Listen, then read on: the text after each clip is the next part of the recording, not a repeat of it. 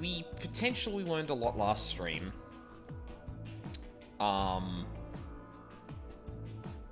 We may have learned the identity of the old woman, and thus gained an insight to who Tenmyoji is. I don't know how to phrase that for this circumstance. But yeah. Given the endings we've hit so far, we are very quickly coming up to a major turning point in this game, so I am very curious to see where this goes. We've got like 2 more major paths to go down, and then we're pretty much just finishing off a bunch of different sub-paths, so next weekend could be it. But I'll talk about that a bit after the stream's over. Because I want to get into this now, since I'm very late. And once again, after the stream, I went, did I save it?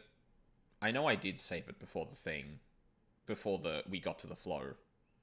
I should probably save it after, just in case. So, we have one of 2 places to jump right now. So, we can jump to the timeline that we ally with Luna, or we could jump to the timeline that we ally with Tenmyoji. 2 characters of which we learnt a lot about. And by that I mean I have 10 times more questions about them than I did before. I'm gonna go with Tenmyoji first. I am being a little bit presumptuous that, like, there's gonna be a Tenmyoji ending here. Like, if I had to guess, the people we don't have endings for yet are Luna, Kay, Tenmyoji, and Phi. If I had to guess, this is Phi. This might be Kay. Then this would be Tenmyoji. And this would be Luna? But that lock is for Phi.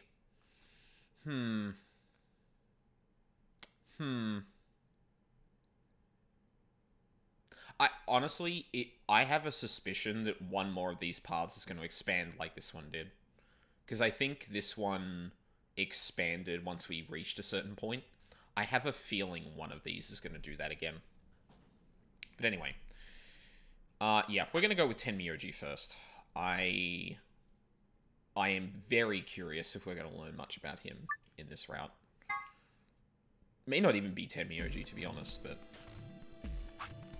Actually, shit, I didn't even pay attention to what decision I should be making. Go through the blue door. Okay. Clover and I were a pair. That meant that I had to choose one of the 3 solos. Alright. I'll take Tenmyoji, so we'll go through the blue door. Me?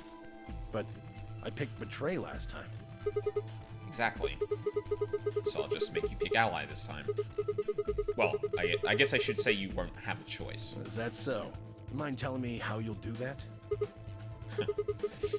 I'd love to, but we don't really have time. Ask me again later, okay? Fine. That is suspicious as hell, Sigma. What the fuck? You're on. So we're doing option A. That means Luna, Dio, and I will go through the green door. Ooh, Clover and Tenmyoji are gonna be... Oh my god! That makes so much sense now! Oh fuck! Hang on! Shit! Fuck! Something just clicked. I'm sorry. Okay. Again. Big spoiler. In case anyone cares. I think it's just Charles in chat, but just in case. Okay, so... We've seen so far that Tenmyoji just has this, like, unspoken trust of Clover. And we haven't really gotten an idea as to why that is. I think in one of the paths, Tenmyoji and Clover do end up teaming up to go through a door.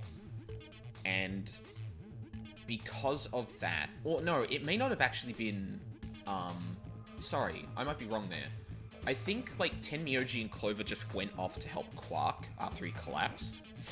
And after that, Clover seemed, like, adamant that, she changed from, I think we should probably betray Quark, to, we are not betraying Quark, I am not betraying Tenmyoji's trust.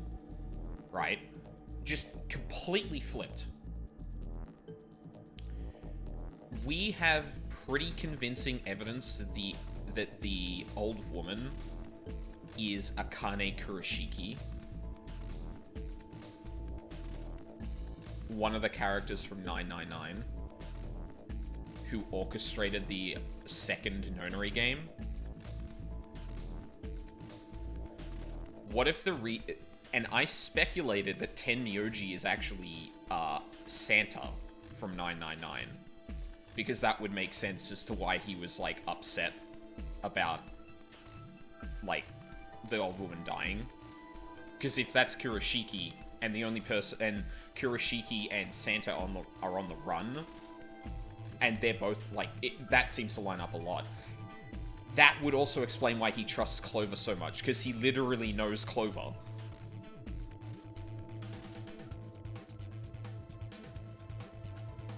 Oh, fuck, that would make so much sense. Oh my god, that explains it. Holy shit. It's 11 PM here, and we are typing in all caps for no reason. Hi. Hi, North. For a second, I was like, oh no, North knew everything about this game already. Shit. Oh god. But no. Maybe not. I don't know. Anyway. That would make a lot of sense. Let's actually go through the fucking door. That means, yeah. Which leaves the red door for Quark, Kay, and me. Any objections? Good. Let's go. Listen, take care of Quark, all right? You needn't worry. I'll watch out for him. 10 seconds remain until chromatic doors close. That would also make sense because Alice is connected with the whole thing. God damn it. Fuck. Oh, it's coming together. Hurry up, guys. The door's closing. Right. I'm going! With only seconds to spare, we dash through the blue door. 2, 1, 0. And yeah, no, we have no idea. Okay, no worries. Chromatic doors closing. Like, I think I recall that from, when I was playing either 999 or this originally, and, people kind of bumping in and out. Where are we going now?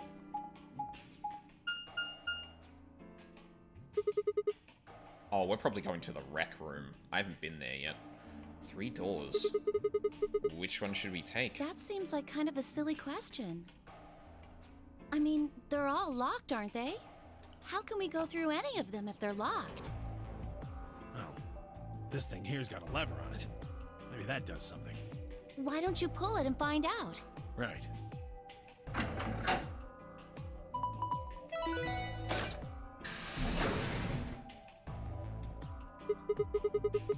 Oh, hey. Looks like one of them opened. But only one. Oh, we're not going through the rec room. Do we know the room this attaches to? Hold up. Where's the map? Fuck. Oh, shit. You know what I forgot to do, too? I was meant to ask someone, I think we would be going straight and then to here. I have no idea what this room is. I was meant to ask about the whole, archive thing. Because yesterday I realized that... So this says 13 out of 4, and I'm pretty sure, like, literally every other one says 10 out of 10, 13 out of 13, that kind of thing. I hope I'm not missing anything important here. Like, progress through the game hasn't required, the gold files or anything like that yet. So, like, hopefully I'm fine, but... I really hope I haven't missed anything important. Why's that? They're probably telling us we should go that way. Might as well, then.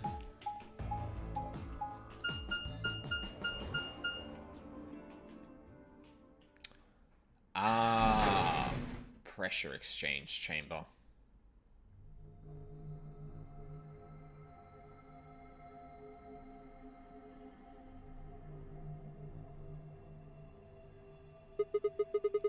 So this is the exit, huh? Nothing.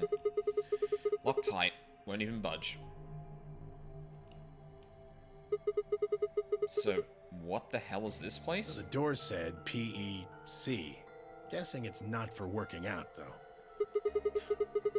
Looks like it's probably an acronym or abbreviation or something, but for what?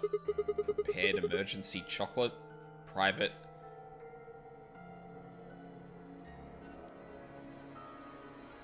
Ecclesiastical commode?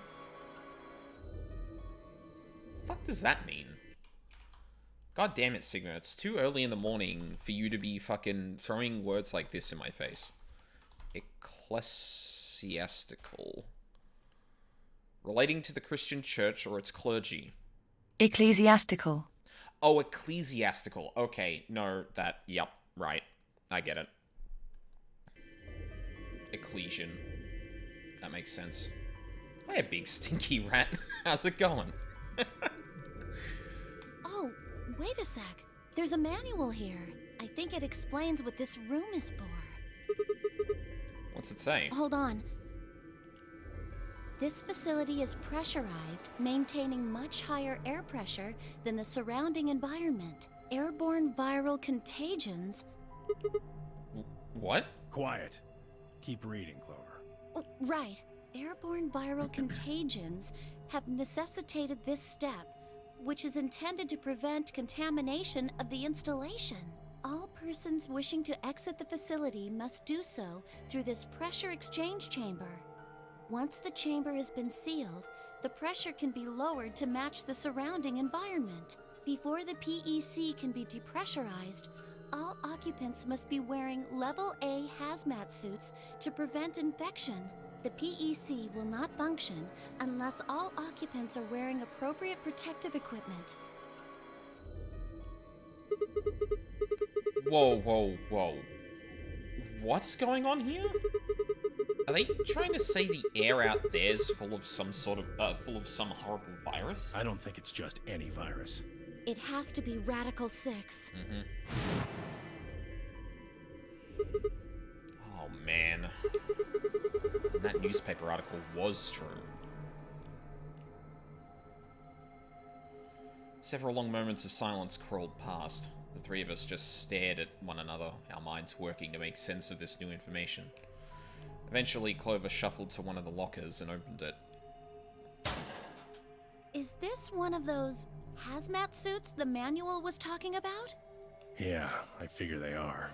We won't be able to get into the pressure exchange thing unless we've got those on then. And getting that room to decompress is the only way we'll get outside. So where is the actual decompression room? Have a look. See that lift over there? Oh yeah.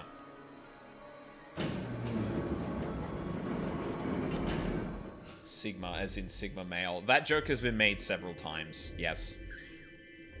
Yeah, Sigma is as shitty as people who claim they're Sigma male, so... Like, I don't think anyone was here for it, but last stream, we teamed up with, I think it was Clover and Luna, and when we got to that, we got to another bit that had, the lever between, like, 3 locked doors, and Sigma just started making this extended, like, sex joke about, you know, pulling the handle, you know, it's not too big, you can handle it. And it just went on for minutes. And I was like, I can't believe this is happening. And Clover just straight up calls him a fucking creep, tells him to shut up. And he still does it to the other woman in the room. I was like, what the fuck is going on? Oh. God, that was uncomfortable. So yes. Oddly appropriate. And prophetic, apparently. This room's divided into 2 floors, upper and lower. We're on the lower floor right now. Earlier, we were on the upper one. Then this is the actual pressure exchange chamber. No good. This one's locked too. Won't open, huh? Nope. Okay, it's probably pointless, but humor me on this. Let's go put on those suits, come back here, and try the door again. Maybe, just maybe, we can get out. Well, it does seem like that's how this thing is supposed to work. But do you really think it'll be that easy? It's hard to believe Zero Sr. would make that big of a mistake. Well, let's have a look around anyway.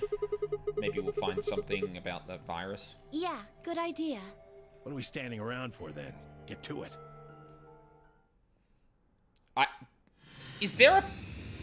Okay, I literally didn't, like, comprehend, like, or look over the entire scene I was looking at. Pardon? Why is there a Zero the Third, like, life-size doll? Jesus Christ, okay. Alright. Alrighty then.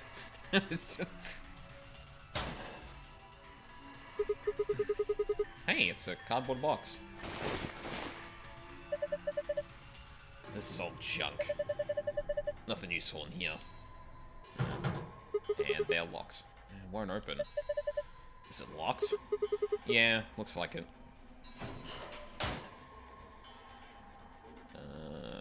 Okay, well, we're not going to be able to go through there. Huh. Pipes. Alright, Oh, hello.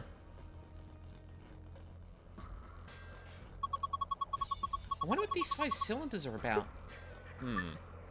Press the triangular buttons above and below the column to change the image. Change all 5 images as appropriate, then press the yellow button on the right. Alright, let's do this.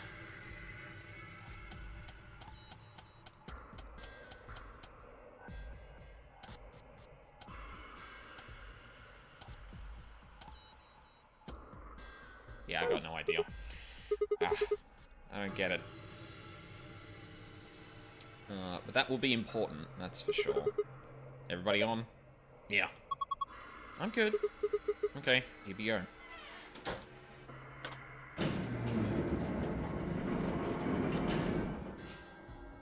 Oh, the mouth animations is something.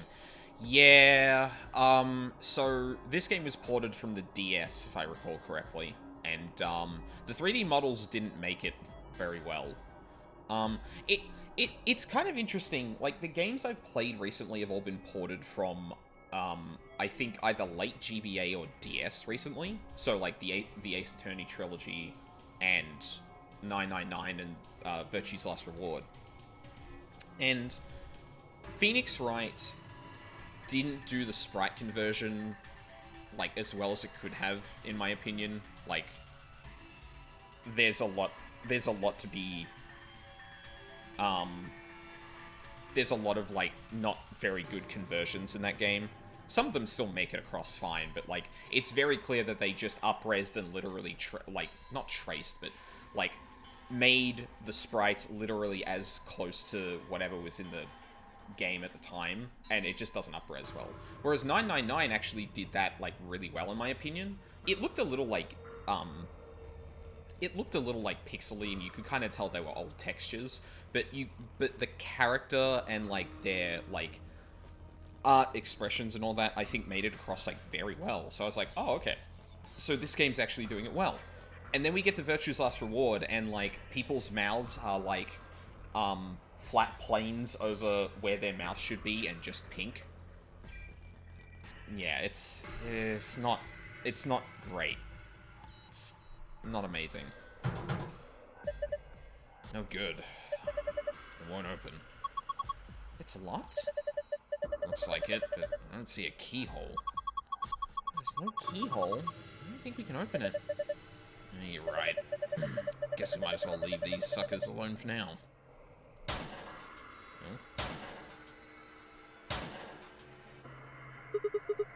What are those protective suits? If we put these on, we should be able to get into the decompression chamber.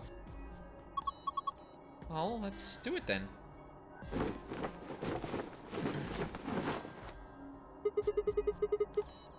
Managed to get it on? Yeah. It's a little big on me, but I think I should be okay. I'm ready to go. Good. Oh, good. Should we go then? Yeah, might as well. Okay, I guess we're just wearing the suits now. That's fine.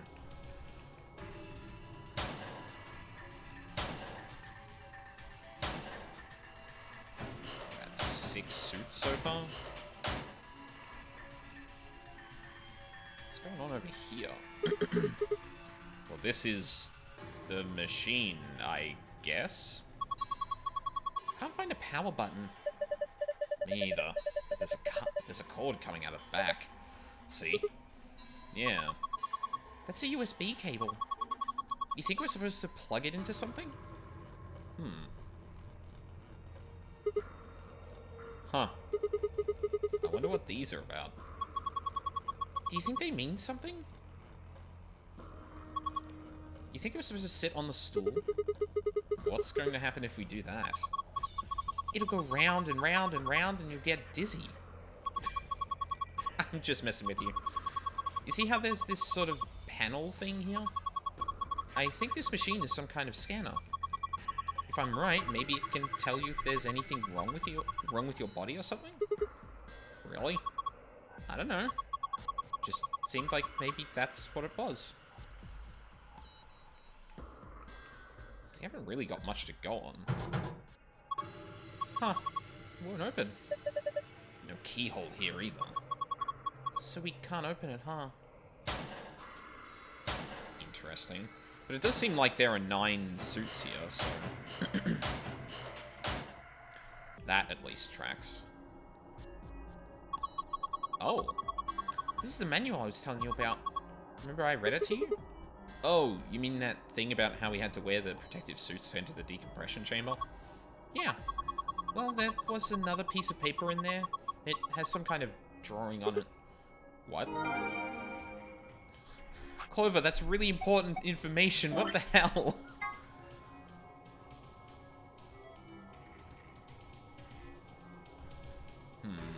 Okay.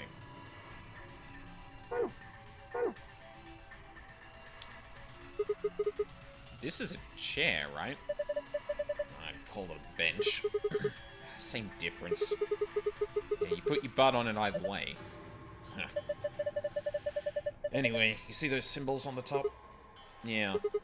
6 of them. Maybe it's a clue. Yeah. I mean, the most obvious thing is just, like, top to bottom. Or, like, 1, 2, 3, 4, 5, 6. So... what was the code again? It was like... hang on. Hello, Notepad. I have a need of your assistance. I guess I can write this the other way around. I think that's rhombus. I actually can't remember how you spell rhombus. I feel like there's an H in there. Oh, fuck it. Rectangle equals, well, rectangle, diamond, arrow, star, cylinder.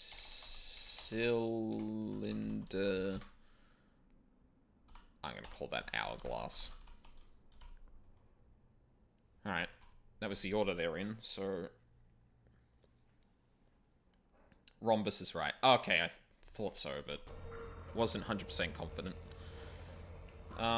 Okay.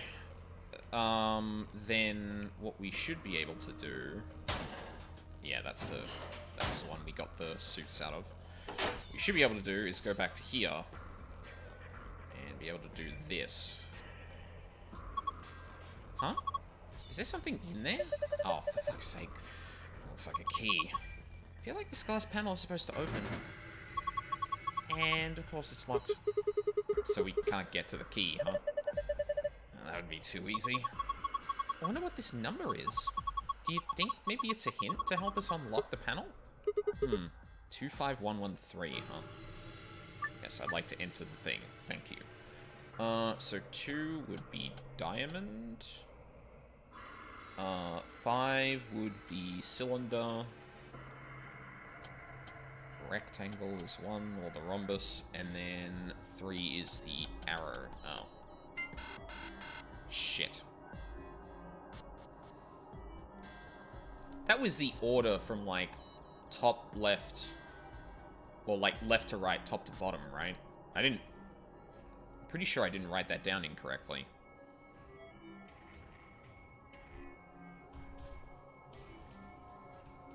What am I supposed to do with these 5 symbols?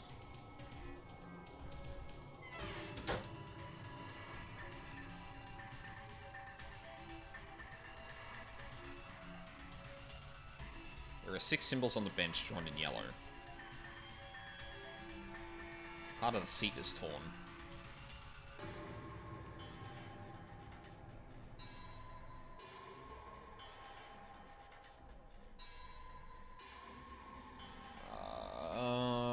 How else can we interpret this, though?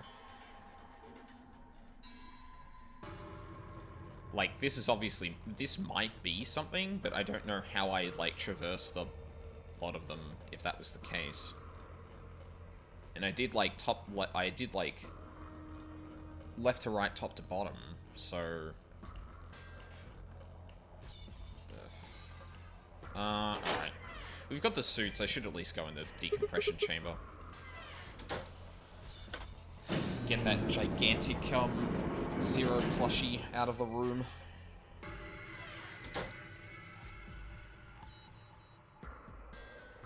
Oh, actually, I haven't examined this yet. Is that a barometer?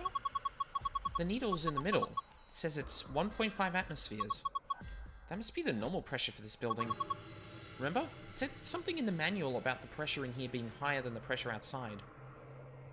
Yeah, that would make sense. Oh, okay. I guess not. Cool. Let's try and use this then. Now that we got those things on, we can go outside, right? What the hell? The handle still won't move. Maybe that touchscreen on the door unlocks it? What? That's a pain. Why would they do that? Security, maybe. When you select the yellow guide ring, other rings will appear at other points that you can draw lines to. Select one of these other rings to draw a line connecting the two. Repeat this process until you have connected all 3 pairs. Remember, however, that the lines should not overlap or cross one another. Right, let's do this. Oh, we had an archive thing that... No. Red to orange, green to yellow, white to blue. Alright.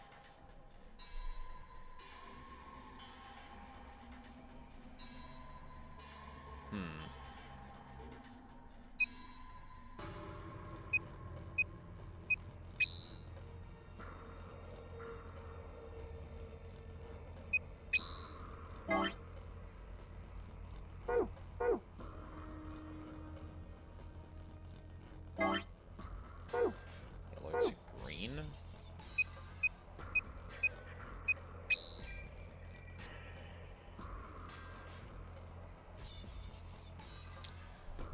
Oh, I see. It's, Huh. What should I do? Yep. But I don't know if, I don't know if these are right, though. Like, if I do this instead...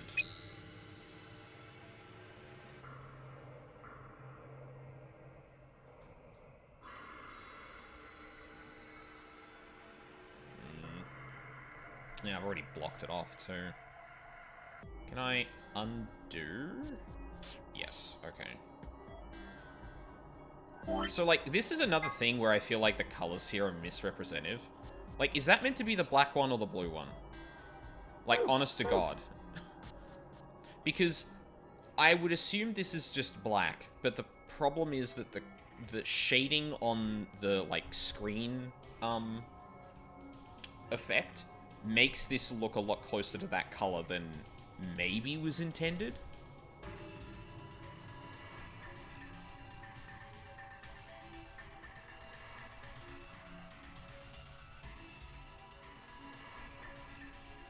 Okay, so the only places that orange can go are to get to red are through here and here. I mean, it can go, like, right way around, but that would be cutting off a lot of different paths. Like, that is, like, the most direct route for that. Because it can't go this way because it connects to green. It can go up here. It can go up here. Can't go there because it connects to blue. Can't go there because it connects to white. Can't go there because it connects to yellow. So it has to go through one of these two. Going up here seems unnecessary when I can just go through here. It gives more room for blue. I could go around here, but that would be cutting off green, and that's already blocked by purple. So this path needs to be open for green specifically. There's no other places for it to go. Purple can kind of come over here. Actually, I wonder if I can partially do some of these. No, I can't.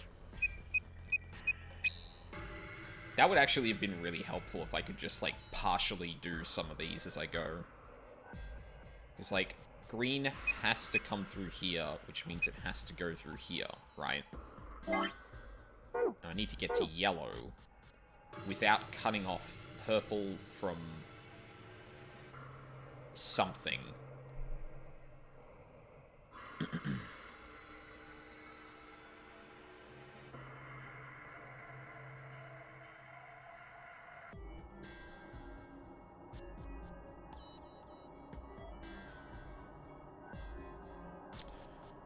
You know what? The memo is actually probably the best thing to use for this. There we've got all the previous puzzle things. Yeah, I want to clear that. Okay, so orange has to go through here. I wish I could see the bottom here. Because, like, going down this way would be a waste.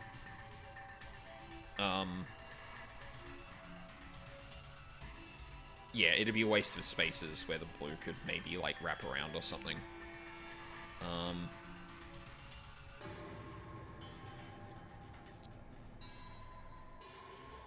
It can't go this way because then that would block off green. I mean, it could go this way, but that seems redundant, and it just gets trapped into the same thing here. So it has to be going this way then.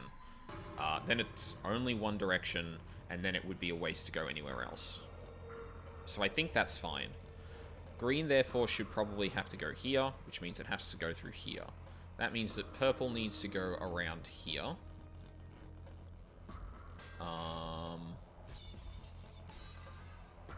May I suggest something? Not yet. I'm gonna try and figure this out myself first.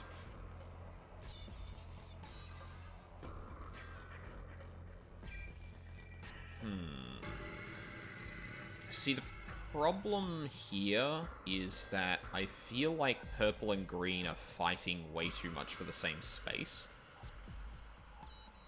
Because if purple goes here, like, it has to go across here, which means that green is entirely cut off from yellow.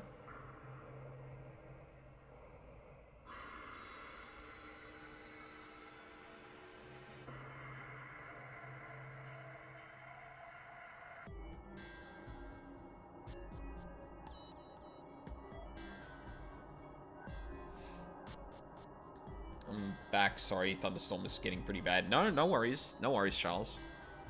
You don't need to, you don't need to apologize for that.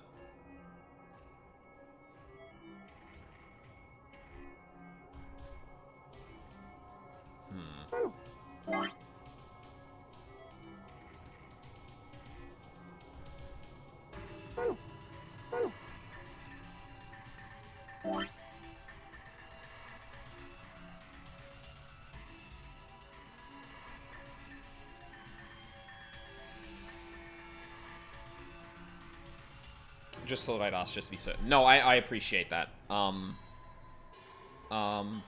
do try and, like, I do want to try and, like, take on these puzzles myself first before I, like, feel like I really need a hint or something. I appreciate the question, because a lot of people would just go ahead with the advice, which I really don't appreciate. I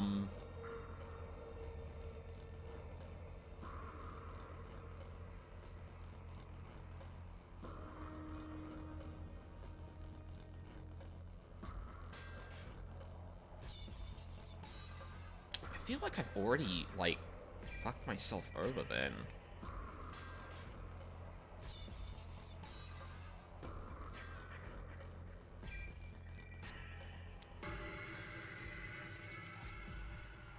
Yeah, I don't actually know how this is meant to work then, because purple has to come up through here, and it can't go right because green is already going there.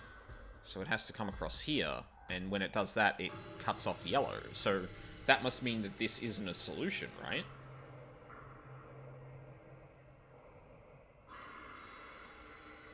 Actually, hold on. Maybe I should test this.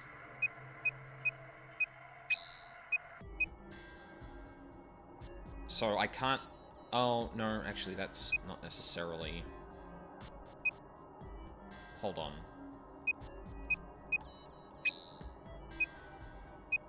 No, okay, it can't go there. Yeah, alright. Oh, shit, that was the wrong...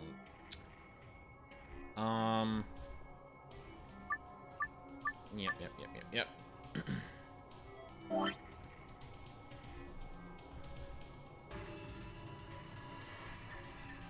So yeah, the paths can't touch at all. But that seems to suggest that this... what I've just drawn here can't possibly work, right? Because if I have to connect... if I have to connect green and yellow, then purple pathing like this can't possibly be it.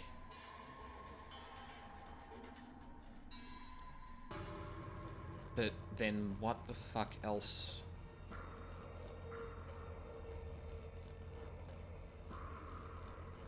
Like, green would then come up here.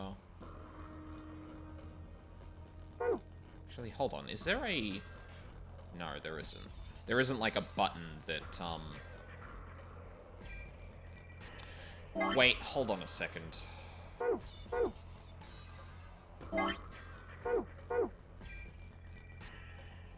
Okay, hold on. Let's forget about purple for a second. The note is telling me 3 sets of colors. I should focus on those. I don't know if I need to connect the other ones yet, but guess I'll figure that out. So, let's get rid of you. This is like the only time I've actually actively used the memo. Well, I guess other than the thing you saw me erase. But, yep, so then that goes around to there, like that. Ah, no, that's where I can change things, actually. So, if that's true, white needs to come around here to reach this one, which means that we can go around like that. And I think that should work.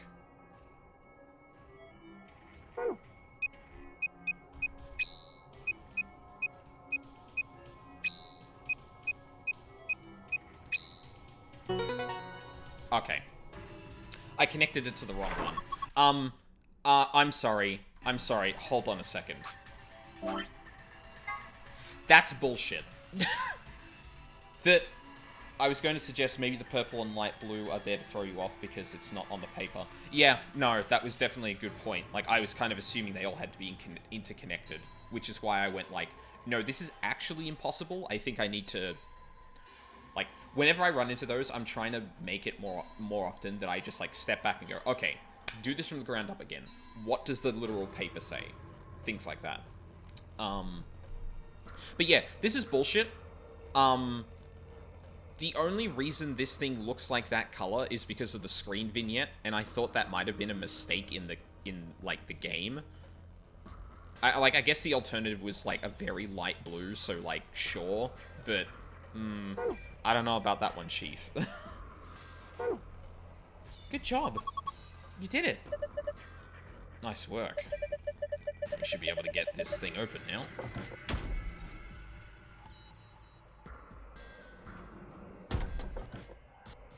Cool. Wow, it's really gonna, like, basically jump scare me with it, right? Hi. A model of Zero Jr. It looks like it's actually plastic. Yeah, it's inflatable like a beach ball. Well, it's damn creepy, that's for sure. You got that right. Oh. Key. There's a key up here. Nice. Looks like a barometer. The needle's in the middle. Looks like it's at 1.5 atmospheres in here. I'm guessing that's the pressure of this whole facility. Remember what Clover read in that manual? Something about the pressure inside being, being, I assume that is what that's meant to be, higher than the pressure outside.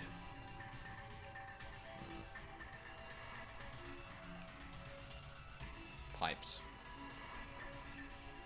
Is that a tablet? Okay. A tablet, huh? There's nothing on the screen. I don't think the power's on. Is there a switch or something? Not that I can find. Really? How the heck are we supposed to turn it on then? Take a closer look. Doesn't have a switch, but it does have a USB port. Maybe if we plug it in, it'll turn on? I think so. Ah! There we are. There's our code. Notepad. In that case, let's, format this a little differently.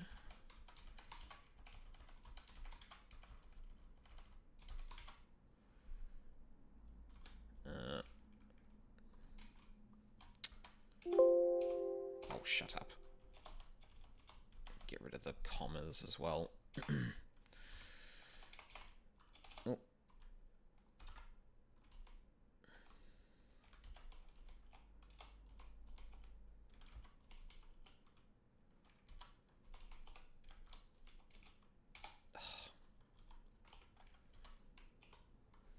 Okay. Rectangle 6, diamonds 3, arrows 4, star is 1, cylinder is 2, hourglass is 5. There we go. That is our complete hint for that little locker. Alright, so that means we've got 2 keys to work with, and I don't know what the fuck that is, but we'll just go back outside and grab that.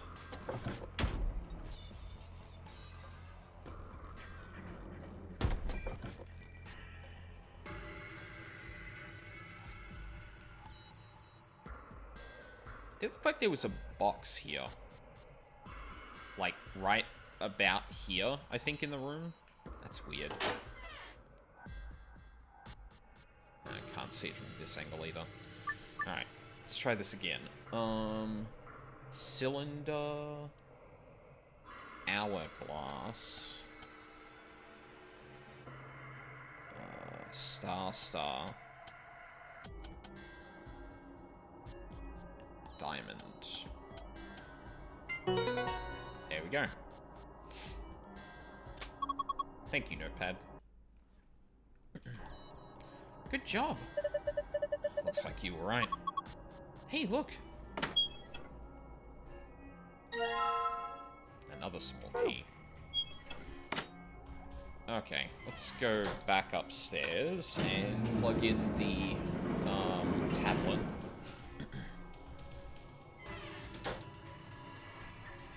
Oh, actually, there were lockers with keyholes in them. Was that on this floor, or was that below? I think it was below. Okay. That's not a problem. We'll go back downstairs later. Right. Let's just connect these and...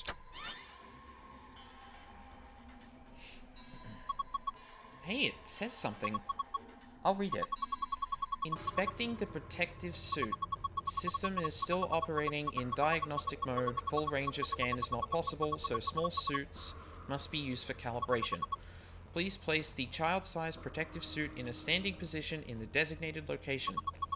Touch the screen to begin inspection.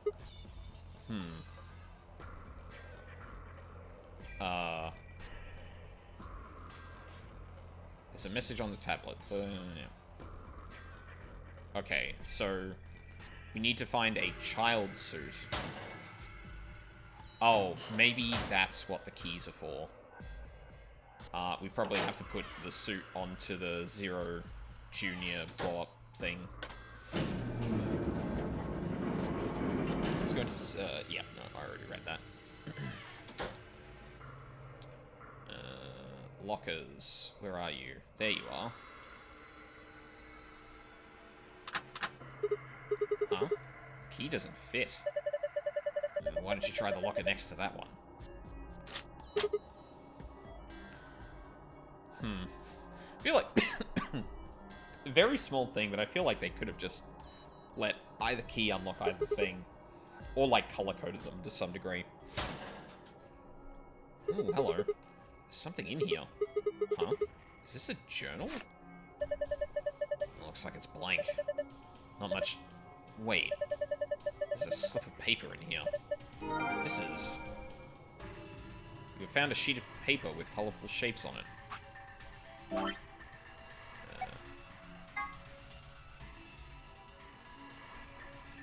Okay.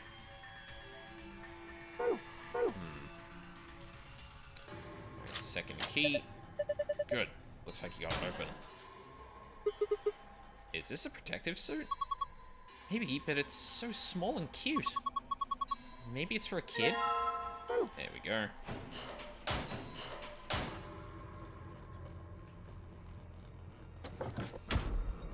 Go put it on the 0.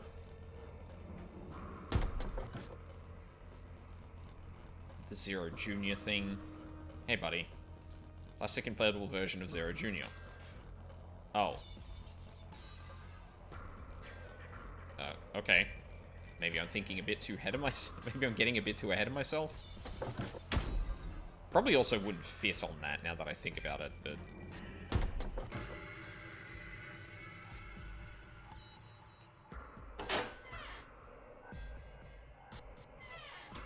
Now that I've solved this puzzle, though, it is, like, a little tedious for me to be, like, pressing the button on the elevator and stuff like that.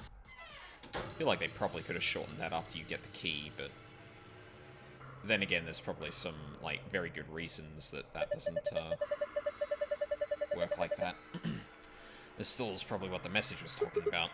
So I should stand up that suit and put it in put it here? I think so. A stool.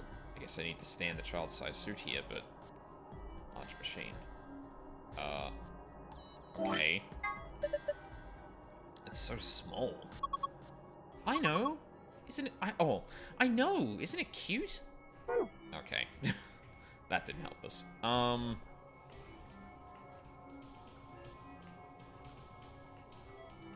mean...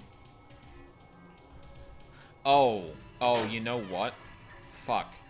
We could mess with the pressure in this whole thing. Maybe that will shrink 0 Junior. How would that work? Would we need to increase the pressure? Ugh, I don't remember how this kind of stuff works.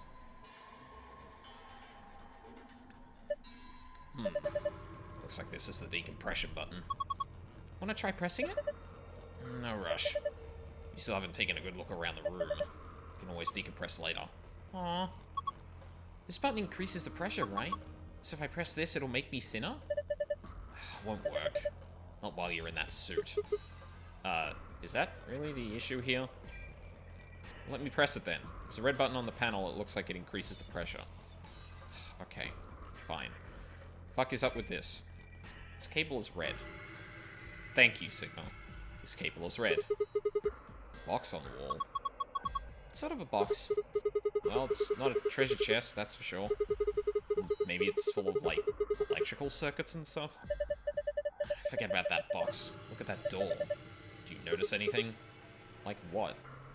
Oh. Whoa. Whoa. Whoa. There we go. Hey, this door is welded shut.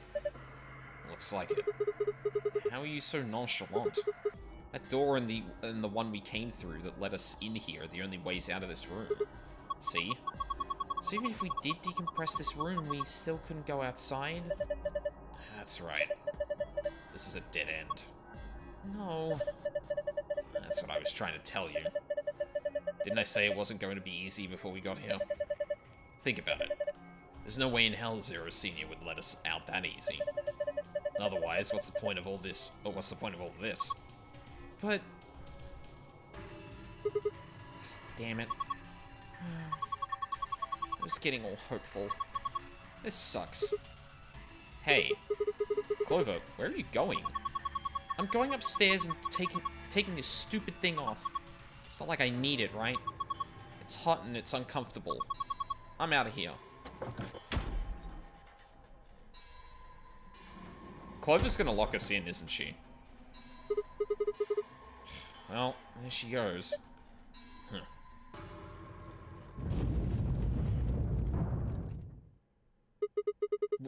What the hell was that noise? I don't know. But I've got a bad feeling about this. I've got a bad feeling about that. Clover, what did you do? Preparation complete. Now beginning decompression. 3, 2, 1. What the fuck? Why did that happen? Hell if I know. Why are you asking me? We need to get out of here now. Come on. Okay. Oh, good. Shit. Won't budge. Just use that panel, remember? Like you did to get us in here? Okay, I'll give it a shot. Pressure differential is too great to open door. Shit. Damn. Guess we're gonna have to equalize the pressure before we can get it open.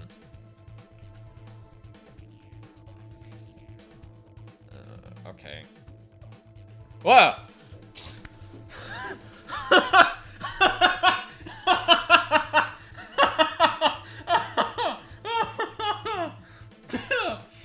Oh!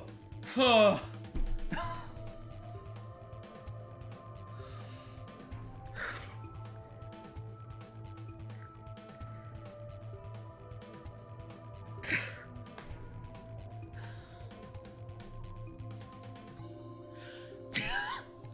Okay.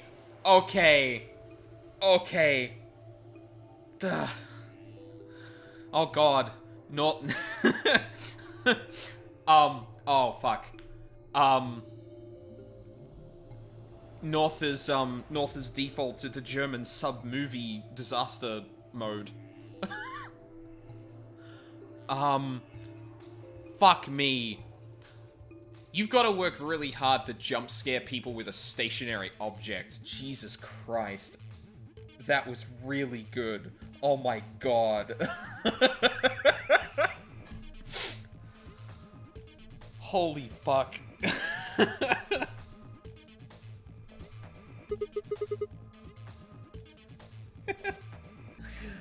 God, it got big. Must be the difference in pressure. You ever taken an unopened bag of chips to the top of a mountain or something, and it gets all puffed up like it's gonna pop? No! Same sort of thing. I guess, but this is just... It looks like it might be about to pop. Yeah, well, we don't want that happening, so let's fucking... That should be the pressurization button. Hit it. Right. Insufficient power for repressurization. Please route additional power. Well, that's that, I guess. Okay, look, we're not claiming we know how to do a science, but this rationale seems unlikely. I have a present for you. Wait, you mean the bag of chips thing? No, I think that does make sense. So, like, okay, so let's say you seal a bag of chips, like, just at the surface of the Earth, on the land, right? Or what is equivalent to 1 atmosphere, because it does actually vary depending on the thing. But if you take it from just, like, a shop down the road, and then you take it straight up into the air pressure gets thinner, or the air pressure gets lower as you rise into the air. So what happens is that the higher pressure thing tries to expand out into the lower pressure area. in order, like, because it's basically trying to, in a sense, it's trying to, like, equalize itself with the surrounding area. So that does actually make sense, I think. Because I think it's the same principle that the high pressure inside, low pressure outside works for this facility. Like, the idea is that if you keep the pressure in the facility higher than outside, then any movement, any air movement or anything like that will be going out, right? So nothing can get in airborne wise, which keeps, like, highly contagious diseases out of the facility. That's my understanding, at least. Like, I was a huge science nerd, but, like, admittedly, things like that level of physics is not something I did a lot of, to be fair. But, like, I remember talking about this when we first saw the pressure exchange chamber. I was like, wait, why does that make sense? And then I was kind of thinking about it, like, no, high pressure tries to expand out into low pressure, and likewise, like, or, okay, submarine, right? Submarine is the air pressure. If the air pressure in a submarine is too low, the high pressure of the water around it will crush it, right? Because higher pressure tries to expand into lower pressure. Thus, it would crush the submarine if the air pressure in it was not high enough. It's just literally the same thing, but reversed. I think that makes sense. Anyway. This is not the time to be talking... This is not the time in-game to be talking about this.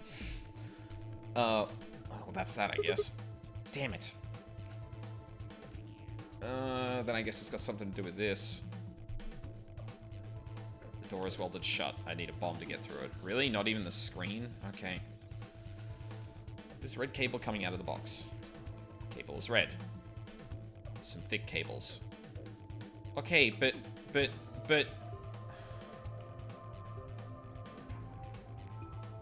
So what do we do? What am I meant to be doing here? Video game? Sheet of metal. No good. It's not going anywhere. Okay. What? Then what the then... We found a button to repressurize the room, but it looks like we need to get the power on first. Okay.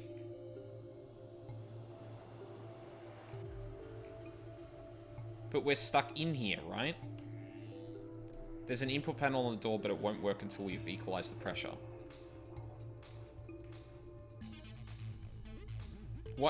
What am I meant to be interacting with for this puzzle? Looks like I should be able to pull it off, but it won't budge.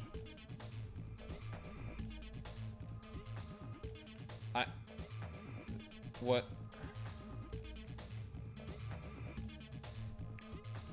Okay. So fucking what? Yeah, it does sound likely, but it seems Tenmyoji thinks people regularly climb mountains with a pack of lays. Yeah, that was the thing where I was kind of like... yeah, you know, like just taking a packet of chips up to Mount Kilimanjaro. It's like, what the who does that? Like, maybe you have Tenmyoji, but Jesus. I wonder if... Poke. Oh, Jesus Christ. Okay, well... It popped! Don't worry. I think that was the point. See? There was something inside. Is this a doll? Apparently it was inside the other Zero Junior. It was a Zero Junior inside of a Zero Junior. It's also got a pattern on it, interestingly. Huh. This thing's pissing me off. Well, I don't like it either, but we don't really have a choice, do we? Pretty certain potato chips are not a practical mountaineer rationing. Oh, mountaineering ration. Yes, this is very true. It's not very nutritious. If it's here, then it's probably part of one of these puzzles. Although, I guess, like... I wonder if that is actually a concern. Because, like... A lot of food that would probably be decent for rationing... Oh, I guess it'd probably be, like, more vacuum-sealed kind of, What's the word I'm looking for?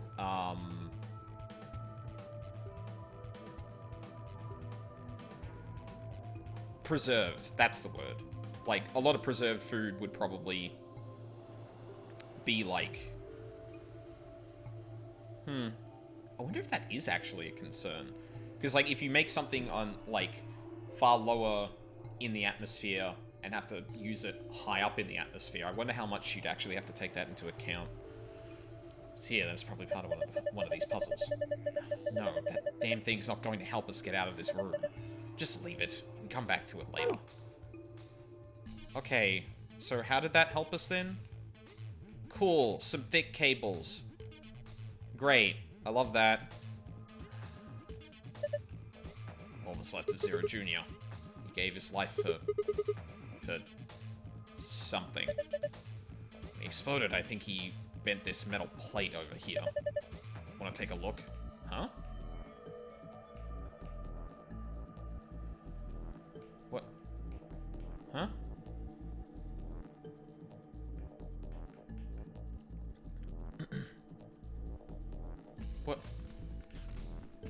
What's going on?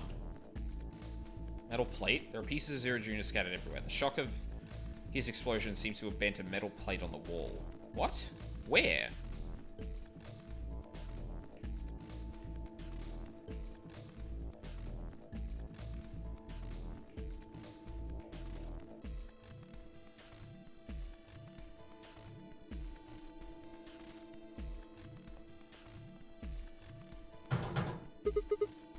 Hey, the plate's rattling.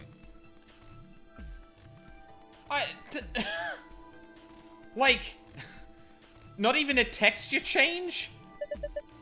Zero Jr.'s explosion probably knocked it loose. I think maybe we can get it off now. Give me a hand. Fine. Okay, sure. That was very not clear. I'm sorry.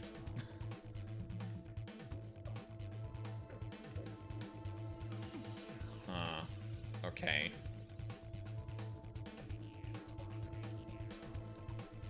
Some thick cables. Okay, sure. There's something in here. It's a yellow one and a purple one. Looks like they're part of some kind of machine. Laser emitter? This is a laser emitter. What the hell? It sounds like something from a kid's show. Well, what am I supposed to call it? That's what it is. What does it do? Focuses and emits a high-intensity laser that usually used to transmit energy. Didn't think I'd find one of them here. Whatever. Come on, let's hook it up. Hook it up to what? The end of one of those cables. Yellow. Okay. Okay. Cool. It's more of a here. Yeah, this yellow one's purple. Oh, for fuck's sake. Just put them all into my inventory. Don't fucking mess around with that shit. Okay, so then... And... Okay.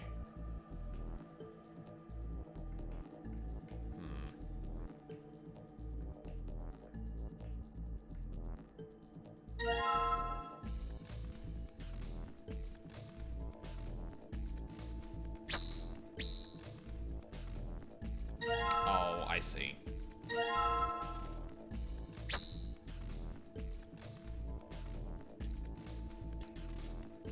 This should work like that, right?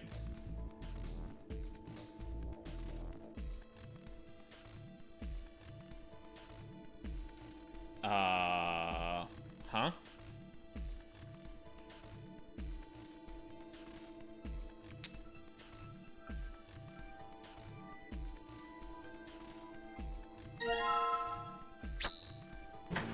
Oh. Okay. Sure. That was not clear at all. What was that? Maybe it's the pressurization system starting up. It should have enough power now. Good.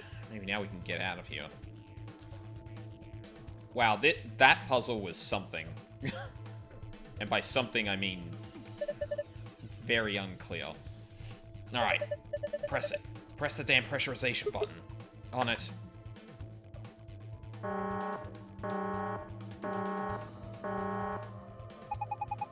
Repressurization preparation complete.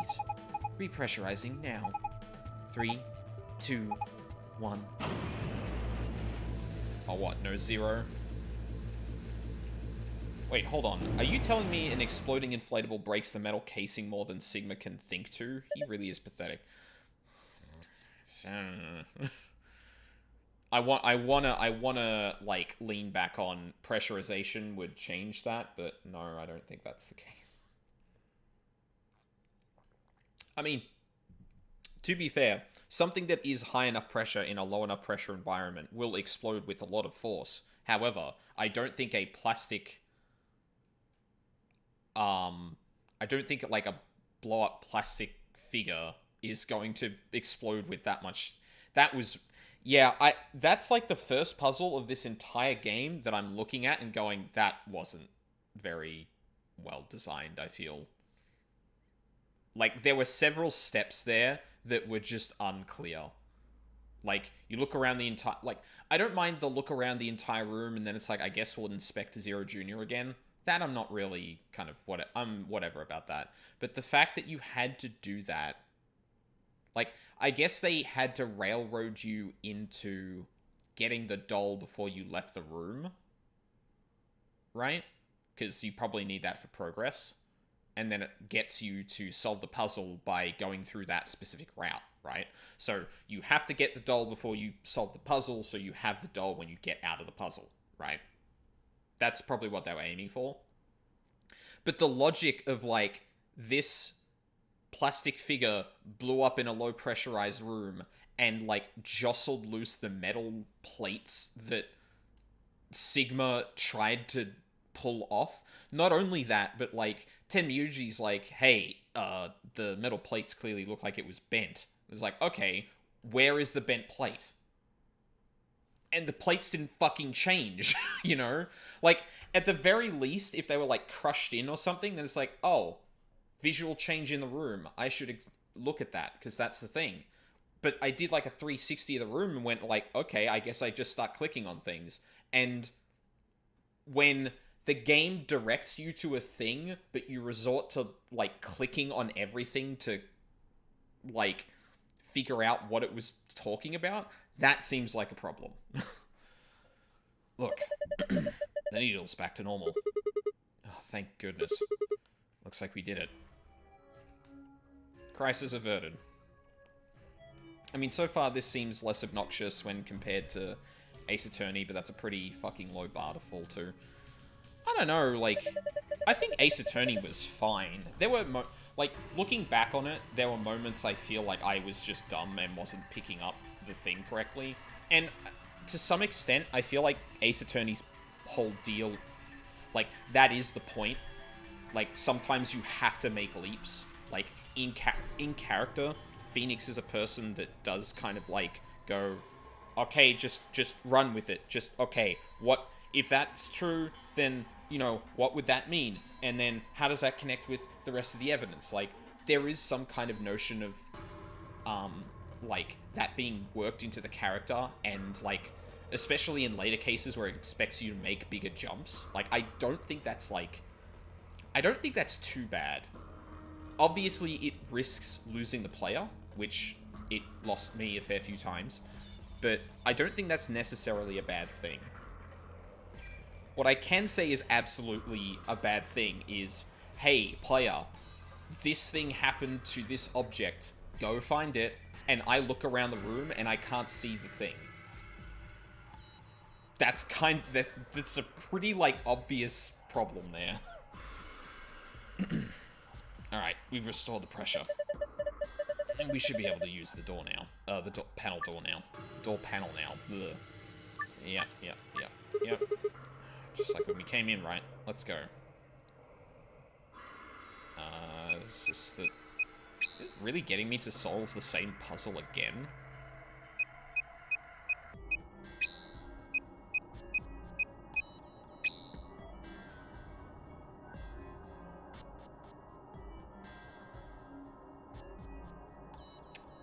No, it's not. Shit. This is harder than I thought. Oh, wait, hold on.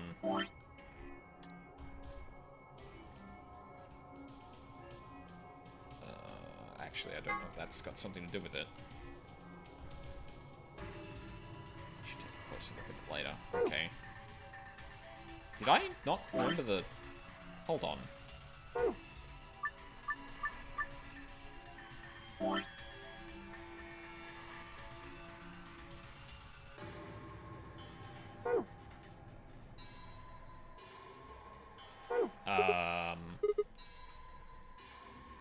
Wait, what?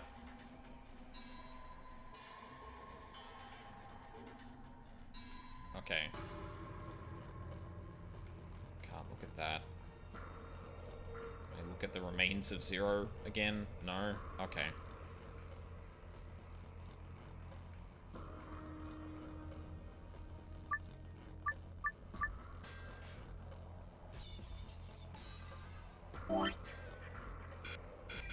Like, this is outside. Is there meant to be an inside memo as well? Because I don't think I saw one. I got like that, but that's not the same thing.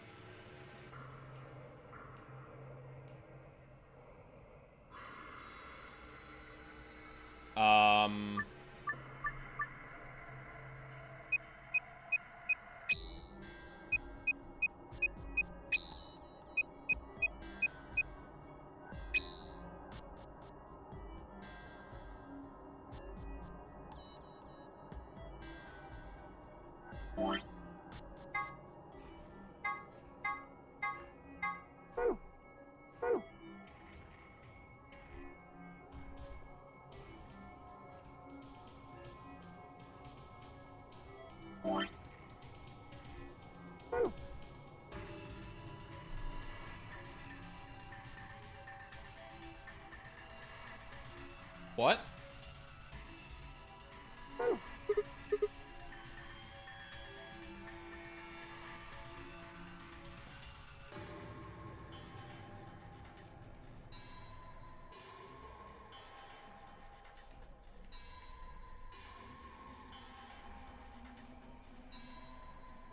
It's almost sad. Did I just miss something? I'm genuinely confused. Because it feels like I should have gotten another, the fuck? Clover is on the other side of the glass wearing a protective suit. Hey, Clover! Clover, can you hear me? You don't need to yell. Huh? These helmets must have a radio. Should have realized that earlier. How else would we have been able to talk to each other after we put them on? Oh. Yeah. I guess the excitement of the moment and everything. Yeah, it looks like you guys are locked in there. I tried to open the door, but it wouldn't budge. So what should I do? Can you look around to see if there's anything useful? You mean over here? Oh my god, we're doing round 2 of this with Clover in a different game. Yeah. You can direct Clover by selecting objects on the other side of the glass. Hey, Clover, look under that machine. Here? Yeah. Do you see it? Oh, it looks like a binder. Hey, yeah, I see it. Pick it up. Is there anything in it? Oh, okay, hold on. This is... Hey, what is it? There's a piece of paper in here. Piece of paper? It's just like the one I found in the manual.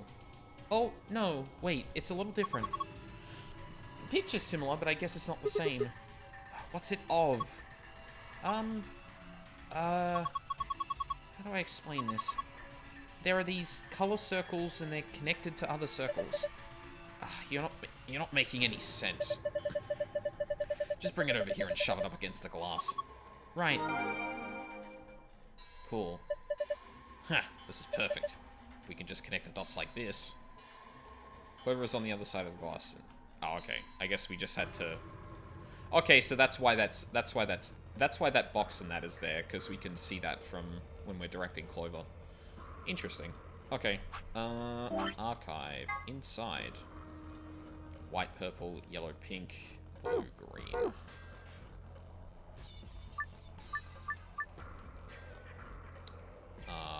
What was it again? White. Was one of them white? Oh no, white, purple.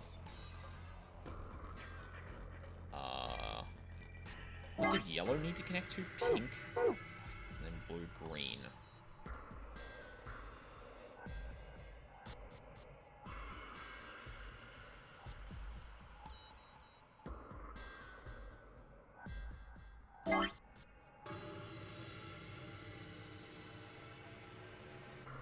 Actually, hold on. I'm going to take a quick screenshot of that and just have that there. Don't save. Yep.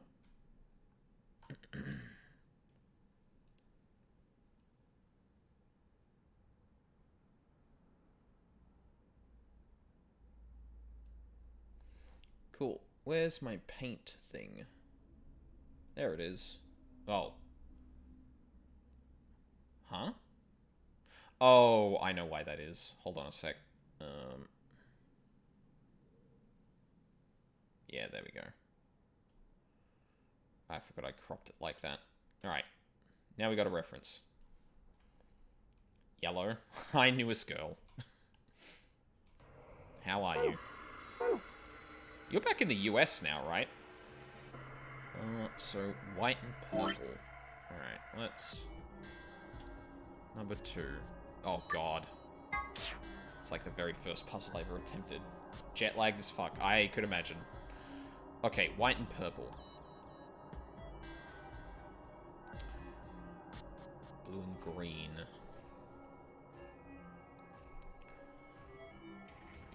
Yellow and pink.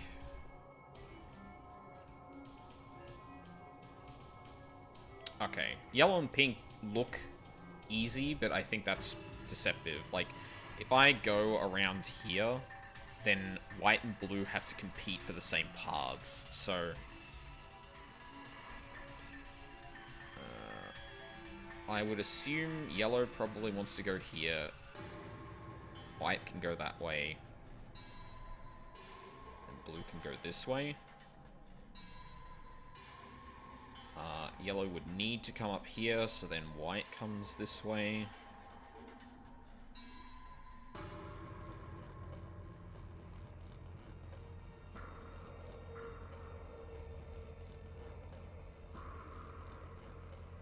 Actually, no, wait.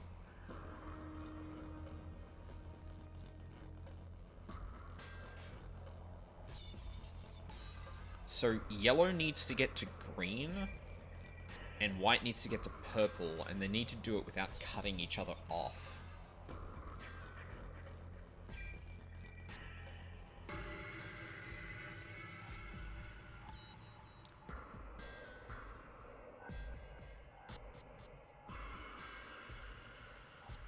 Oh, sorry, blue needs to get to green, not...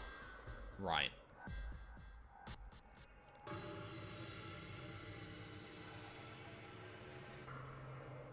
I know there's a way to do this. I know there's like a rule of thumb for this that should work.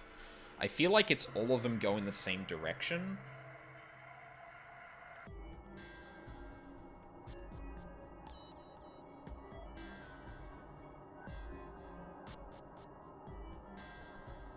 Actually, let's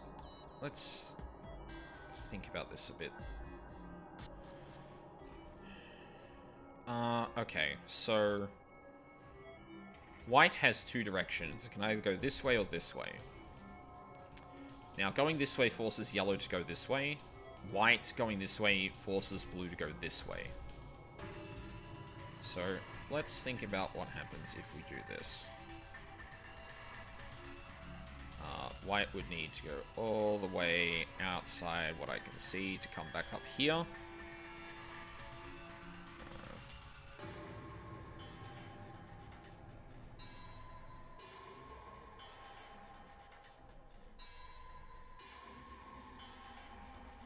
Oh. Hang on, I think I got it.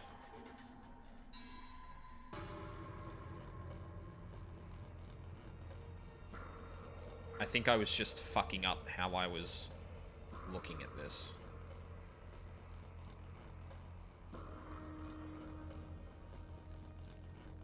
And yellow goes way down here, up here, right? Yeah.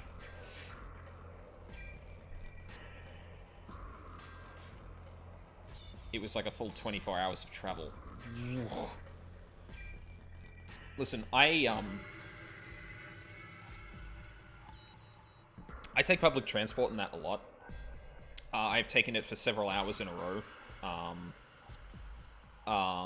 But even that kind of, like, amount of travel intimidates the fuck out of me. I feel like I would not handle it very well. But now we got a solution. So.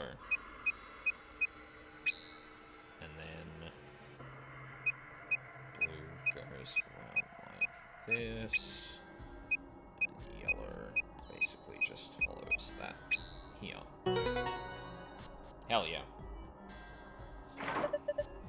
Good work. What's going on? Did you guys unlock it? Yeah, looks like it.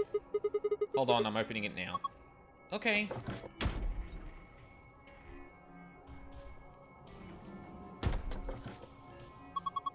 Welcome back. I'm glad you're okay. Thanks to you, Clover. We would have been toast without you. Thanks.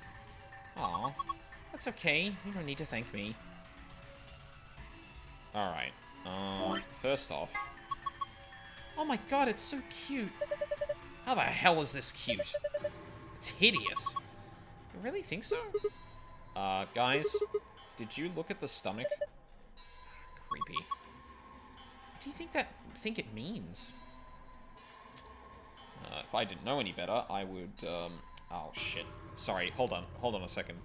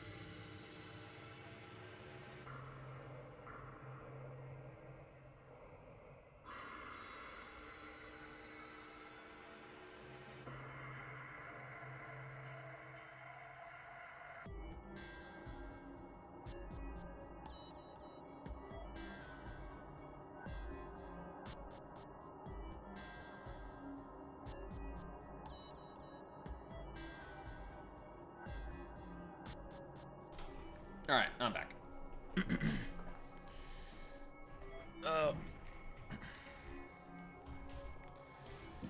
So, I would guess...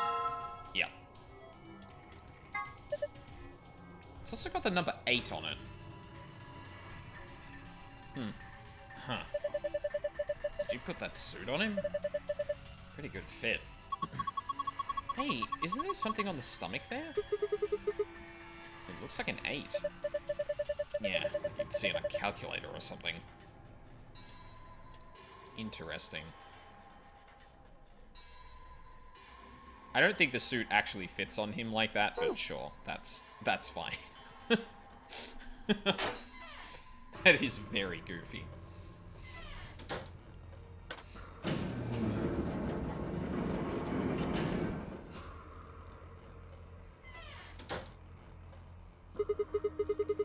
Can we take these off now?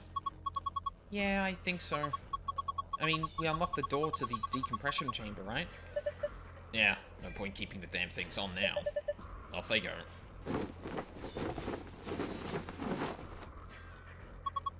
Ah, feels much better. Clover, you're drenched in sweat. Hey, you're not thinking creepy stuff, are you? Yes, he absolutely is. You don't know this, but that was on a different timeline, damn it. Of course not. Just put them back in the locker. Okay. Better not, like, smell mine or something, Sigma. I'm offended you would even suggest such a thing. I'm offended that you're offended at that. Alright. Should I put the dressed up Zero Junior doll here? That's great. The pattern on the display is the same as the pattern on the stomach of the stuffed animal wearing the protective suit. Select it to scan the pattern so the device can read the colors in the pattern. Once you have that, enter 3 number on the right side of the screen. Press check. Okay, let's give this a shot.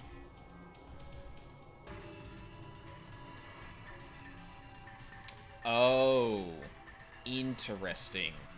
I see. So... Alright, hold on. Don't save.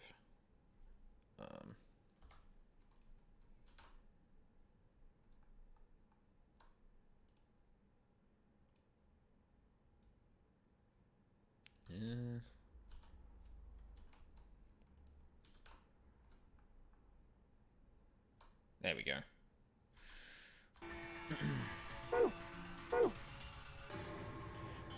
Like, it'd be really handy if the memo could, like, remember, the screen you were on when you were drawing. Because that would make this, like, a lot easier to kind of navigate.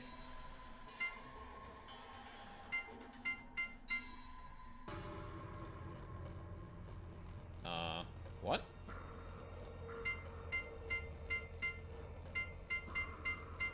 Oh, okay. Shit. Alright. We're gonna use Paint and Notepad for this, I think.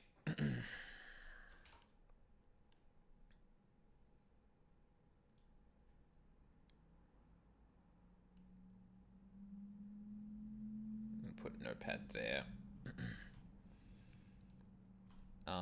So, we've got... I'm gonna do it like this. So we've got cyan at the top. This is green. This is red.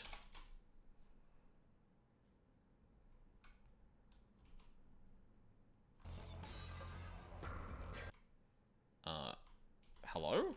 Why is that not... Oh, there we go. It's black. Magenta. Yellow. And blue.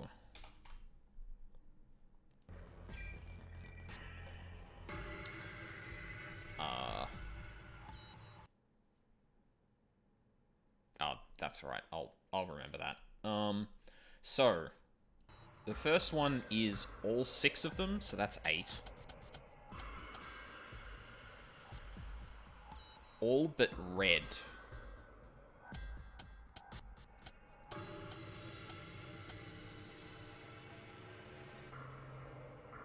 Wait, no, that's not true.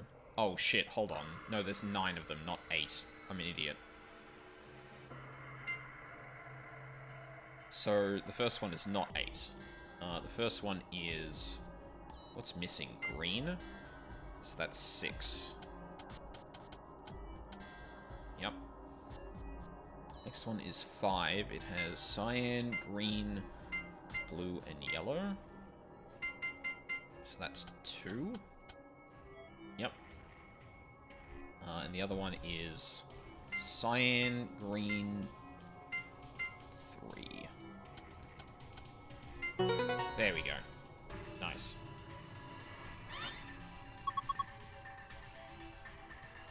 Good job. You deserve a pat on the back. Don't patronize me. Hey, the color's changed. You're right. Alright, that's one password. Looks just like the passwords I found in the AB room and infirmary. Yeah, this ought to open that safe. Nice. Okay. There are colored squares on the side here.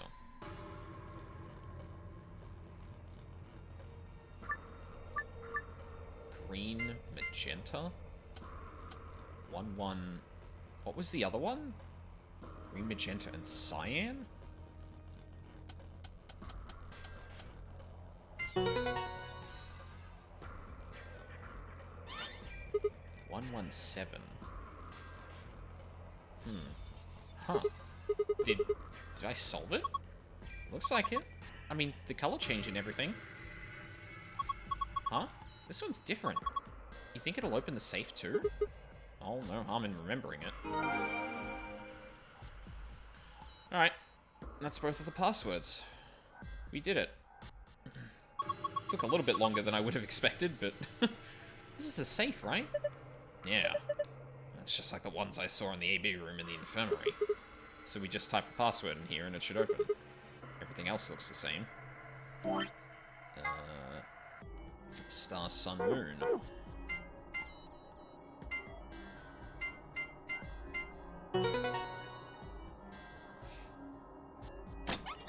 Hell yeah. Hooray! It opened! Good job. Alright. Going to have a brief look at the...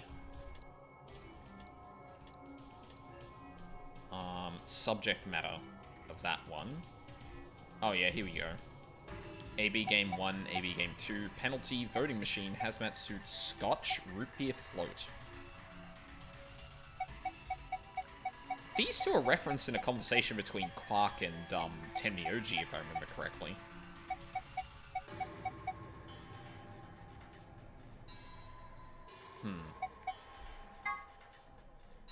Break the rules, blah blah blah. Yep, cool.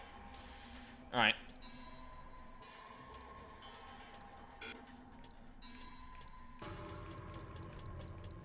Three more files left.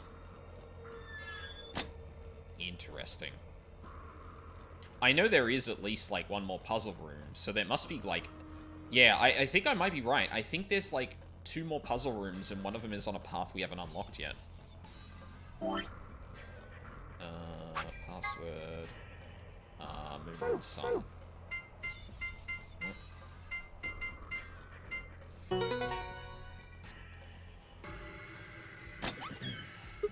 Cool. Ooh, a memory card. Looks like that did it. Looks like there's a lot in here. Whoa, what is all that stuff? Hold on. I'll take everything out, just be patient. Let's see. First off, a map. It says floor B. And the one we found in the infirmary said floor A. So that means floor A must be the top floor, huh? I mean, we took an elevator down to get here. Yeah, seems like it.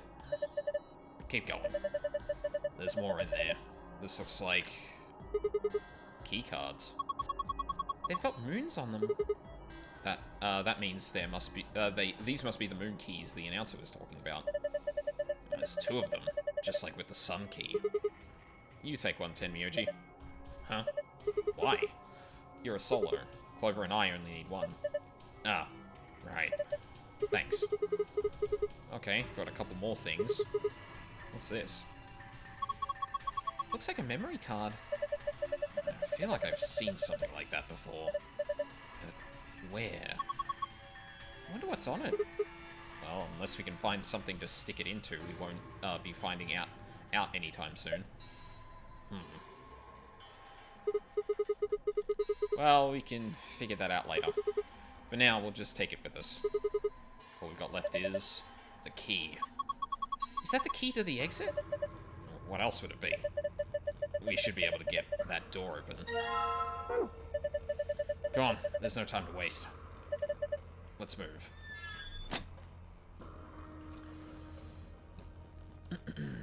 Time to leave. It says lock. Let's go. Okay. Right. Let's do this. 3, 2, 1. We did it! Ugh. I'm gonna take a break very soon, but we'll...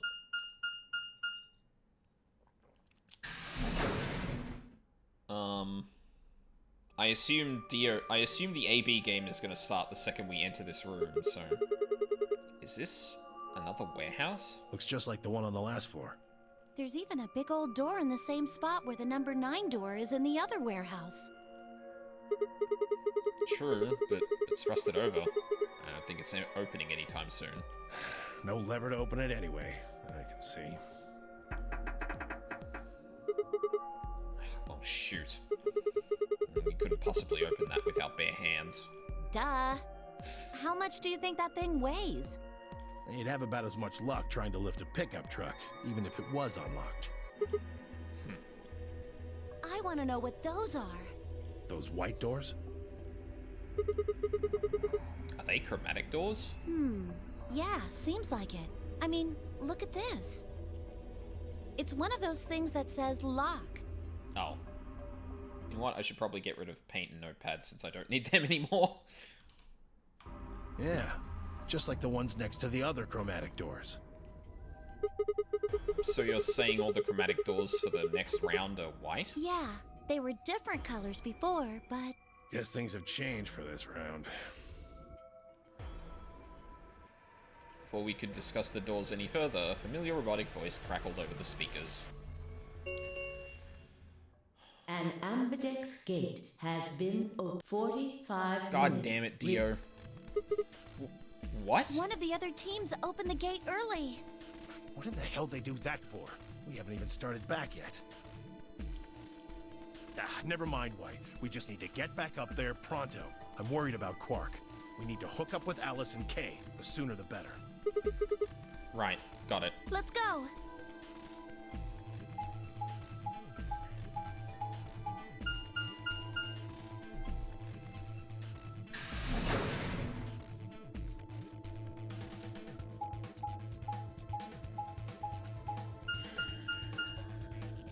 Good old reliable Dio just opening the goddamn AB gate the second he gets the chance, because why the fuck not?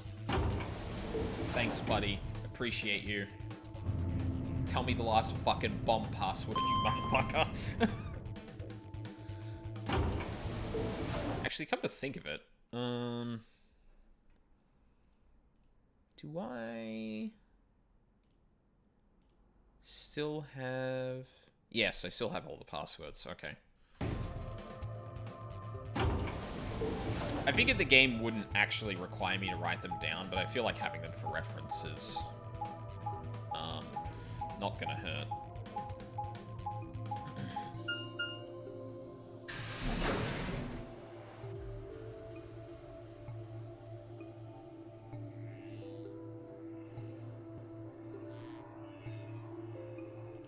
We return to the floor A warehouse to find only 2 people waiting for us. Kay, who'd gone through the red door, and Dio, who'd gone through the green door. Where's Quark? We took him to the infirmary. At the moment, Alice, Phi, and Luna are looking after him. Is he all right? I don't know if I would describe him as all right, but apparently his condition has not worsened, if that's what you mean. Top 10 saddest anime moment. The Monsler betrays the Lorax. Oh, Monsler. Yeah.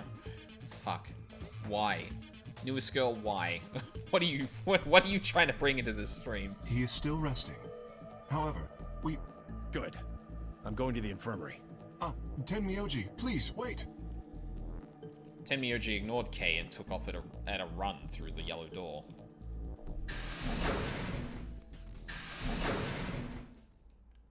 How bad could Dio possibly be? You didn't see the ending, clearly. Oh dear. He's gone. There was something I needed to tell him.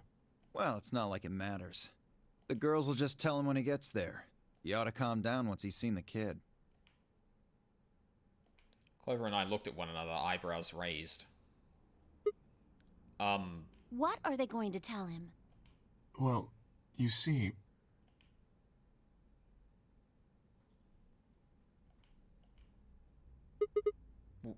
What? You found virus medicine in the laboratory? Oh! Yes. Unfortunately, we found only a single vial. Then we can cure Quark's Radical 6? So it would seem. Well, I guess we should head over to the infirmary and see how he's doing. Come on, let's go. Right behind you. He's just doing what comes naturally, He yes. should be fine now. One of his line. It might take some time for him to recover fully, but the worst is over. Luna's voice was quiet as she stepped back from Quark. She held an injection gun with an empty vial. Well...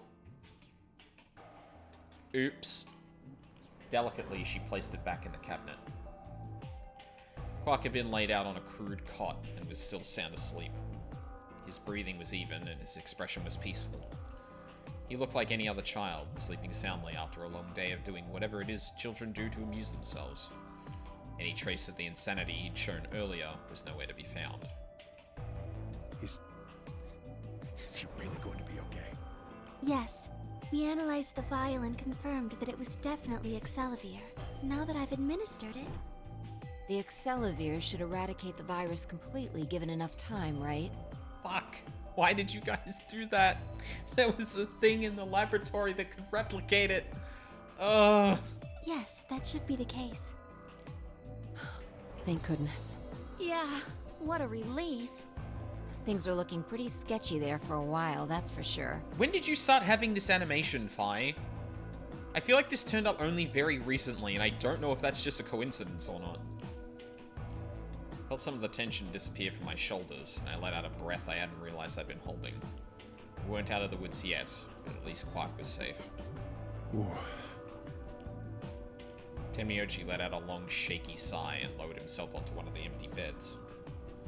He rubbed his hands wearily across his face, and I thought I saw the glint of tears. Alice, you and Kay, I don't know what to say other than thanks. I wish whoever's loud-ass fucking car would stop idling outside our house. Jesus. There they go. You saved his life.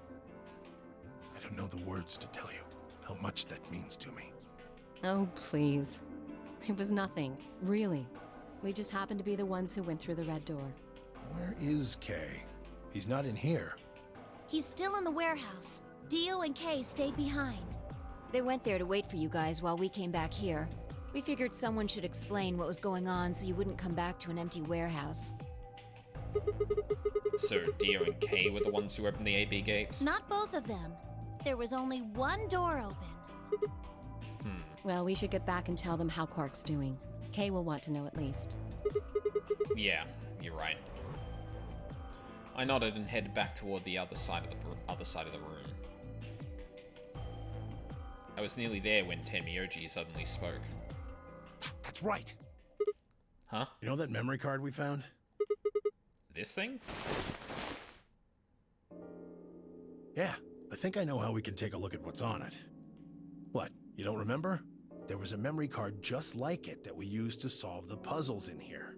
Yeah, he's right. There's a slot next to the screen. Should work for this one, too. Actually, I want to pause right here, because something just occurred to me that doesn't quite line up. So, I mean, that's been a common thing. Like, basically, the game tells us, like, explicitly some of the things that are going on, or hints at them at least, and that seems to make less sense as more of them become realer. So, I noted before that I have a theory that the old woman is Akane, and that Tenmyoji is actually Aoi. Now, why would Akane be wrapped up in this? Well, one of the things we touched on was the idea that someone saw the pandemic coming and kidnapped people in advance, right? Now, there is a person we know of in this world who could see something like that coming, and that happens to be Akane. Now, the other thing we know is that Dio is here specifically to stop Zero Senior's plan. Whatever that is. We don't actually know, like, the end game of it yet.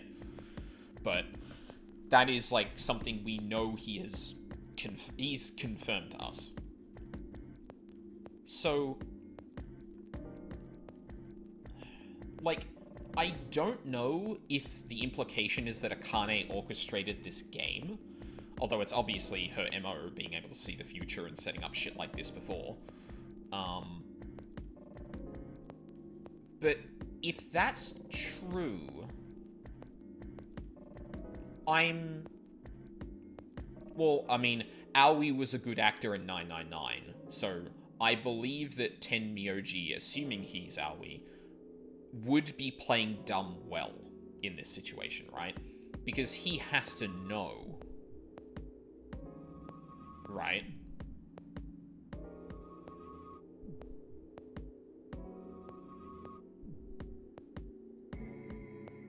It's just that, like, some of his behavior here seems a bit...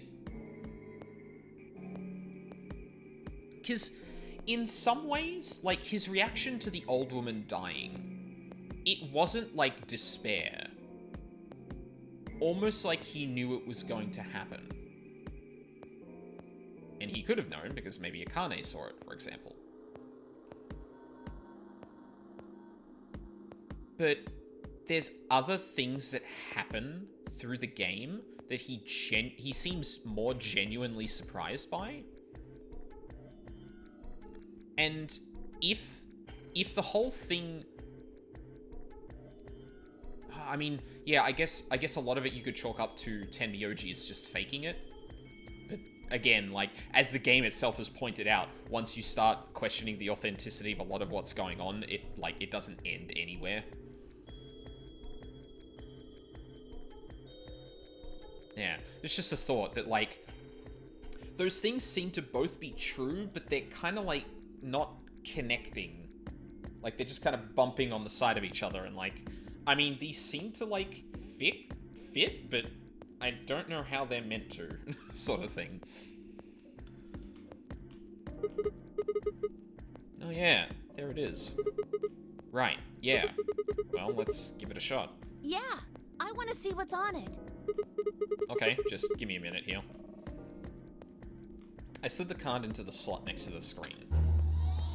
No sooner had I done so than an image of a waveform popped up on the screen. Is there an audio file on here?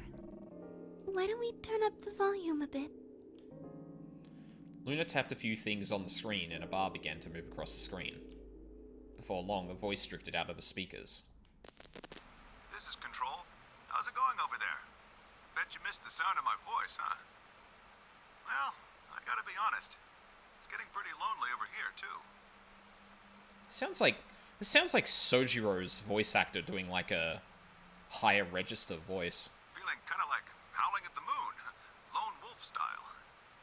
Speaking of which, I'm looking at it right now. The old girl is beautiful. Never seen a moon this full. That color.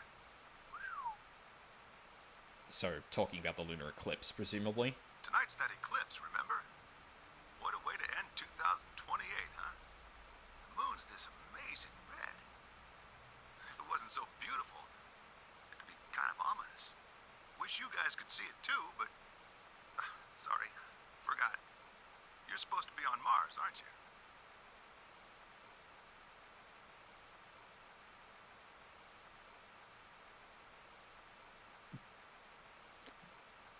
Huh?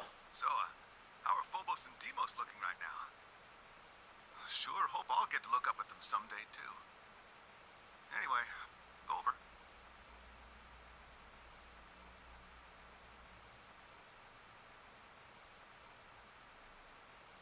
Hey, something wrong? Talk to me, guys. What, you gonna play hard to get because we haven't talked in so long? Enough jokes, all right? Knock it off. Where are you guys? Is there something wrong with the radio? You're saying everything's green? Well then, what the hell's going on here? Why aren't they responding? No, the video feed's online.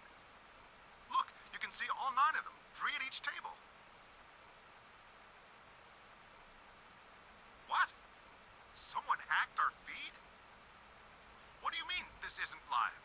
An old clip on repeat? Who would do that? What in the hell is happening here? This is Control. I repeat, this is Control. Please come in.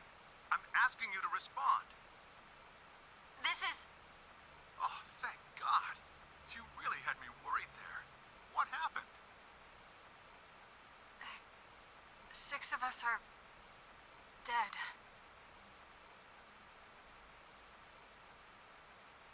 What? Counting myself, there are only 3 left. How? Why are... They were killed. What? I guess you could say I killed them. No, that's not quite right. Not just them. Not just these 6. All of them. All 6 billion. Soon, I will have killed 6 billion people. Are you there? Respond! Damn it. This is Control. I repeat, this is Control. We have an emergency situation. We have an unconfirmed report of 6 deceased test subjects. Deploy rescue and escort teams to the test site immediately. Shit. What the hell happened in there?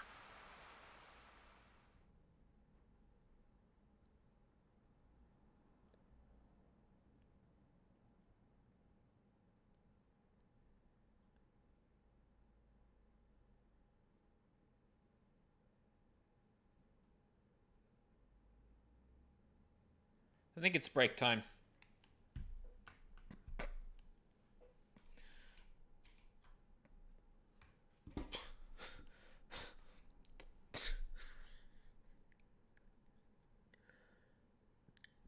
Okay, I'm sorry, I don't want to leave it with no music, but that seems way too appropriate. I'm gonna get some soup and a drink and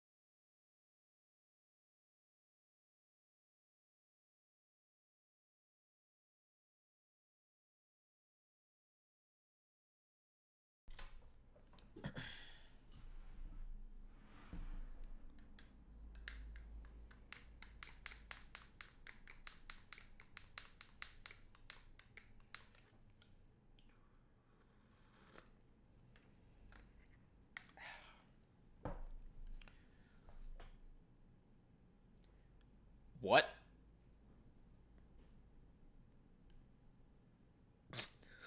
Fucking what?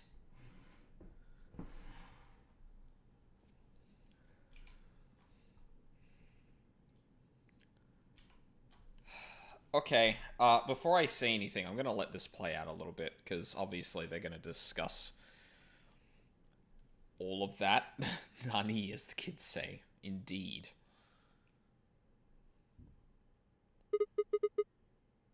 Is that it? Yes. What on earth was that? Any ideas? I got only frowns and shaken heads in response. Only one person showed a reaction other than stunned confusion. Tenmyoji. Long after the audio ended, he stared at the screen, deep in thought. Do you know something, Tenmyoji? Yeah, I think I know what that was. It's probably a transmission from the Mars mission test site. Mars? I'm sorry, what? Thank you, Fi. Thank you, Charles. You mean some kind of space travel? What kind of test site was it?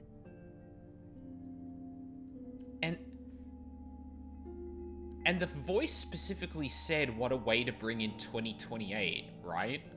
So this was happening when Sigma was, or during, after everyone was like very soon after the people in 2028 were kidnapped? Did you know that the government is developing spaceships with particle annihilation engines? These ships would be able to get humans to Mars a lot faster than old chemical rockets. But they don't want to just send a manned Mars mission off half-cocked. That was the idea behind this test. They built a whole complex on this old Air Force base in Nevada. The idea was that it would be a simulation of a manned mission to Mars with a crew of 9 men and women.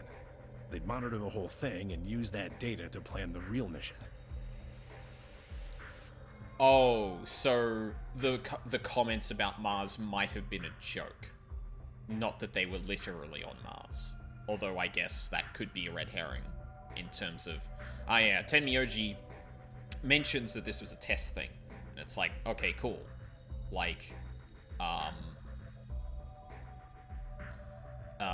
okay, cool. That means that the reference to Mars may not actually be that the people were on Mars. Maybe?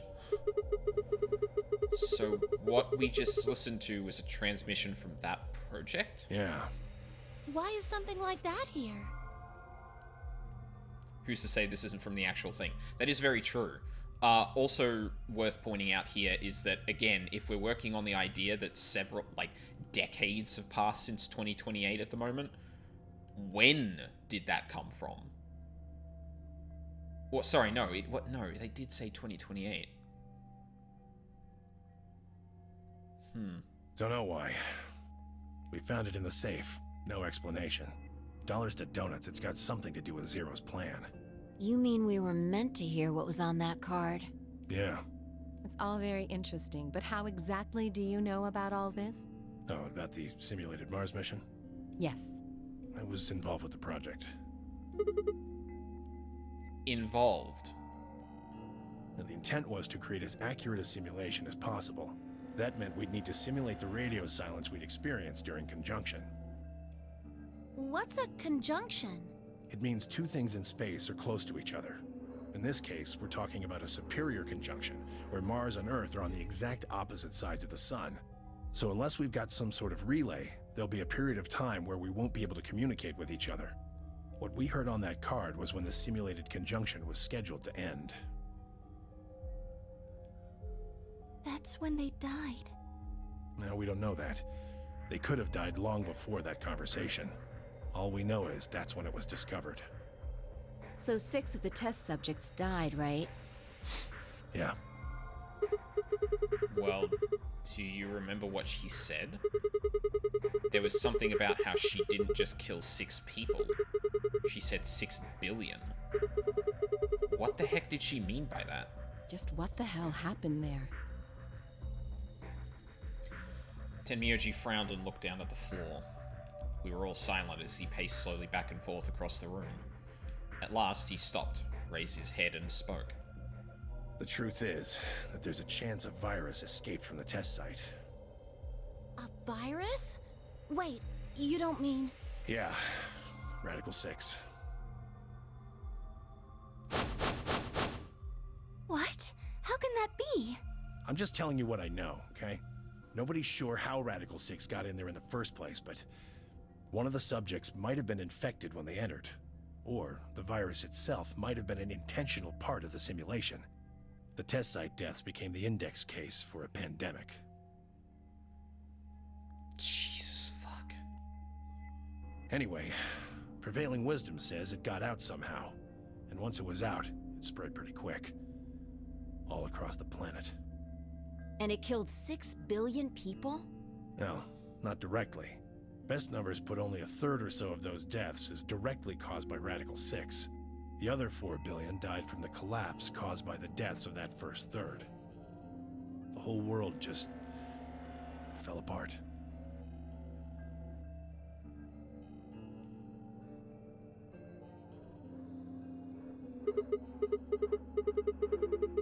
Wow.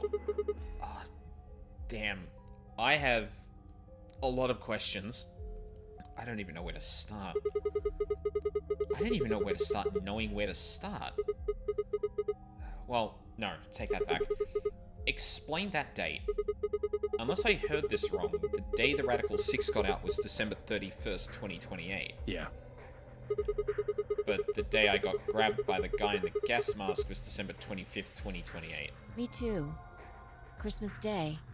I was kidnapped on Christmas too. Clover and I were taken 3 days earlier, on the 22nd. Yeah. Then you see what I'm saying, right? That recording was made close to a week after we were all picked up. What the hell is going on here? That thing is from the future. See.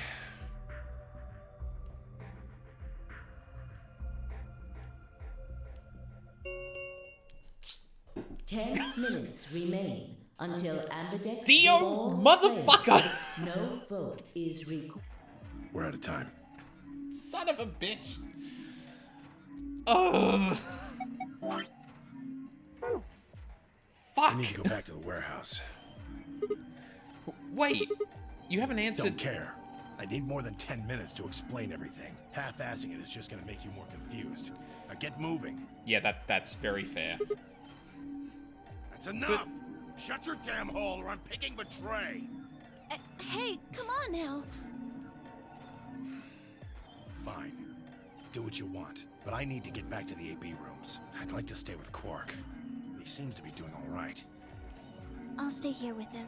Fi can do the voting for our pair. I can trust her. Is that all right with you? Yeah, sure. Well, if you'd be willing to do that, I'd be much obliged. Thanks, Luna. Take good care of him.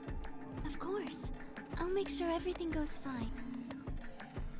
Temnioji gave her one last nod, then turned and dashed out of the infirmary.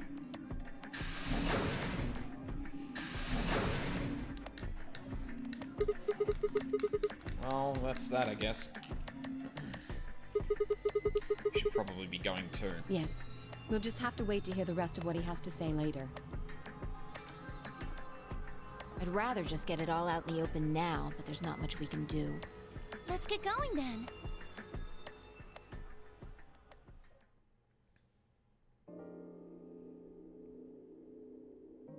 We returned to the warehouse to find only Kay. I explained what had happened with Quark, then glanced around the room. Hey, where's Dio? He has gone into his AB room. Already? Indeed. Then he opened the first AB gate, right? Of course. This is bad. I won't be able to talk with him. This is going to limit my choices. You've only got one BP left, don't you? Yeah. Luna's the same. If Vi chooses Ally and Dio picks Betray... Phi and Luna will be penalized. I don't have a choice. I'll have to pick Betray. The risk with Ally is just too high. Hey, Alice, don't you have one BP too? That's right. But Kay and I will be playing against Quark. And he'll just default to Ally. I guess you don't need to worry about getting penalized then, huh? But what if Alice and Kay choose betray? You needn't worry. That will not happen. Even though, as you have told me, Quark is recovering, he is still weak. Moreover, he is only a child. To betray an innocent child would be... Yeah, that would be unthinkable. Completely unthinkable. Even if you ignore his age or condition, it's hardly fair to take advantage of someone who can't vote.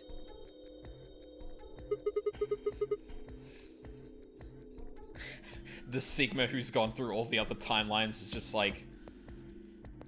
yeah, totally. So you vote to ally? Yes. Of course. Well then, shall we go? Yes. Kay and Alice nodded to one another and disappeared into the AB room, second from the right.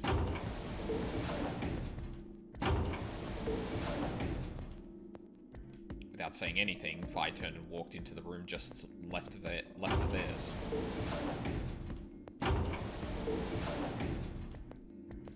That left only myself, Clover, and Ten Myoji. Do you remember what you said to me when you chose the blue door? Something about how you'd convince me to choose ally? Seems like now would be the time to let me know how you're going to convince me. Well, it's not that complicated. I promise you that Clover and I will vote ally. That's it, pretty much. I see. And you figure I'll believe you because you've only got one BP. Once you've told me that you plan to ally, I won't be able to choose betray. Since if you're telling the truth... You'll kill me. Not a bad plan, but it assumes that I've taken killing you off the table. Seems like a risky bet for you. I disagree. And why is that? Clover's BP is 6. If you ally and we betray, then she'd have enough points to escape, right?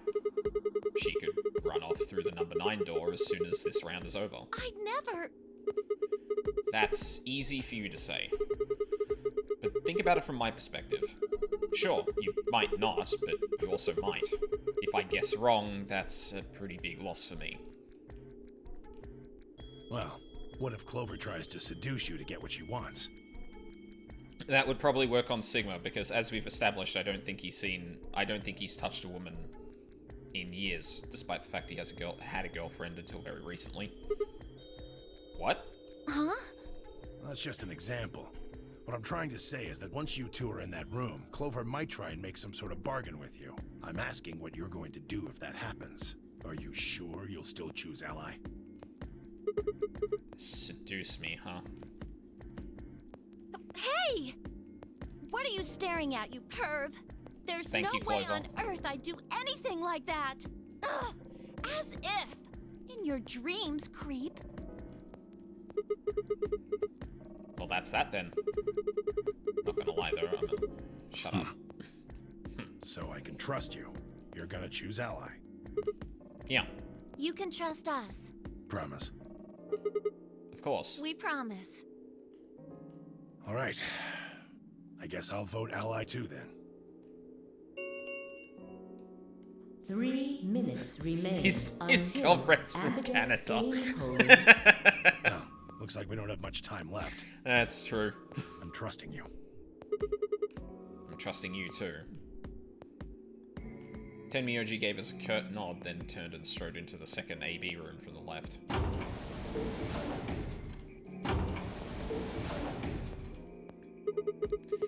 Right, well, let's get to it. Yeah.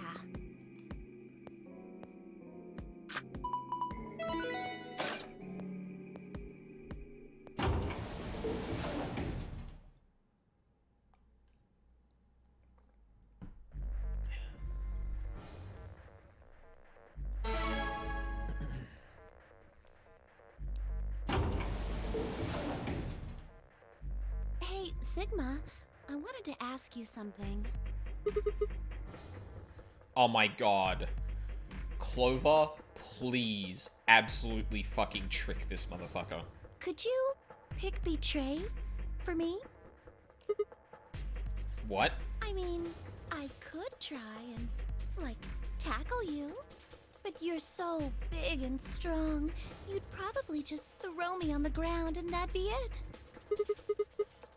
Yeah, well, So I thought I might as well just ask you really nicely. Oh, I mean, I'd be happy to, pay you back. If you just pick betray for me, then I'll listen to anything you say.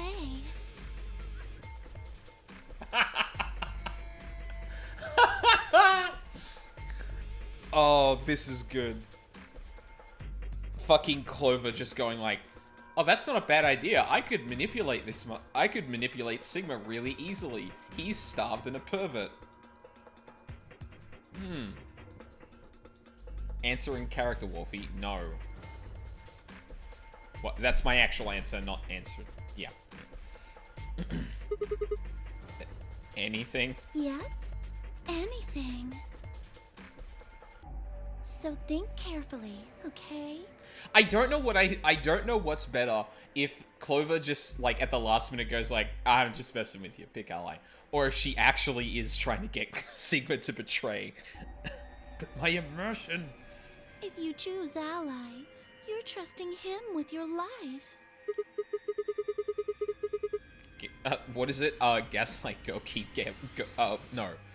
Gaslight girl keep gatekeep girl boss. You do it, Clover.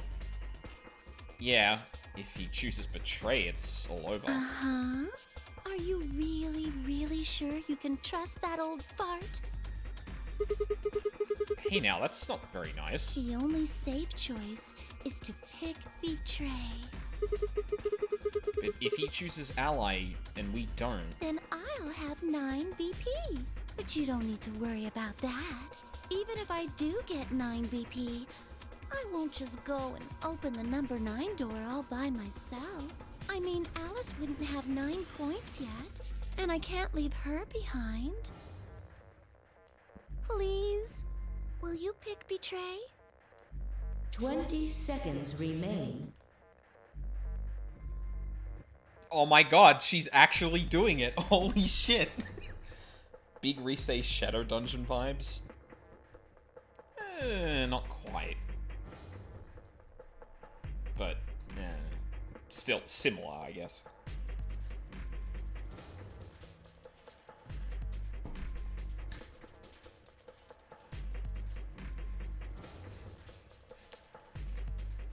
Voting machine was in front of me.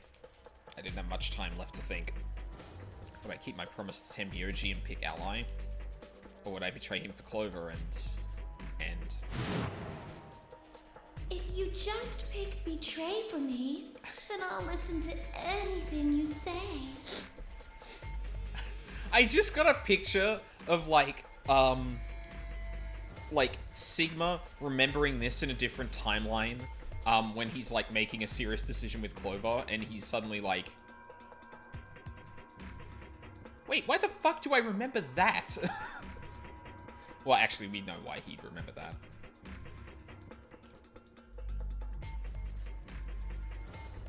In the end, there was only one possible answer. 3, 2, 1.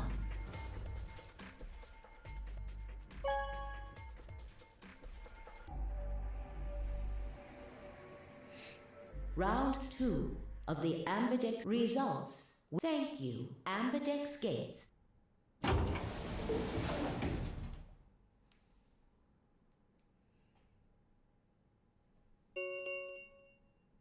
Results from round 2. Oh wow, we went to this very quickly. Game. Please direct your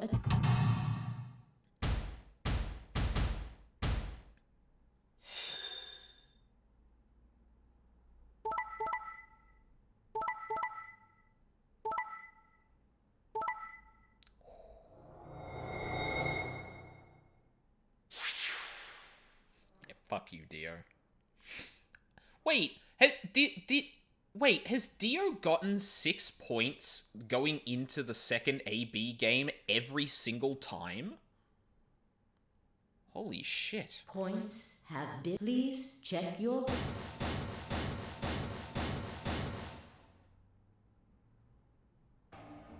Looks like you managed to trust me. Well, it seems like I made the right choice. Only did what I said I would. You really helped me out. Thanks. I could say the same thing. No need for thanks. corner of his mouth twitched into a grin. Felt myself smile a little in response. Clover, on the other hand, looked less than pleased. That was a bad choice, Sigma. And after I'd told you I'd listen to anything you said.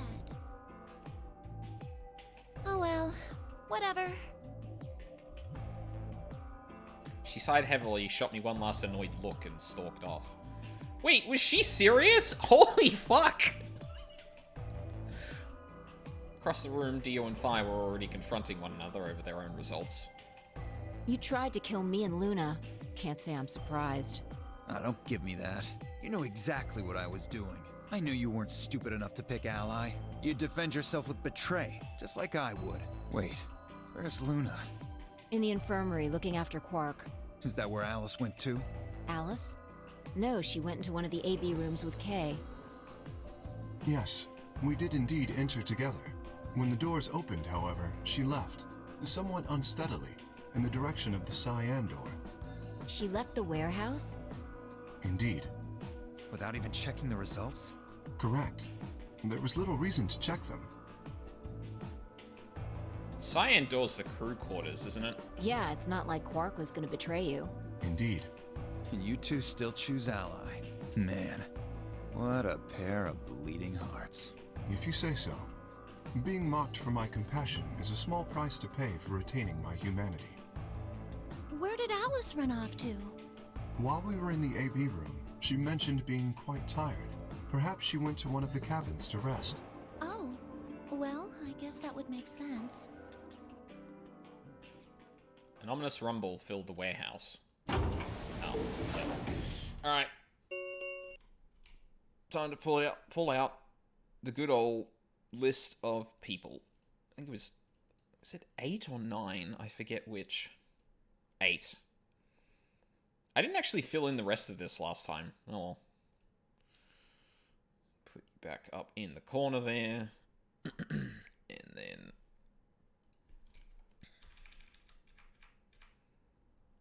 Huh? What? There we go.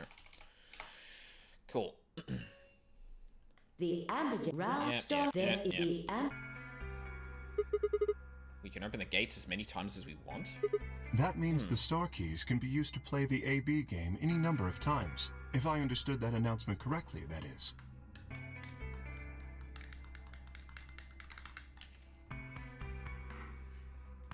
Hey, didn't Zero Jr. say something about this? As soon as the gates close, your colors get all shuffled up automatically. The pair and solo assignments hop.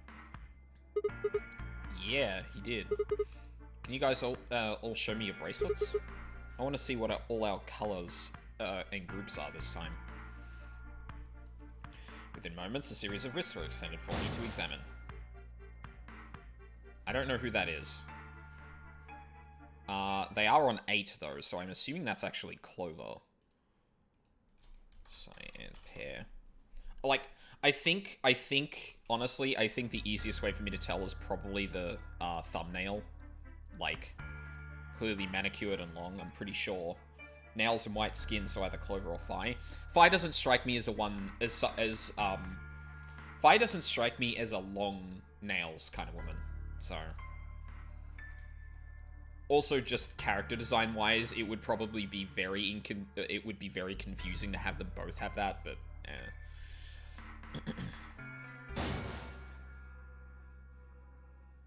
yeah, because that's probably Fi. She is a magenta pair. Whoop, that is not an M.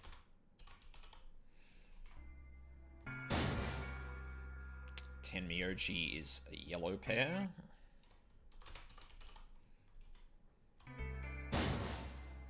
K is red solo. So K is going to be paired up with, oh, that was Dio. Shit. Wrong one.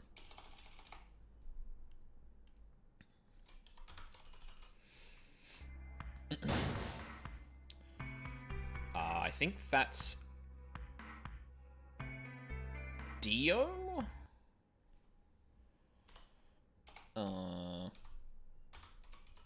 Solo? Yeah, which means he'd be paired up with... He's against Phi again. And then we are... Blue Solar. So do we know all the Solars? We do. Alright, so everyone else is a pair.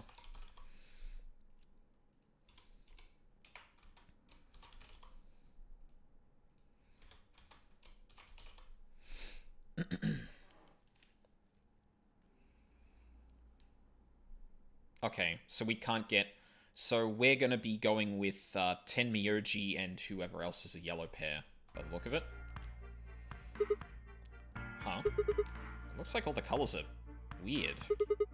Clover's a cyan pair and Phi's a magenta pair. But Tenmyoji's a yellow pair. The 3 solos are red, green, and blue. K's red, Dio's green, and you're blue. Then how are we supposed to group up for the chromatic doors? I think they're gonna be white this time. Oh, yes. Dio told me about them. Very interesting. Yeah. They're white, all of them. I had a good look while I was waiting for Sigma to show up down in the warehouse.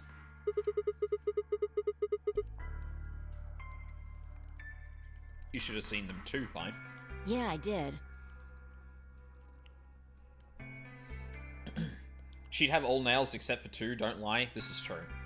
But, the same token, at that point, could just have none. If she was, though, yeah. Hey, Clover, can we see the rest of your nails? Fuck, I was about to open something, because I just remembered, I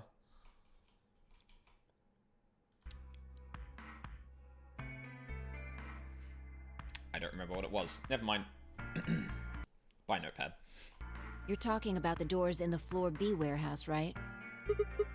Yeah, so lay it on us.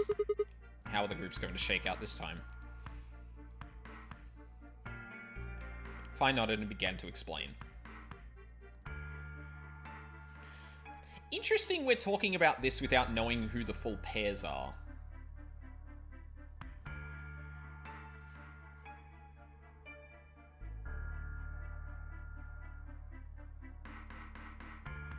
Concern.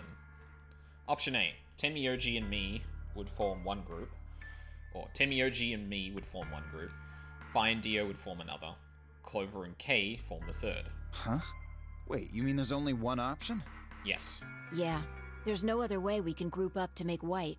Alice, Luna, and Quark aren't here to show us their bracelets, so we don't know for sure what their colors are. I remember what I was going to do. Sorry, hold on.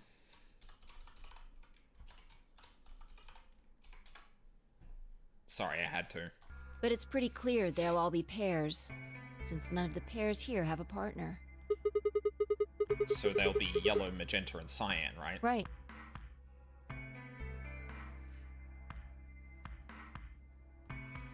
Alright, what now?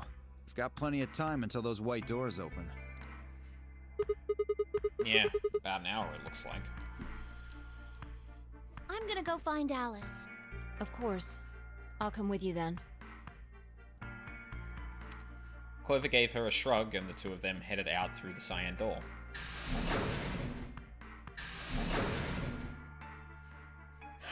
Do I really need to say it?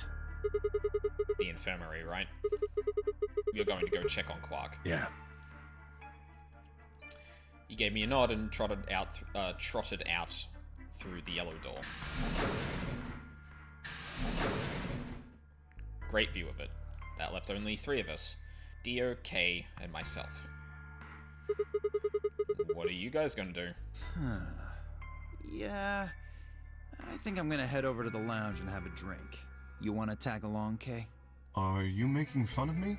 I find it rather hard to drink with this mask on. Ah, right, of course. My bad. Well, I'm out. Later. With a lazy wave of his hand, Dio slouched off toward the magenta door. It took me a moment to realize Kay was following him. Hey, what is this? You following me? Yes. Good, Kay. Good. You're my buddy, Kay. I'm gonna spend tonight making a dumb VLR X Yu-Gi-Oh meme. Oh my god, I have to see this. No, you must be mistaken. I hope to investigate floor B further. Oh. There are still several rooms I haven't visited. Okay. You don't have to tell me your life story. See ya. Their conversation ended as they reached the door and stepped through it. Sigma is just standing there. Alright. What should I do? Tonight's that eclipse, remember? What a way to end 2028, huh? Of course. I need to get the rest of that story out of Tenmyoji. The words were scarcely out of my mouth before I set off at a dead run to down the hallway and toward the infirmary.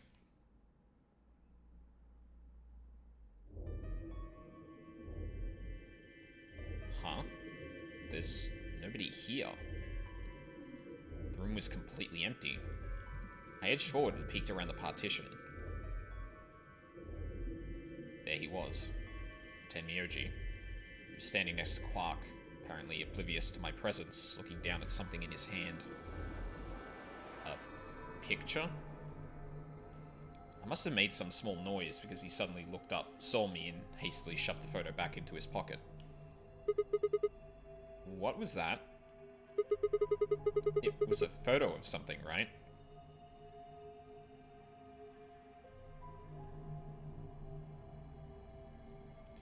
That's a parallel. Was it yours? Forget it. It's got nothing to do with you. But all of the stuff we had with us when we got grabbed was taken away.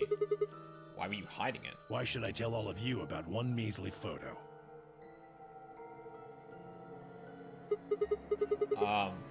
Anyway, where's Luna? I asked her to leave. I wanted to be alone with Quark for a bit. So, why are you here? I wanted to hear the rest. The rest of what? What the hell are you talking about? I'm talking about the simulated manned mission to Mars. BRB. No worries, newest girl. I'll do it to you when I get around to it. Yeah, no worries. We heard that recording about it. I don't have any idea what you're talking about. I'm getting old. Memory's not what it used to be. Seem to be forgetting a lot of stuff lately. Hey, nice try, pal, but you're not getting away with it this time. You remembered something, alright. You remembered so much you told me it'd take way more than 10 minutes to tell it all. You really sure you want to know? Huh? Maybe I'll tell you, and then you'll regret it. Maybe you'll wish you'd kept your fool mouth shut. Just think about all the hopes you've got for the future, and all the happy memories of your past. What if what I have to tell you makes everything you've ever believed ring hollow, and the whole world just crumbles around you? You sure you want that? Hey, come on, you don't need to threaten me. This isn't a threat. I'm being honest here. Are you really, truly prepared? Well, of course. I never got the chance to say I am.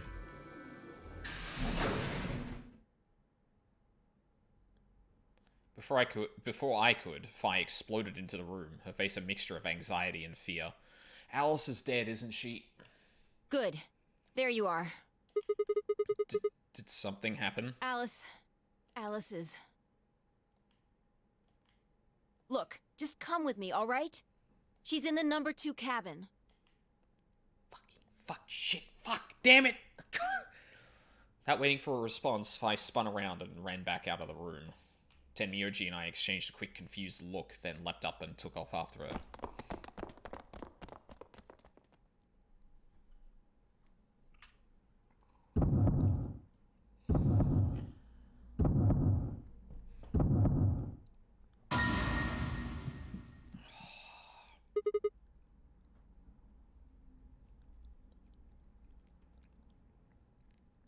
Where'd she get the scalpel from? What?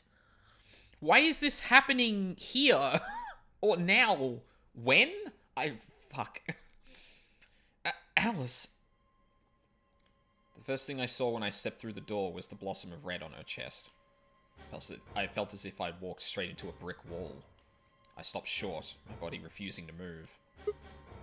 No. Why did this happen? I forced one shaking foot forward, then the next. My legs began to buckle, and I put a hand against the wall to steady myself as my heart thundered in my chest.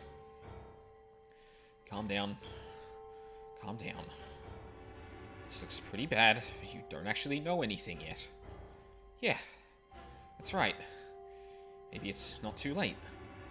Maybe we can still save her. Then at last I pressed my fingers to her neck, and those hopes were dashed. No pulse. Clearly she wasn't breathing either. Her pupils had dilated hideously, making her face seem somehow inhuman. No. No, it's not true. Why? Then I noticed it. All the blood must have distracted me, but now I saw that there was a scalpel buried in her chest. Judging by the position of its handle, she had been stabbed through the heart. I felt a sympathetic twinge of pain in my own chest, and my stomach lurched. Bile and hopelessness rose up in my throat. I stood, hands balled tightly into white-knuckled fists, and took a deep breath.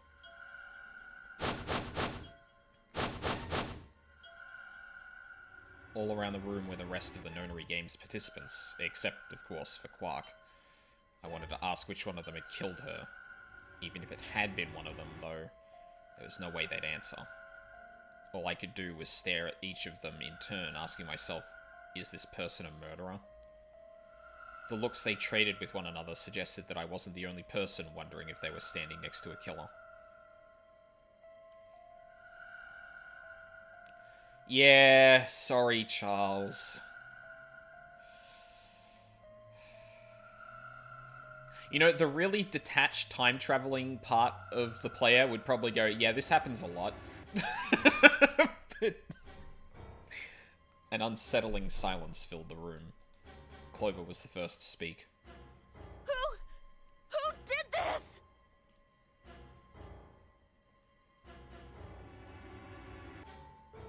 Say something! Answer me! Please, Clover, calm down. We don't even know if she was killed. Then what happened? An accident? You think a scalpel just dropped from the ceiling and stabbed her? Cool it, kid. You did it, didn't you? Are you nuts? Then who did it? Who killed her? Clover, even if we assume that she was murdered, that doesn't necessarily mean the killer was one of us, does it? Wait a minute. You went into the AB room with Alice during the last round, didn't you? Something happened in there, didn't it? No, nothing happened. Don't lie to me! There's no way Alice would just run off like that! Oh, she this is... wouldn't leave me! Something happened! That's right. Yeah, no, you were here when that happened. Right. Shit. Everything is running together at this point. If she was going to leave, she'd tell me! She... So, we know that Alice does get infected with Radical 6 in some paths during this game. I'm wondering if Kay's comment about her being tired was part of that. Hey, Clover. Don't you think just assuming Alice was murdered is jumping the gun a little bit? How can you look at her and say that? Scalpels don't just stab people all by themselves! Oh, I see. I get it now. You're all in on it, aren't you? It wasn't just one killer. It was 6! No wonder you're so anxious to say this wasn't a murder. Clover, please, just settle down. Fine. Show me some proof then. Prove to me in 10 seconds that you didn't murder my friend, or I'm going to kill every last one of you bastards! You're all going to die just like she did! There she is. That's my girl. Hey, hold on a minute. 9, 8, 7, Clover! 6, 5, 4, Clover! 3, 2, 1.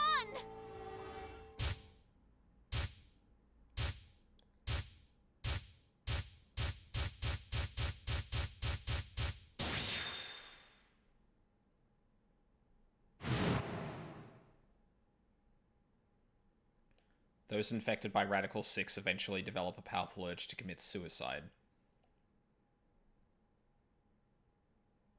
Suddenly, Clover moved. I leapt forward and clamped my hand around her wrist.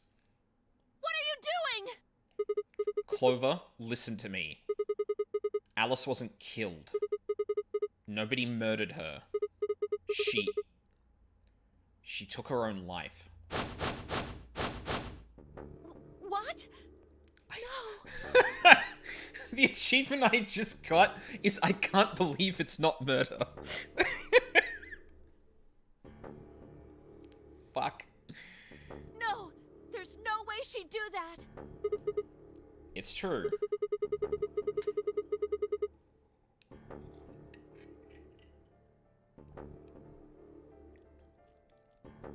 Sorry, I thought that comment was going elsewhere. Can't believe you thought it was murder, you dumb bitch. It's true. She stabbed herself in the heart with the scalpel. All right. Where'd she get the scalpel then? Well... I did hear someone come into the infirmary right after the AB game ended. Was that before I showed up? Yes. I got up to see who it was, but they were already gone. It could have been Alice. So she could have taken the scalpel then? Yes, I think so. You're lying! This is all a lie! It has to be! It's not. It's the truth. Then why did she do it? Why would Alice kill herself? She probably didn't have a reason. What? She'd been infected with Radical 6. That's what killed her. But you just said she killed herself! Just tell me the truth! I am. Then prove it! Your 10 seconds ran out a long time ago, so if you don't have any proof... I do. I have proof. There was a journal in the lab, wasn't there, Kay? Show it to me. Journal? It would have been in the safe. Ah, well, Alice would have it then. Fi, can you... I don't feel right touching a dead woman's body. Could you take a look? Sure. Her hands barely shook as she quickly searched through Alice's clothing. It was only seconds before she stopped. Slowly and carefully, she drew something out. There it was. The journal. Fi turned to hand it to me, but I shook my head. You read it. It's in Latin. I can't make heads or tails of it. She cocked an eyebrow at me and flipped the small book open. When she looked back up at me, it was with both suspicion and surprise. Yeah, it is Latin. But translating this is impossible. It's full of words I've never heard before. I can barely understand any of this. Page 216. Huh? Turn to page 216. You should be able to read that one. Fi's frown deepened, but she did as I'd suggested. I watched her eyes quickly scan the page before looking up at me with renewed suspicion. Yeah, I can read this page. How did you know? No, wait. How did you even know there was a journal in the lab? I just knew. You just knew? Come on. Look, just read it, okay? Clover wants to hear what it has to say. Right? Yeah. Right. Man, I'm really curious where and when Fi knows about things. Because this seems to, like, completely and utterly, like... Well, unless she's acting. She seems completely baffled by this, but we know in other timelines she's very keenly aware of this shit happening. Give me a moment to look it over. I mean, I guess it lends more credence to the idea that she is experiencing these timelines in, like, her own order, independent of us. So there are timelines where she doesn't know, and there are timelines where she does remember, and can piece that together.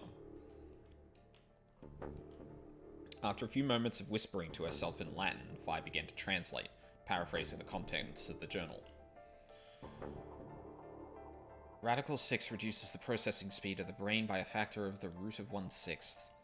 One of the symptoms of Radical 6 infection is an overwhelming urge to commit suicide. Research has shown that it would probably respond to the right sort of antiviral medication, but no one has been able to develop one yet. Nearby towns are filled with the corpses of people who took their own lives. The uninfected have only barely managed to survive and been sent into underground shelters supervised by the government. Oh Lord, please. Let their future be a bright one.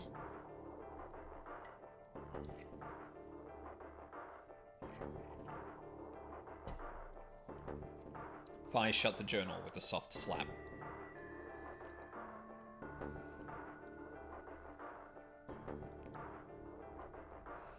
A sickly silence drifted through the room. The newspaper article, the recording, the conversation with Tenmyoji, now this journal entry. There was no more hiding from the truth. The pandemic had already happened.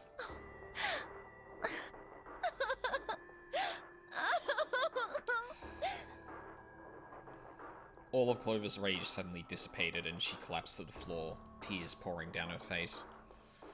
None of us had the heart to say anything, and for several long moments the only sound in the room was Clover's sobs.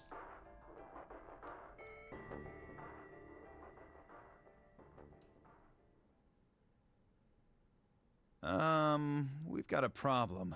It's almost time for the primary doors to open. Yeah, only 10 minutes left. Sorry, but I'll be taking Alice's bracelet. Fi and I won't be able to open the secondary door without it. So she was a magenta pair, just like me.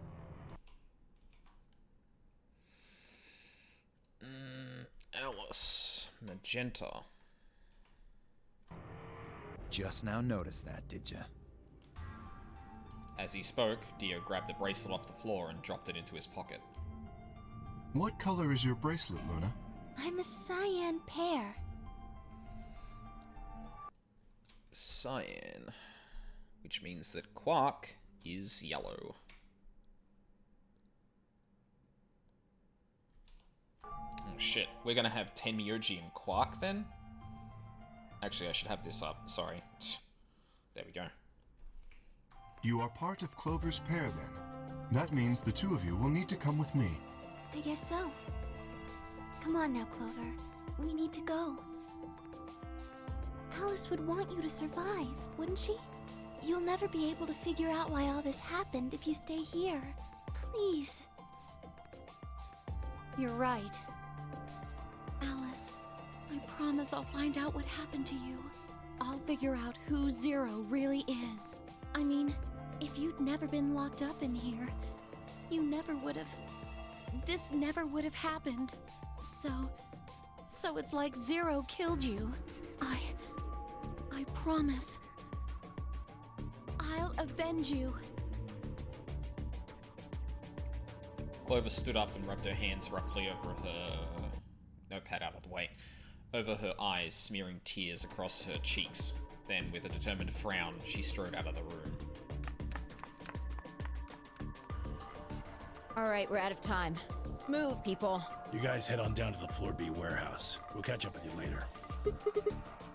Oh, right. Quark's got the yellow bracelet, which makes him your partner, right? Yeah, can't exactly leave him behind. Without him, we'd end up stuck in the AB room. Uh-huh. Okay, let's go. We'll see the rest of you once we've picked up Quark. Very well. Until we meet again. This is the second time we might actually get through the white doors. Touch wood. Fingers crossed I didn't just jinx myself.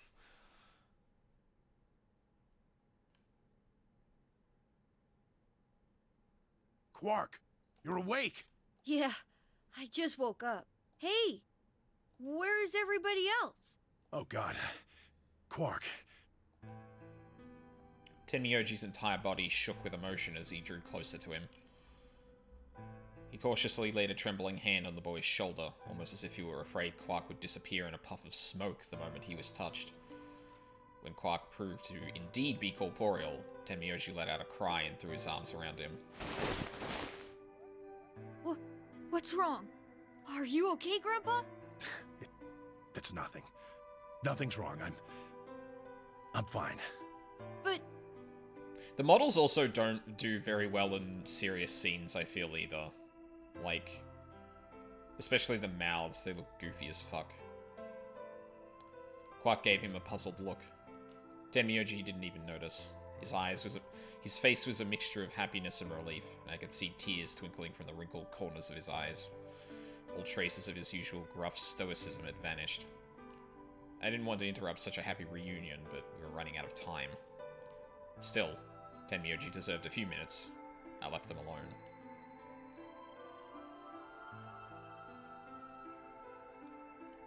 At last, Tenmyoji seemed to recover, and shifted from an embrace to a protective arm around the shoulder. So, how are you feeling? feeling? Well, okay, I guess. Was I sick or something? No. You're not sick.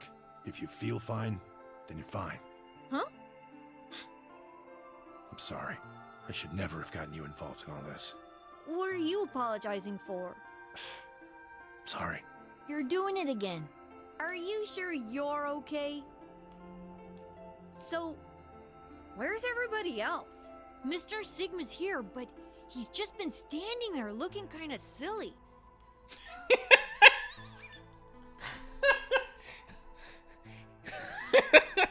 He's just standing there like a dork. I gave him a nervous smile and explained about the white doors. I got the feeling Tenmyoji didn't want Quark to know about Radical 6, so I avoided any mention of it. Alice's death was something I also left for later. Okay, that makes sense. He's just standing there, stupidly. That means I'm on a team with you guys, right? Right. So, these white doors, when are they gonna open? Well, we've got about 4 minutes until the primary doors open. Oh, that's not good. We need to hurry. Come on. How do we get to the Floor B warehouse? Okay, we're going. Follow me.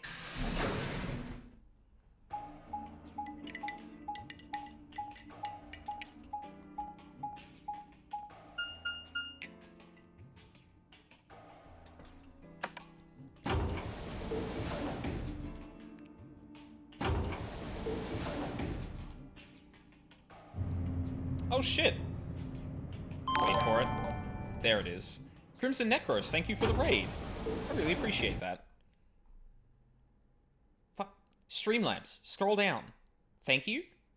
Thank you. Okay. Jesus Christ. I hope you had a good stream. It's going good. It's going good. For those who don't know, we've raided Crimson Necros before. And I've got to make a habit of doing this more often. Oh hey! Someone else who was playing VLR.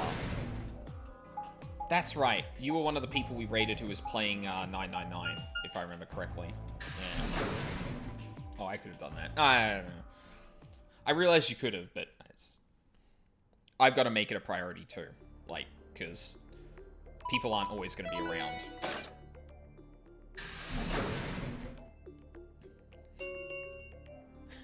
Chromatic Absolutely. doors have opened. 5 minutes. You're late. Where the hell have you been? Quark? You're awake! And fully recovered, apparently. I am also relieved to see you well again. God, I love Kay's expressions. I want to learn more about Kay. Like, we're kind of coming up towards the end of the stream now, and I still don't know anything about that man. Me too. Wait a minute. What are you talking about? I looked out at the others from behind Quark and held a warning finger up to my lips. There were a few momentarily raised eyebrows and some nervous coughing as everyone suddenly fell silent. Huh? From Quark's perspective, it must have seemed especially odd. Anyway, there isn't any time left. We need to hurry. But there are 3 doors.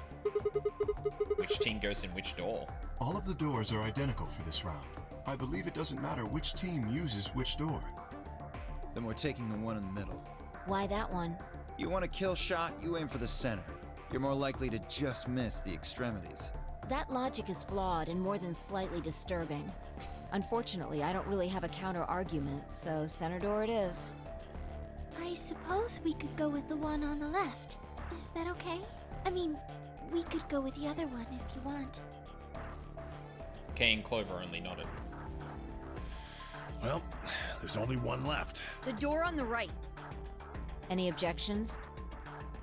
All right, let's move. 30 seconds remain. Hurry it up, Vi. This thing's gonna close. I know. It's time we were going as well. Right. Sure. Come on, guys. There's no time to waste. Right behind you. Let's go. 2, 1, 0. Chromatic doors closing. Yep, hit 2 dead ends tonight, so gonna try a different set of doors next week. Yeah, I know that feeling. We're at the point that we're kind of snowballing towards the end now, because we've kind of like gone through the top half and gone through a lot of the endings below that, so we're just kind of cleaning things up now. First few playthroughs definitely seem to be the handiwork of WWE Superstar The Edge. God damn it. It's certainly true.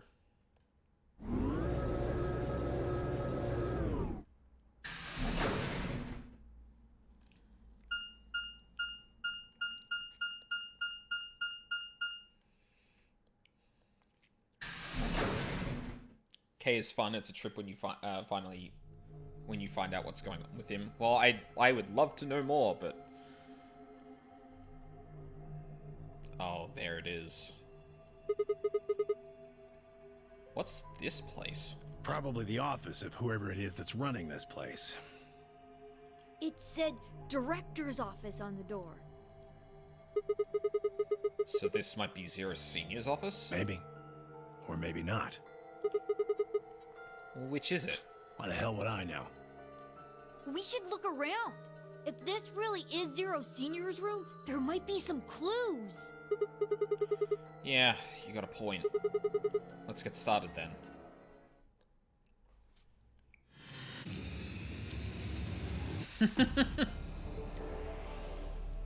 How dare you indicate there is a backstory to K? How thoughtless. Alright, what's going on here? What's this? I checked it out earlier, but I think it's just a business card holder. Business card holder? Yeah. It's a file where you put business cards. They've all got these weird shapes on the back. I think maybe if you line them up in a particular way, then you'll get some sort of hint. Place the business cards in the correct order. By selecting one business card and then another, you can swap their positions. Well, I guess we can give it a shot.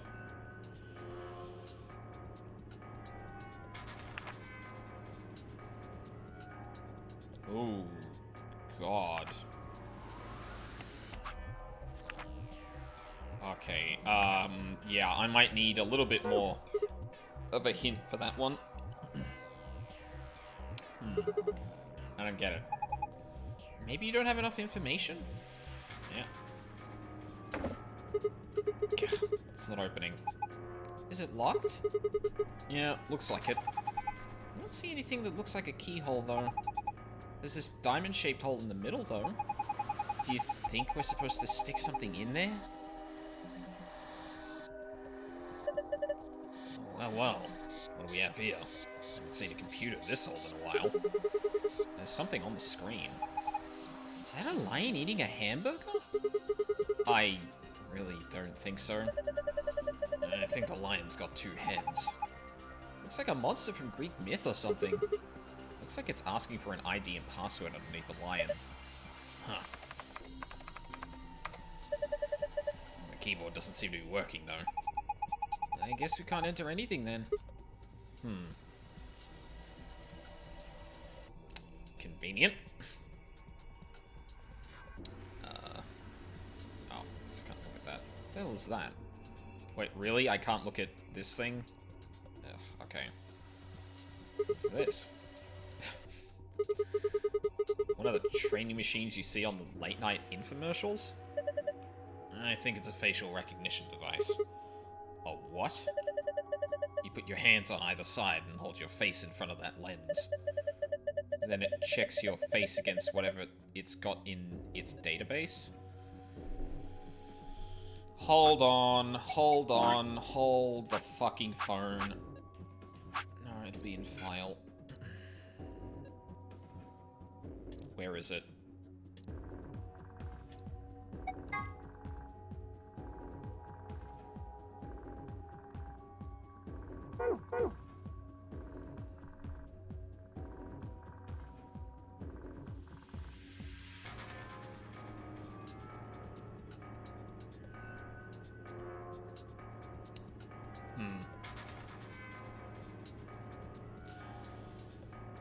Oh, if you want some real backstory, have you found out who Tenmyoji is yet? I have a theory, and I don't want any more speculation on that at the moment, because I feel like we're probably going to hit that point at some point. Do we know why there's a lion motif yet? Not why, but we know that lions are connected to a lot of this, just because it keeps getting brought up. So, calling it, Kay's face is the one that matches this recognition thing, or facial that would match in the facial recognition database. Oh, huh? How did you know that? I'm in the salvage business. Every so often, one of these babies shows up. It doesn't look like it's turned on. Yeah, nothing happens when I put my face in front of it. Something to the right of the lens over there that looks an awful lot like a keyhole. If we had a key for it, you think maybe we could turn it on? I assume so. Hi, balloon. A balloon. You want it, Quark? I don't need a balloon. I'm not a kid. Really? How old are you? I'm 20. What? No way. Gotcha. Fuck. That's good. Ugh. Oh. Okay. Hey, a globe. Doesn't it look kind of weird? I think somebody glued a piece of paper to it.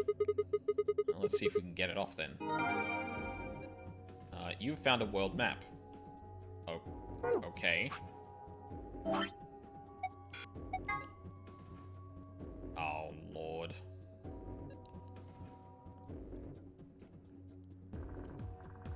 Huh. Interesting.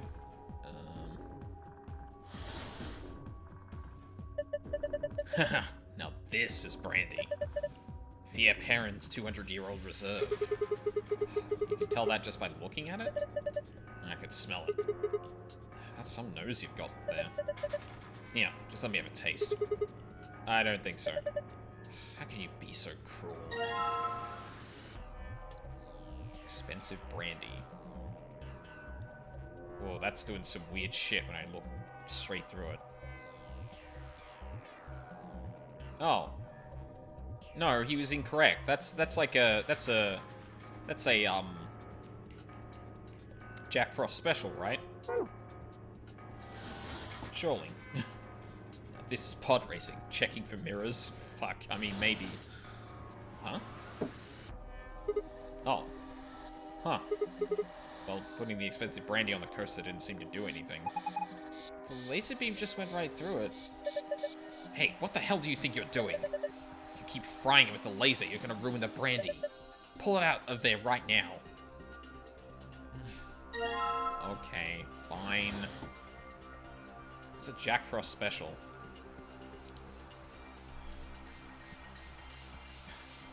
I don't know if I want to explain that joke, because it was really dumb.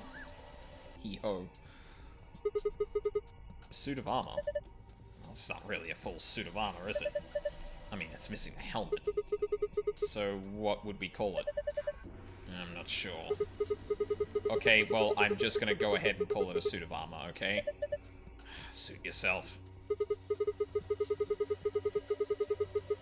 Okay, you know what? That was actually pretty good. Anyway, it's got some red paint on the neck and shoulder. Are you sure it's paint? Could be blood. Hey, don't say stuff like that. Being in a room with a headless suit of armor is creepy enough. A headless suit of armor. I think it's got something in each of its hands. Short spear. Okay. Fuck is this? Slingshot? Okay. Huh. This is cheap brandy. Alcohol this bad shouldn't even exist. So I think it's best if I dispose of it safely with my... I'll be taking that. Sorry.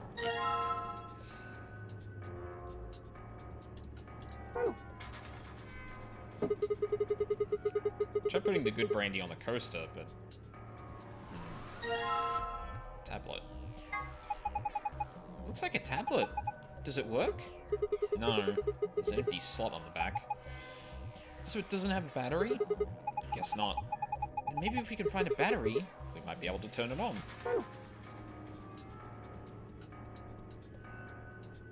Oh, we can't look.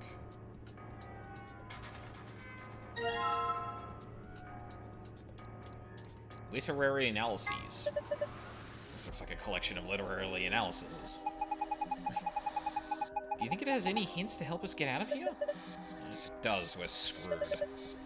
I think we'd starve to death before we got through all 4 of these tomes. Yeah, that's true. Philosophy books. I think these are philosophy books. Stuff here is pretty sophisticated. I'm amazed you could get that far. I flipped the first one open and my brain said, screw this, I'm out. Historical Adventure Saga? A Historical Adventure Saga. There are 3 volumes. Huh.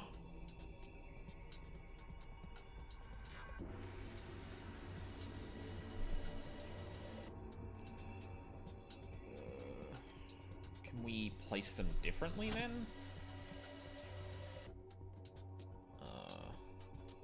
How many were there? There were one with 4. Put you there. Then you here? Each.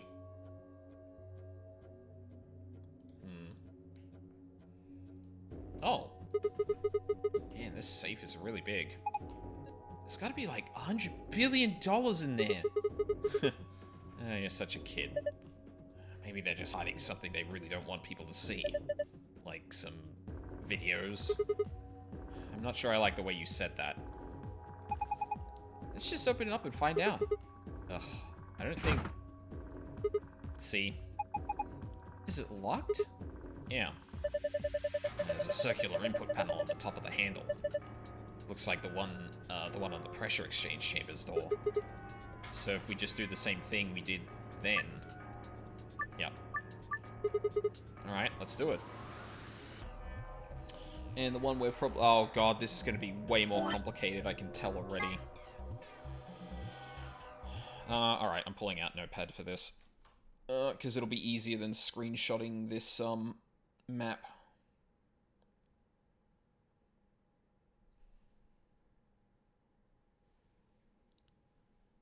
Wait, what? Okay, the real question. Gun, card, or mask? Card easily, mask for me. I don't understand what that's in reference to. White. Blue. Green. Pink. Yellow.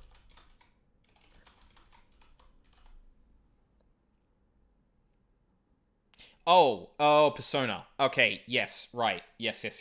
Sorry, I missed that. Gun,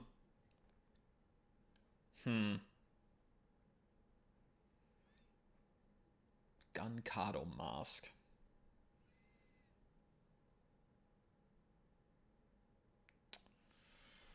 I mean, here's the thing, like, I used to have hair, like, when I first played Persona 3, it was well past the point that I had hair like that, but I used to have hair, like, pretty much exactly like the protagonist, so I always kind of, like, attached that to him to some degree. So, like, my knee-jerk reaction would be gun, but I don't know, I think mask is a lot cooler. I think mask is a lot more thematically appropriate, I guess. Well, no, because, like, The whole point of Persona 3 is that the gun is thematically appropriate as well. I think, honestly, I think the cards are lame. I don't understand how that kind of fits in with the theme of 4. But, yeah, maybe that's just me. Alright. We have an Earthpad reference now, so... Memo. Alright.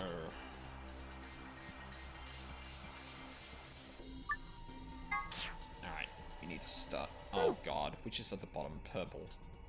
Okay, right. Yellow and purple. So, the ones that are polar opposites from one another. Okay, which ones don't we need? Orange and black. So these two here. Which doesn't help me at all. Fuck. Okay.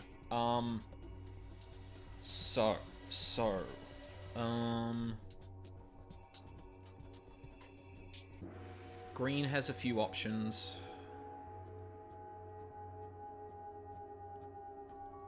And where do we want to go? We want to be going towards pink. Going this way and out's probably not the thing, so let's assume we go this way first. Where does yellow need to go? Yellow needs to go to purple. And where does blue need to go? Blue needs to go to white. I think purple could come up here. Oh, those two, green and purple are going to clash if I go that way.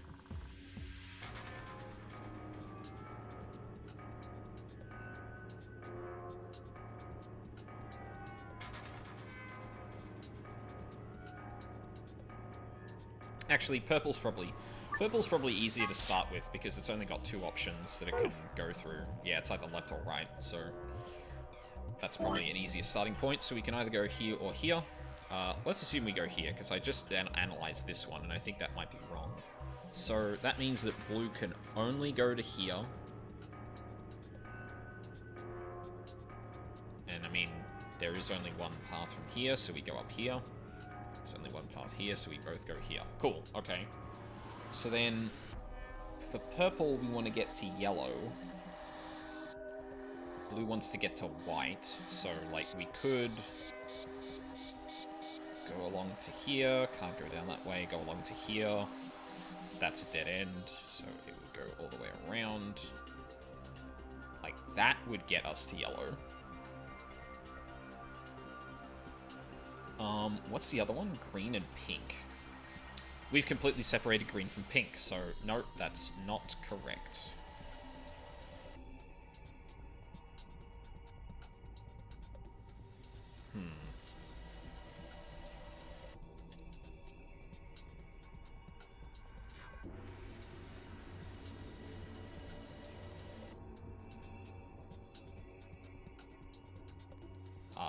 Blue can go down here, or it can go up here. Is there a way I can, like...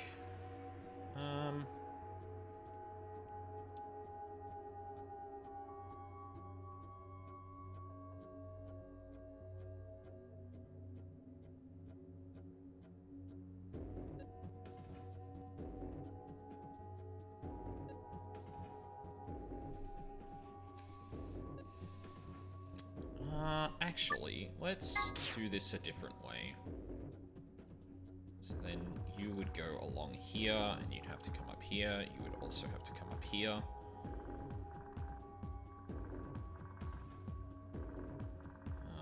That could get us straight to here. Then we could only go this way. So then... Oh, yeah, that would work. So then green can go around like this. And we go basically around like that. Cool. That'll do it. Yeah.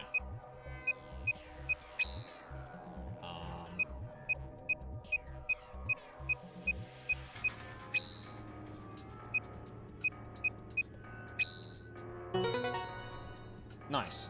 I need to finish 3.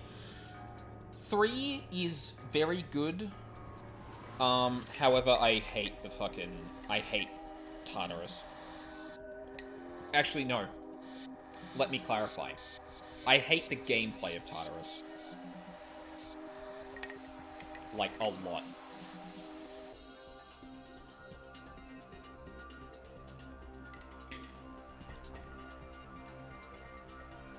I think that is a very good game that everyone should experience once, and if they can't get through it, I completely understand. Watch a playthrough of it. That game is really hard to get through if you don't like the gameplay loop in Tartarus. It just feels like it incentivizes you to rush and grind, and I fucking hate that. Good job. You did it. Huh. Nice work. Very impressive. Let's have a look inside. $100 billion. Videos. Yeah.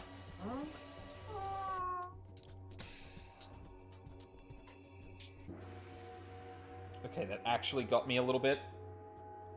The classic JRPG setup. Yeah, it's why I don't like a lot of JRPGs. I feel like JRPGs that feel like they're,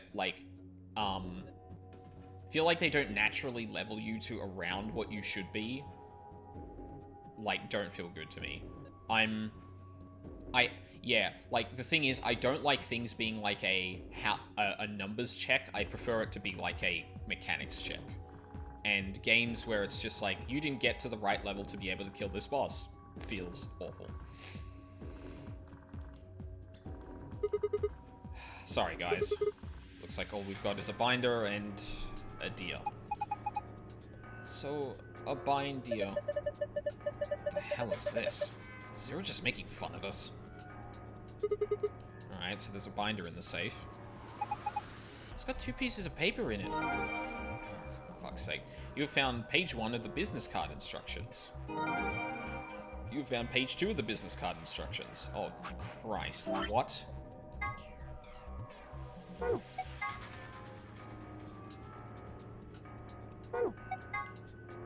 Okay. Alright, looks like we need the, mechanics skill check is definitely better than numbers check for sure. Yeah. And the thing is, there's something to be said for the fact that, Persona, in some regards, is a check on both, because it's weird. Well, no, I'd probably say it's just a numbers thing, because you get to the right level and you can get, the next tier of, spells and shit like that. A JRPG boomer, I prefer random encounters over enemies on the screen. I feel like a JRPG is too easy if I don't have to grind. Yeah, I just think it's not very well paced if you have to grind, if you're expected to. So, gonna take a quick snip of you.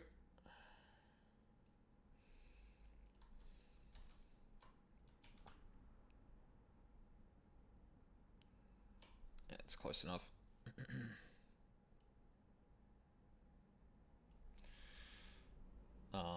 And hello paint. Notepad comes back down here again.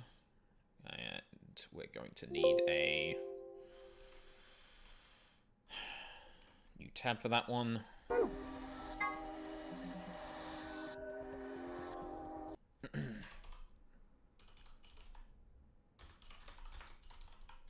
Caroline on the left. Near Bob. Ellen above.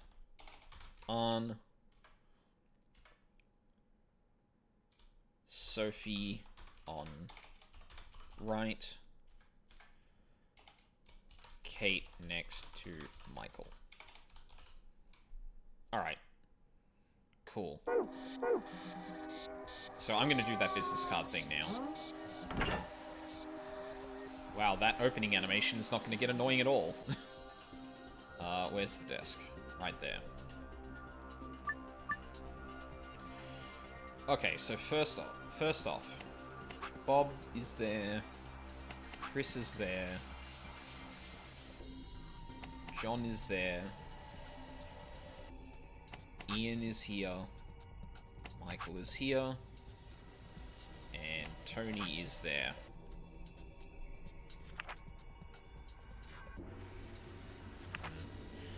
So, now, we've got our clues. Actually, I can hide paint, because I won't need that anymore. Actually, no. No, you know what? I will leave that up, because what I'll probably do is mess with the memo to do this.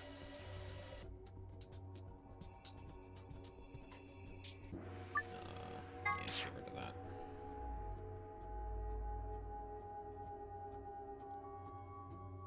Actually, wait. Trash that. I'm just going to outline the ones that aren't moving. So, Bob, Chris, John, Ian,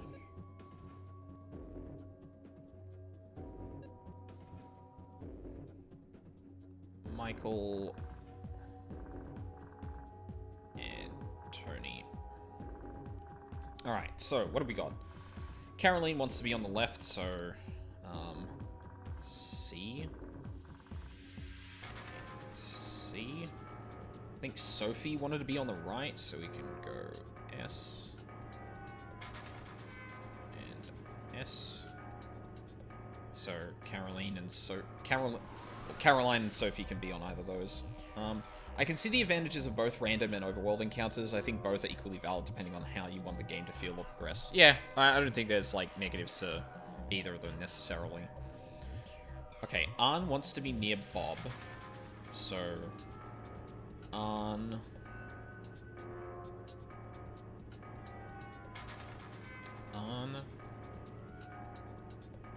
Ellen wants to be above Arn. So, if... Does that mean that Ellen would only ever be here?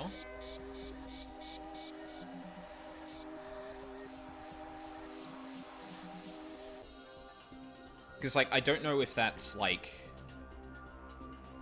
There are no blank spaces where, Oh, sorry, the music's getting a bit loud. For me. There's only 2 positions that Arn can be in, and there's no positions where, like, there are blank spaces on top of each other. So I'm assuming above just means on the higher row. So in that case, we would say that Alice... Oh, actually, I'm not going to write the whole thing out. It's just going to be bad. This is A. That would mean that Ellen would be here. Cool. Alright, so we've done the top 2. Okay, Sophie on the right. Kate next to Michael.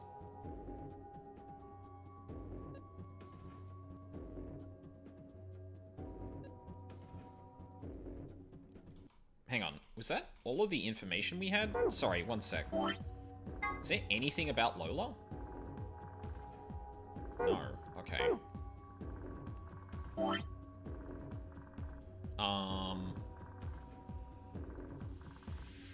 Well, actually, we know that Caroline would have to be here. Sophie can be in either of these positions.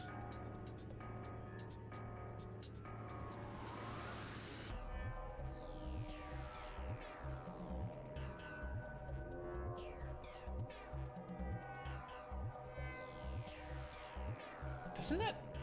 Wait, doesn't that actually leave...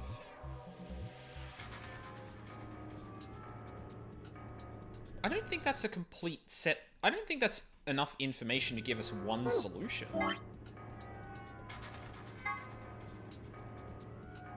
Like, yeah, okay, these must make sense. Although I guess the thing is that on the back they'd either make sense or they wouldn't. So alright, so we'll move on here. Caroline there. Who is... Oh, right. Ann is here. Ellen is here.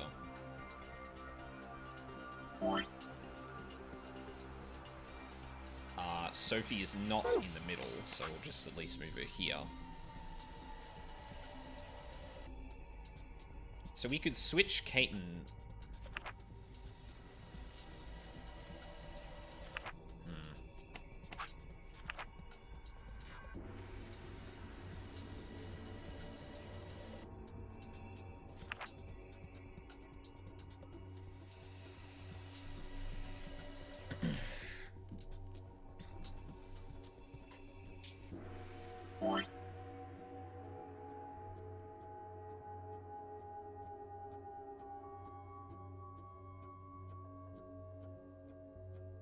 Like, these three are could just, like... Well, sorry, no. Kate can be in either of these, Sophie can be in either of these, and Lola can be just fucking anywhere, so... I've got to try different combinations of these. Okay. Sure. I think this is right. Then let's look at the other side.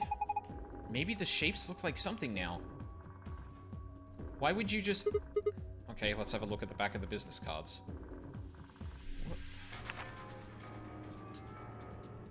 Book 334.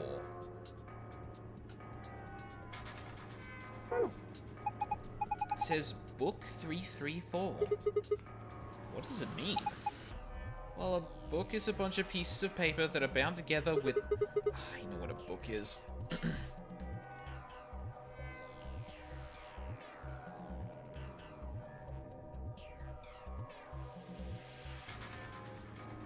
I mean, that's it, right? Like, I was looking to make a H with this before, but... Actually, hang on. What the hell is this thing? What's this? Is it one of those vacuuming robots you see on TV? You got me. Looks like a machine of some sort. Well, is it turned on? Don't think so. Let's see if... Nope, no luck. A rumba.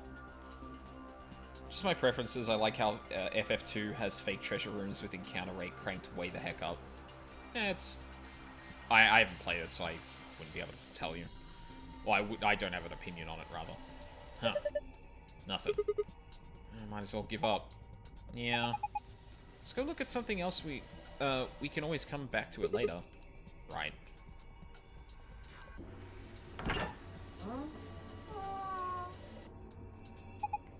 Deer's looking at me, Grandpa. Buck up. It's just a fake. Oh, God. Oh, okay. Sure. Mounted deer. Poor deer. Take a closer look.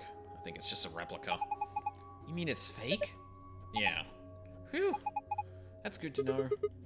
You know, there's some red paint. You know, there's some red paint on its neck. It's also got 2 pegs on the back of its board. Maybe we're supposed to put it up somewhere? Oh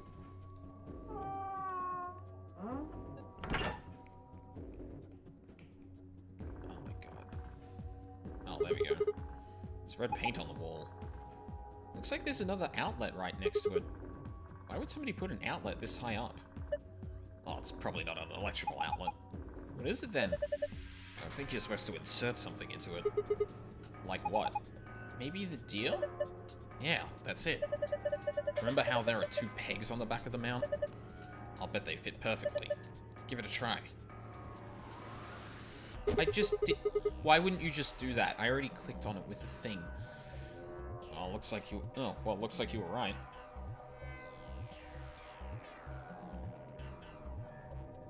Why can't I view... The weird thing is that it's not showing me the full view of that, which is strange. There's a balloon in the middle of the room. What is this? There's a screen built into the credenza. There's something on it. Starting up. Please wait. What is it starting? Beats me. Well, my money says that just means it won't do squat if you mess with it right now. How about you go have a look at something else? What if we put the cheap brandy on this thing?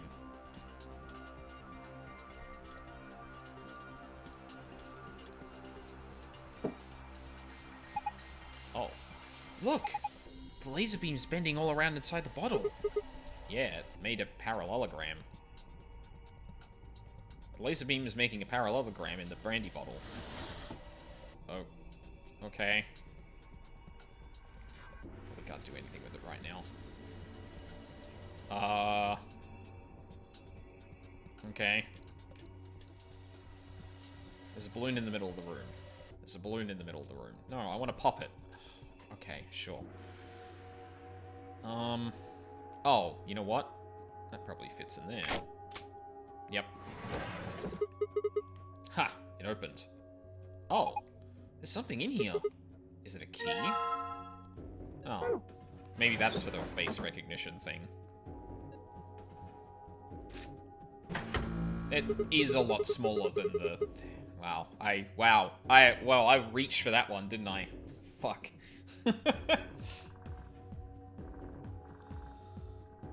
You can pan the camera with W. Wait, really? Looks like you managed to turn it on. Okay. Alright, it's on. Now what? Well, why don't we give it a face to look at? One of ours? Yeah. Damn. None of our faces work. Face not recognized. Gender mismatch. What does it mean by gender mismatch? Maybe it's saying that it needs a girl? There's only 3 of us and none of us are women. Well, maybe if we dress Quark up like a girl. No! No way! Why don't you dress up then? No. Just thinking about it, just thinking about that is making me want to puke. Great. Love that. I was about to comment that, like, ha ha ha, facial recognition can tell your gender. Ha ha ha. Like that isn't a fucking... God. Besides, do you see a wig or makeup or anything around here? How would any of us dress up like a woman anyway? Fanfic AU where the machine validates trans people, right? Or, you know, it could just say that it doesn't recognize the face. I don't know why it needs to do it, like, because that's probably meant to spark your thought process of like, oh, so one of the women in the game is, or potentially one of the women in the game is the face that matches that. Like, that makes sense to put that bit of intrigue in there. But like, fucking think about that for even more than a second. Jesus. Dude, you totally want to do it. No, I don't.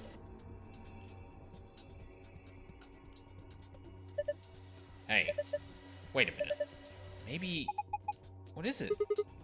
Did you have an idea? Oh, can't hurt to try. Yeah, definitely worth a shot. How long has he had that in his pocket? Looks like a piece of paper. No, it's a picture. Oh yeah, I remember him looking at that in the infirmary. I guess it's worth a shot.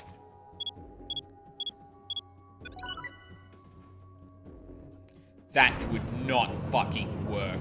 Shut up. Whoa. Oh my gosh. It's like we're in the villain's secret lair. Huh.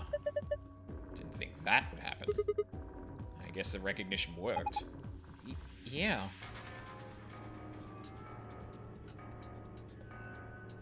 Can I take the picture? So, who is this girl? Hey! Stop!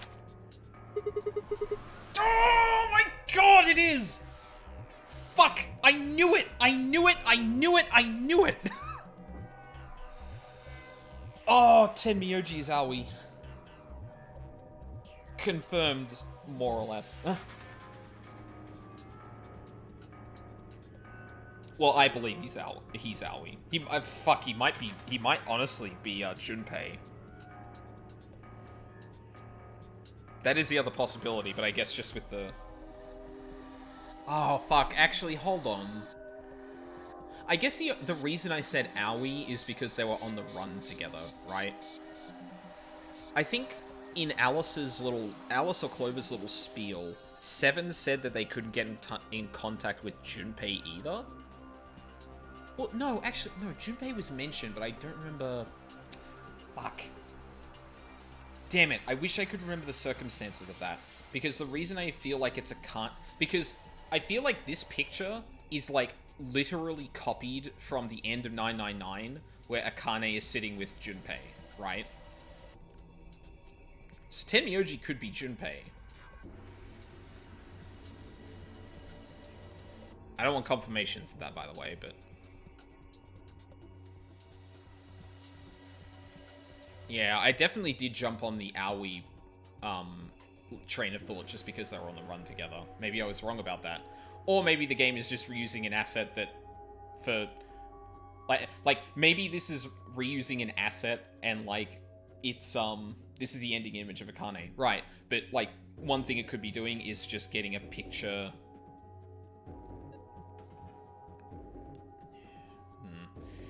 I mean, the player would recognize this scene, but whether or not it's intentional to, like, imply that the scene is important, so much as they just found the best picture of Akane as a young girl.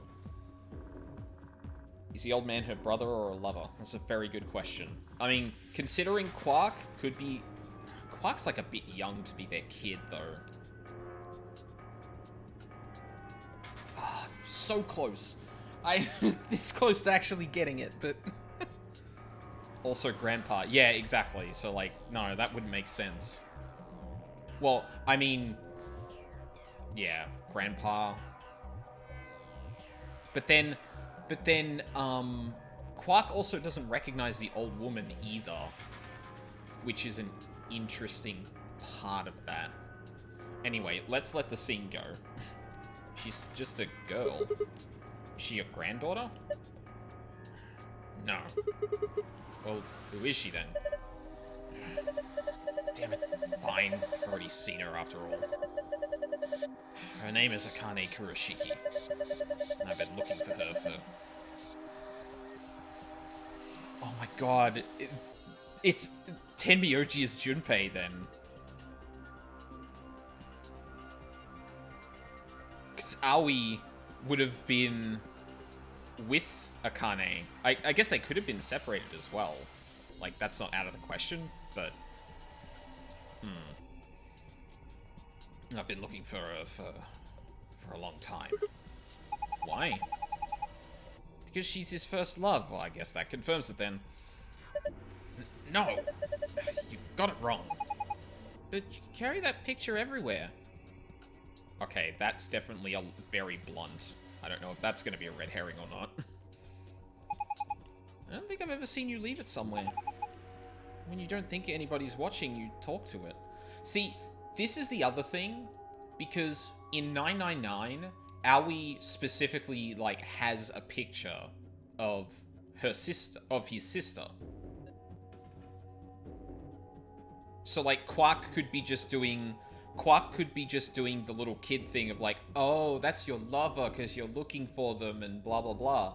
When in actuality, no, that's not necessarily the case.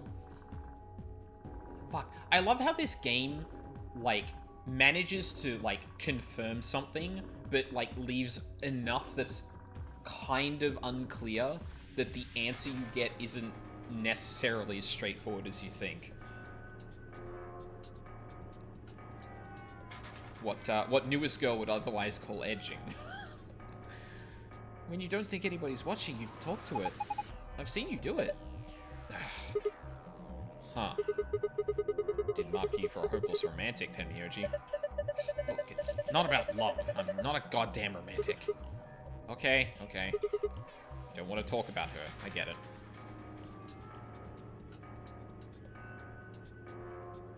Okay. Jesus Christ. Imagine not looking at that photo. Like, by God, it's the edge from the top rope.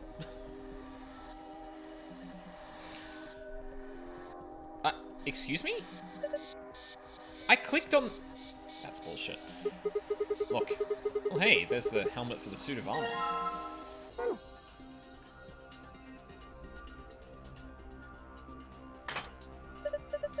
Yep, that suits him. Fuck. Shut up, Tenmyoji. God damn it. Paint on the helmet and armor lines up. I can't really tell what it says from this what it is from this angle. Looks kind of warped. Oh, we probably have to look at all of this from the perspective of the balloon, don't we? Also, can you actually Oh my god, what? What? Excuse me?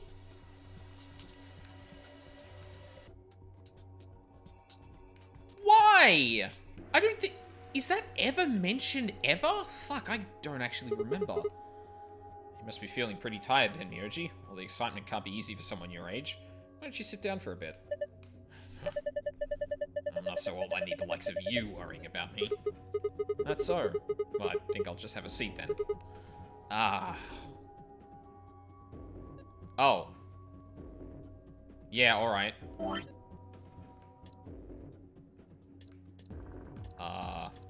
have anything to use with a slingshot, do I? Slingshot. Not the most impressive weapon, but it's simple as hell and it won't jam like a gun. Huh? What's that? I think maybe it's an eye watching us? I don't think so. I think it's a target. Like a bullseye? Yeah, you're supposed to shoot it. Shoot it with what? Don't be an idiot. Already got what you need. But I don't have anything to shoot with it. Okay, I'll just use a slingshot to... Whoa, hold on there. You actually have something to fire? Oh. No, I guess I don't. What are you gonna shoot it with then? With mind bullets. It's like... Oh my god, they actually referenced that! It's called telekinesis, Sigma. That's a fucking reference. Holy shit. He would definitely make those puns way before Owie. That's true. That's very true.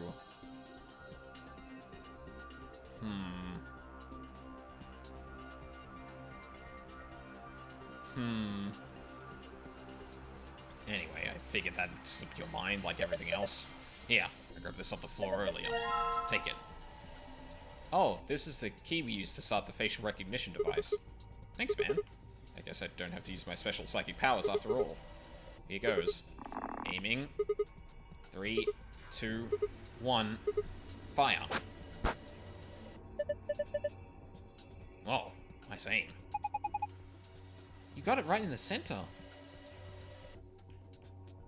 Oh, shit. Mounted deer.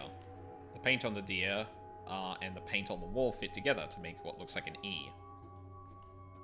Bookshelf. Something's off about it. Really?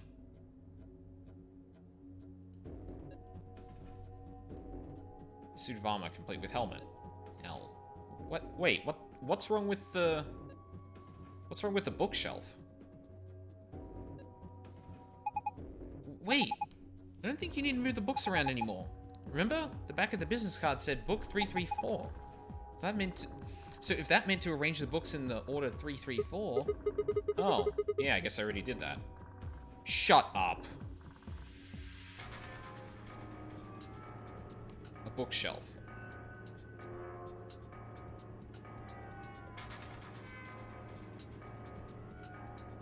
That's kind of dumb. That's kind of dumb. I did not get that reference when I played this on 3DS. Yeah, I may not have gotten that either, to be honest. H-E-L. Okay. Still got that. Don't know what that's about. Large wooden credenza. So it still says starting up.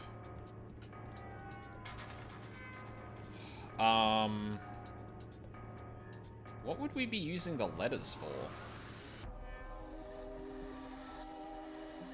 That's a bit I'm not sure about.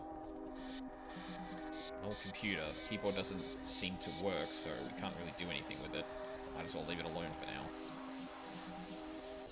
We still haven't found a battery for this thing either.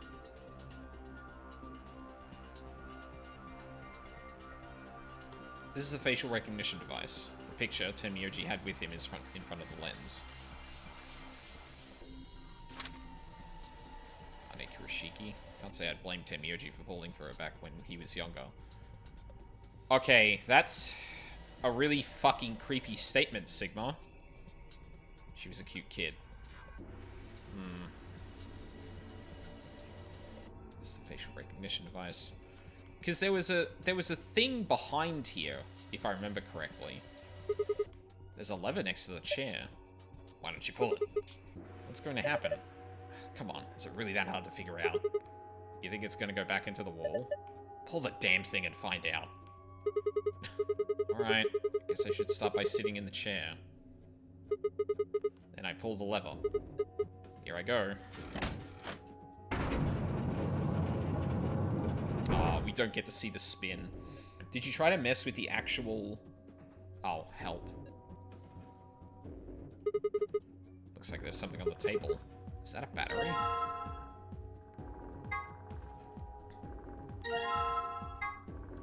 I don't need to be looking at this right now. I can take care of it when I'm back in the other room. Oh, for fuck's sake.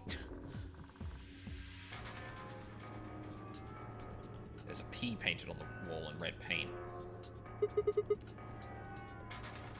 If I pull it again, the chair should turn back around, right? Nah, whatever. Not like I have a choice. Ah! Did you try to mess with the actual tower of the computer? I did click on it, but it throws you over here. So, like, I can see it, like, on the very edge of the screen here, but I don't think it actually does anything. But we have the tablet now. Looks like you got the tablet to turn on. Look! Something showed up on the screen! Enter a 4-digit password, then press the enter key.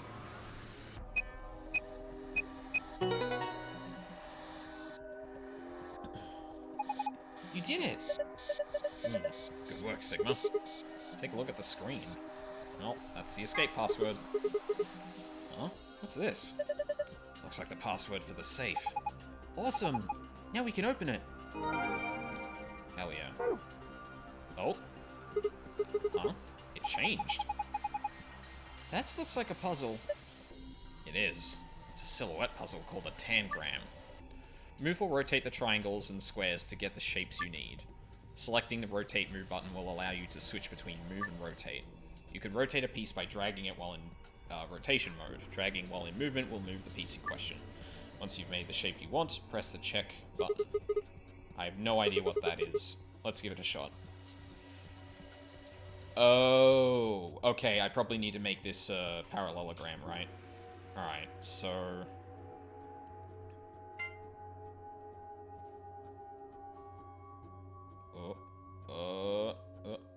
Why is it not settling?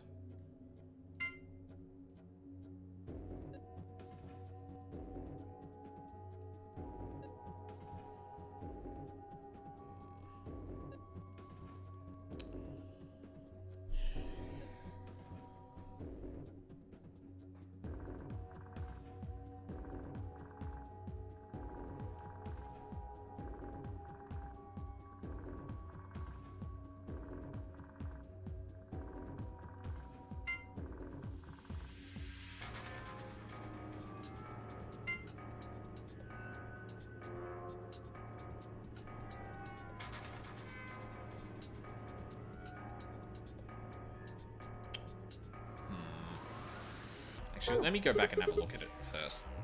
This puzzle's too hard. I can feel my brain turn to mush. You can do it, but... Okay, yeah. It's just slanted that way. Cool. Okay. Not sure, like, 100% what the best way to start this is going to be.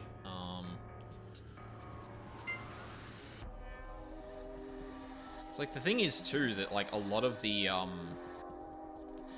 pieces to this aren't as even as I would have thought. I know you can still make, like, a parallelogram from, like, pieces of a square. Like, that should still be possible. I should be able to line it up somehow, but... yeah. Oh, actually, hold on. So I can do something like this to have it, like, half of that and then up. Like that. Oh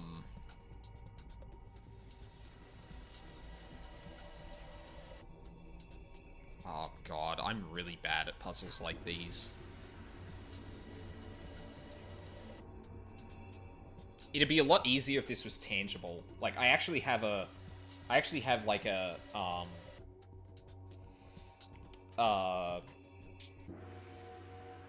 like, I feel like I'm already having a problem with this puzzle just because I can't, like, literally, like, flick the shapes around like I would like. Okay, but, so we know a couple of things, right? So we know that these two edges add up to the triangle. These two edges add up to that as well.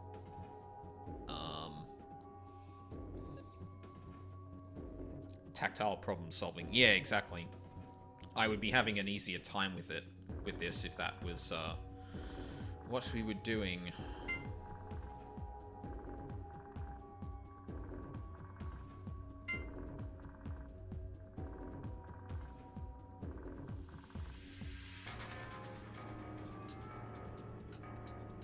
See, that doesn't make sense, though, because I don't have a shape that would fit here and have that, like, going like that.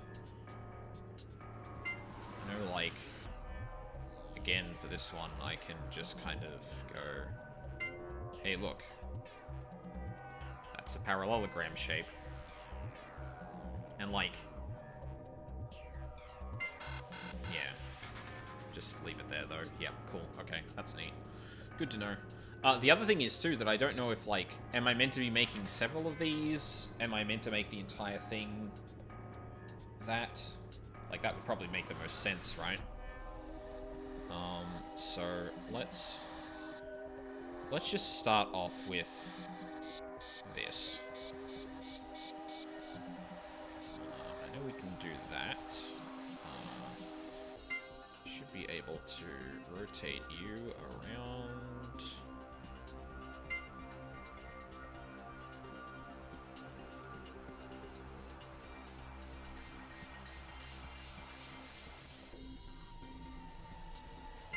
I don't think that's going to work the way I think it does. I think that's too big, maybe? Huh? Oh. Weird, it wasn't moving. Yeah, it doesn't really fit like that. Okay. The alternative that we can start off with is starting with you.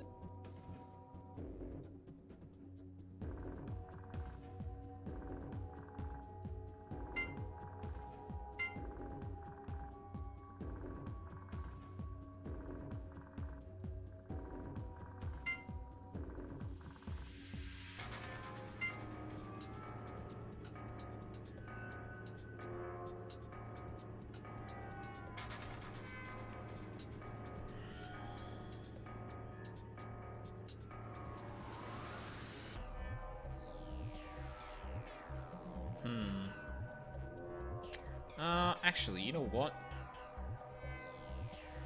Maybe starting off with you might be a better way to go. Because what I could do is, actually this would need to be rotated as well. What I can do is, like, rotate these two and then make a square in the center, and that would just work. That would, like, simplify the problem a lot, because then I just need to make this entire thing a cube. But I don't know how reasonable that's going to be, so let's take those out for the second. You can line up like that.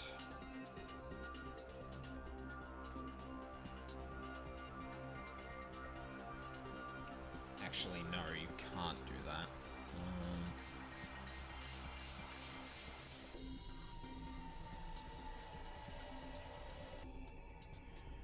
Fucking rhombus.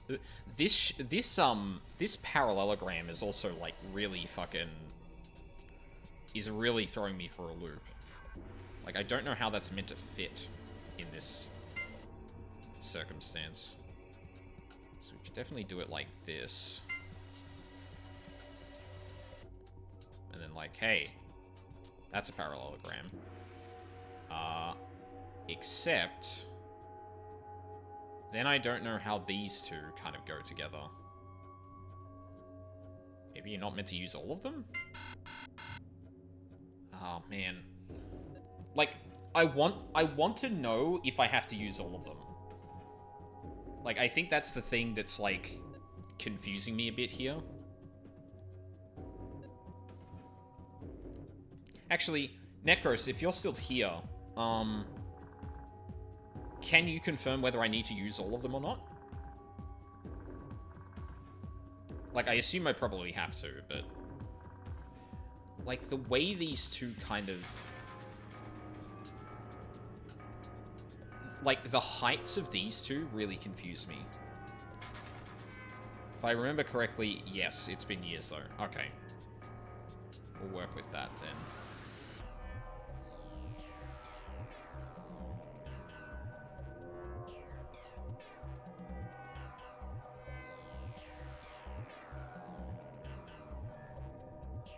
Oh, I see. So I can actually make a triangle out of these. Oh my god. I wish this had a snapping feature.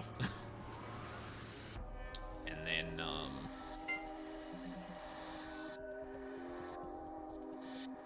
yeah. My suggestion would be to put the rhombus in position and build from there. Yeah, that was going to be my next thing. I mean, that's what I'm doing here, right? It's like, what can I actually do with the rhombus? And I can get a triangle here, which is nice.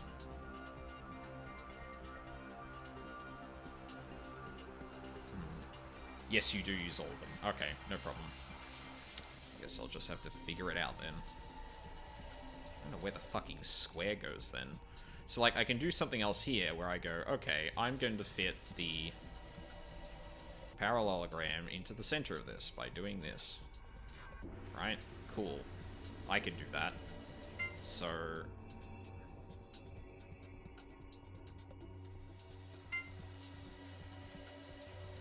yeah, that works like that. As a downside, I now definitely know the solution. Well, I mean, yeah, that's kind of the deal. But if we're working like this, then like the square doesn't seem to make sense here either, right? It doesn't really fit into the shapes we've got left. So clearly something about this is incorrect too. Oh, actually, hold on. Could do that. And then this.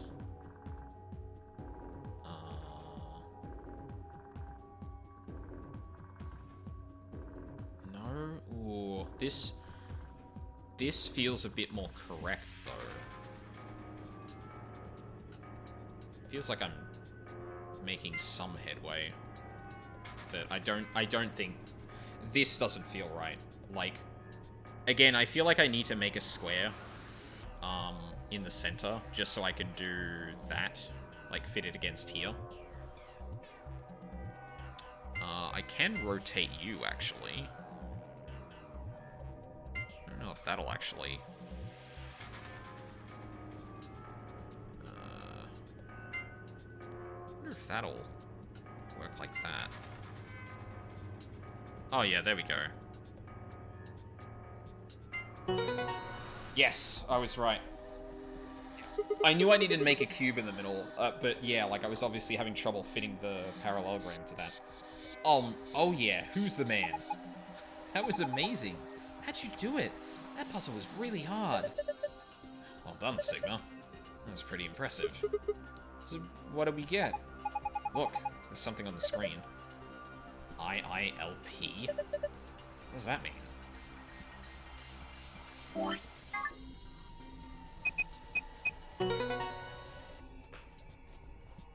It means I get another password.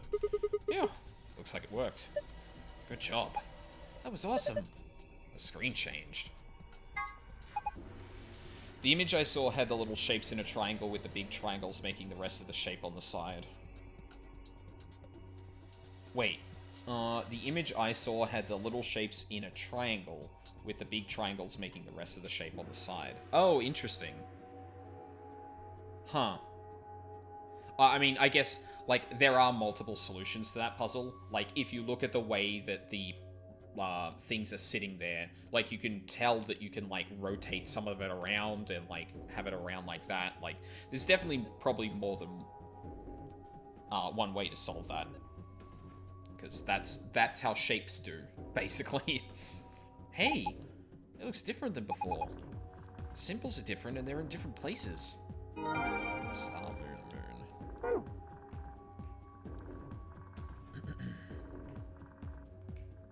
Wait, where's the safe? Oh, it's right there. Way to open it.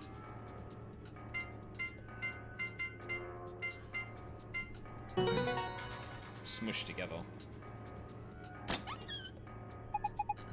Good job. It opened. Good work. Alright. Alright. See the subject lines for this one. Sun, Moon, Star Key, Slingshot, Test Site, Mystery, Termite. Have a nice blank, Tenmyoji's picture. And Conjunction. I can read that. This is pretty safe. So, we've got 2 golden files left. Cool. Password, sons.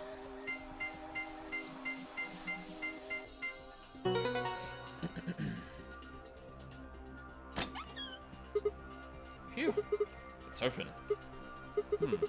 It's kind of empty this time. There's only 2 things in here. First, we've got the AB room key cards. Oh, these must be the star cards they were talking about. There are 2 of them. You guys take one, and I'll take the other. Right. We're a pair, so we only need one for the 2 of us. And the other thing is the key, as usual. Yes! Now we can get out of here! Great. No point in sitting around. Let's go.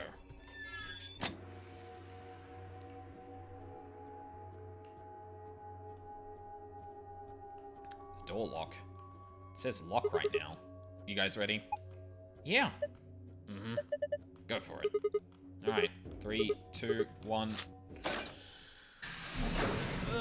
Damn. Oh, wow, I've had the paint and notepad up a bit longer than I should have. Luckily, they were kind of out of the way, so didn't really matter too much.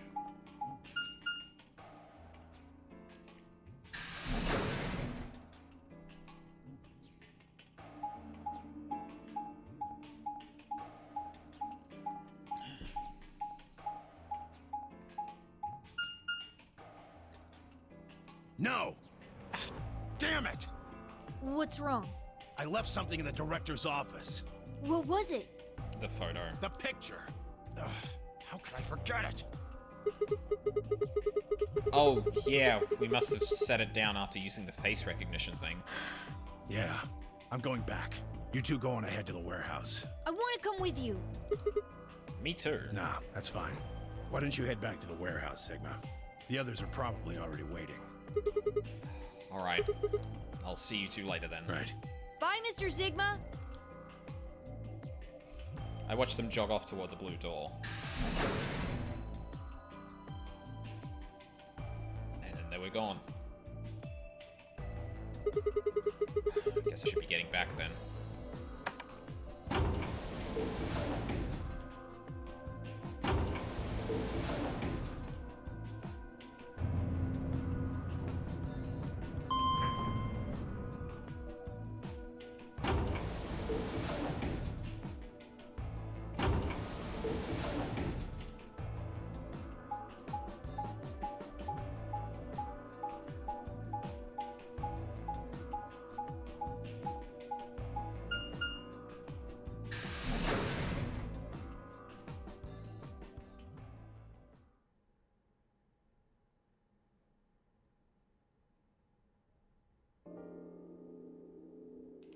I stepped into the warehouse to find all the other teams already there. Kay and Luna, Vi and Clover, and Dio. The moment Dio spotted me, he dashed over to the rightmost AB room and slid his card through the reader. You? Why? Motherfucker! Can you fucking not? For once. An ambidextrous 45. As he turned to look at me, I swore I saw a flash of a smug grin. There. Happy? This time I waited for you to get back before I opened it. There's a particular kind of asshole who, when you tell them something that you did wrong, they will follow the, like, prescription to the letter. It's like, okay, Sigma, you're back. Now I can open the AB doors. And There's clearly people that are missing. Like, fuck you, man. God. You see? I can be considerate. But Tenmyoji and Quark aren't here. Yeah, where are they? Guess they forgot something back in the room we found. They ran back to grab it real quick. And they'll be here in a few minutes. No big deal.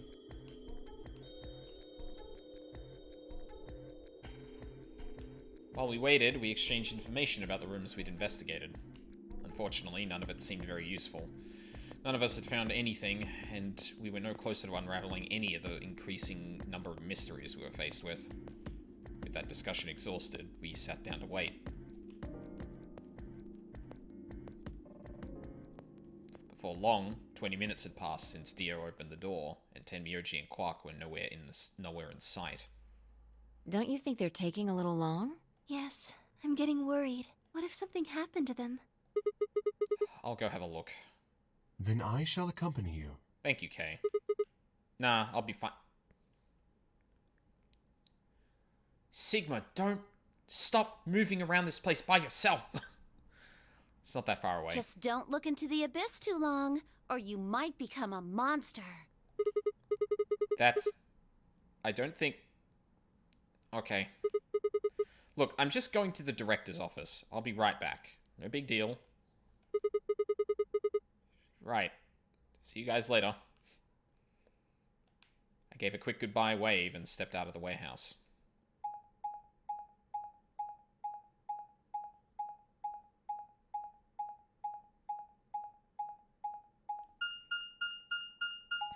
Conk?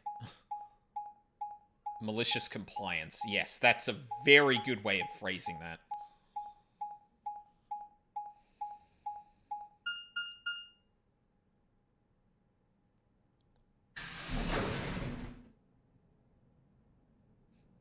Tenmyoji's just on the floor drunk. I shouldn't make that joke. Something's up.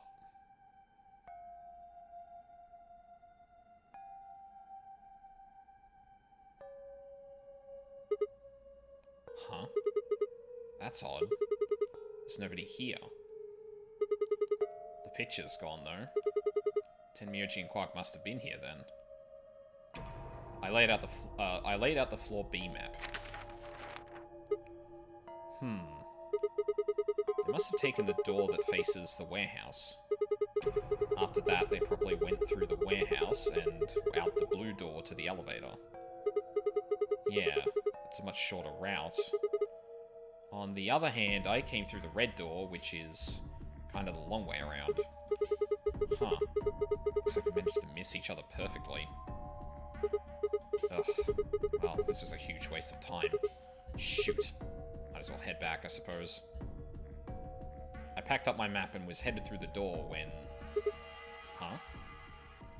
There was a light on where there hadn't been a light before. What? Why is that thing on? We messed with it earlier, but nothing seemed to work. I felt a sudden wave of inexplicable, nauseating dread. The light stared at me. I swallowed and edged cautiously toward it. The machine was in arm's reach now. I stretched my hand out toward it slowly. Slowly. So, you finally made it.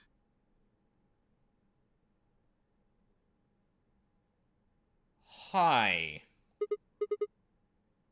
No. You're... I am Zero. I was the one who brought you here. You undoubtedly have as many questions for me as there are stars in the sky. As you can see, however, this is only a recording. I will therefore be unable to directly answer any questions. Ask if you wish, but I cannot respond. I considered taking a swing at him, but decided that was spectacularly futile and kept my bald fist at my side.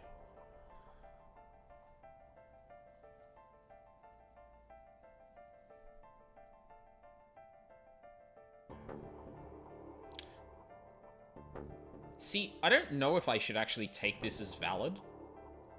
Oh, hang on. Well, So, here's the thing. oh shit, a projection, sure. We've already seen that Zero Senior is capable of making Zero Junior, who is an AI, who has a form, like, even on screen.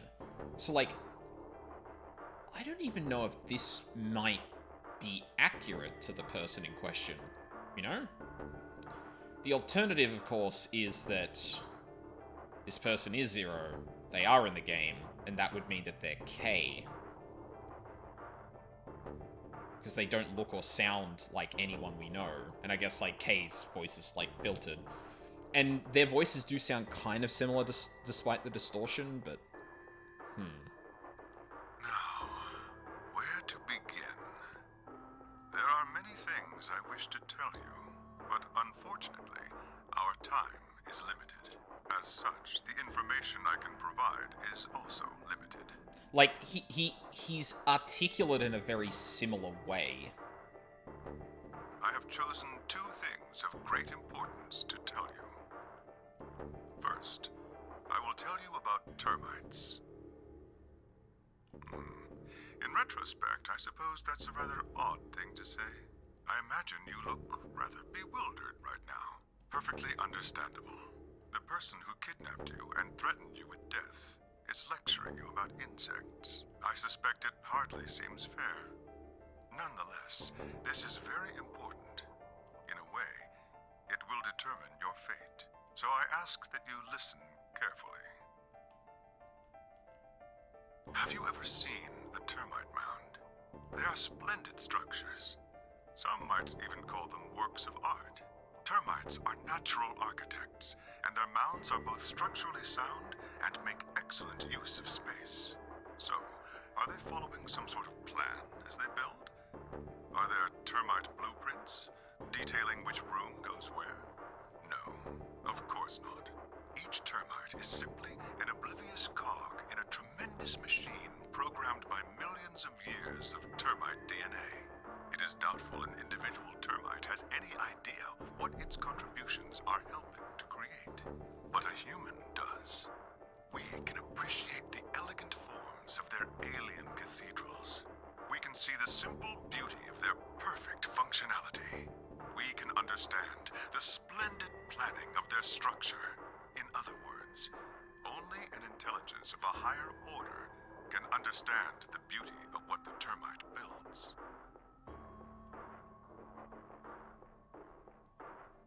Now, consider humans. Why are we alive? Why do we love and give birth? Why do we create? From where do our cultures spring? There are many theories, but no one knows the truth.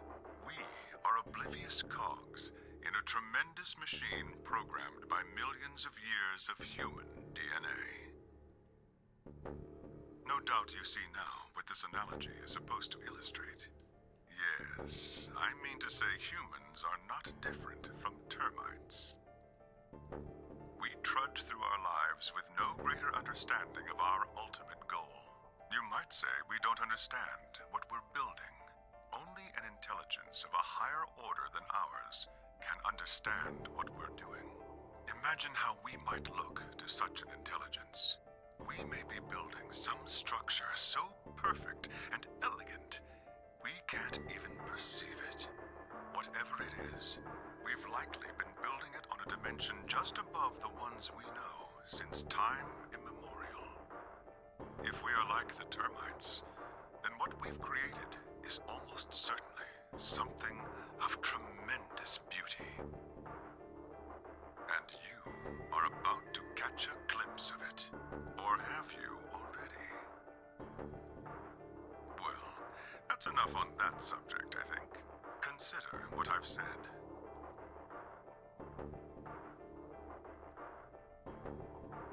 Now, let's move on to the second topic. It is somewhat more immediately meaningful to your life, and, in fact, the lives of several billion other people. I realize this is rather sudden, but I have a password for you. Okay, that's a good point to... a good point to hold up for a second.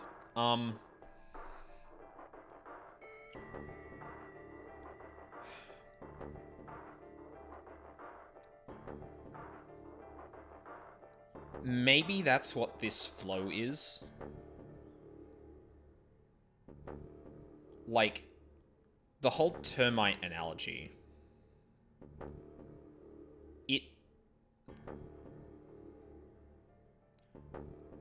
It would correlate with the change in the flow structure.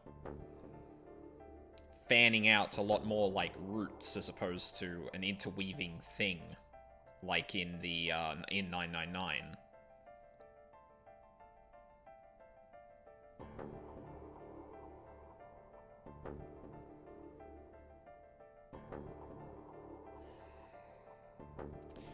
He's definitely correct, though. I can't quite grasp it. It is the password to disarm the bomb, numbered 1.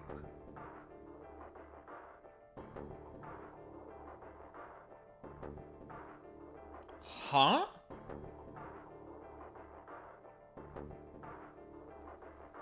Wait, how do you...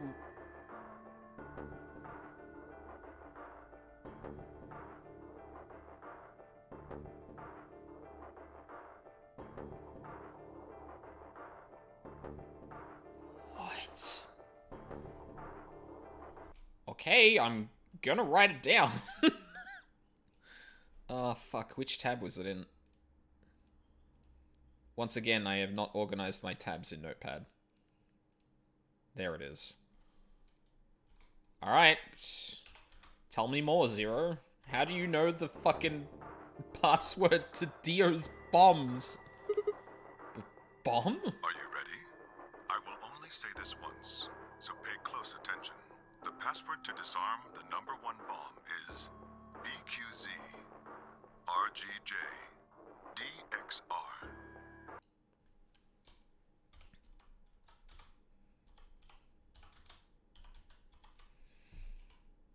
That's all 4 passwords. I had no idea what he was talking about. What bomb? Was he saying there were bombs too? If he guessed at my future confusion, he showed no sign of it. That is the last of the information this message was meant to convey. Before I go, however, I have a warning. You cannot tell any of your companions what you heard or saw here.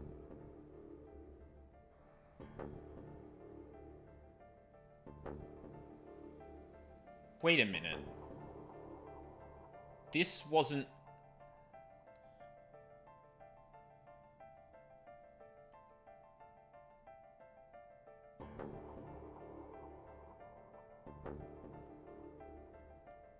This wasn't just on, and Tenmyoji and Quark saw it. This was here specifically for Sigma? Like, communicating that password to almost anyone else wouldn't make sense, as far as we know. If you do, you will be penalized immediately.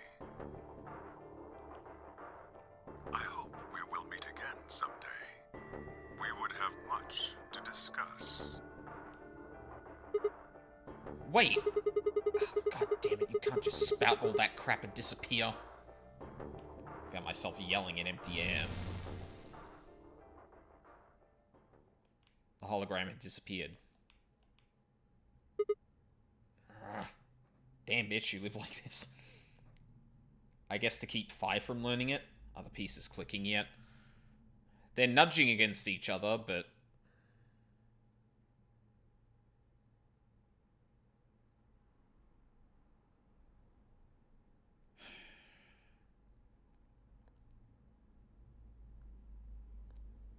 So... Dio and Phi know about the bombs.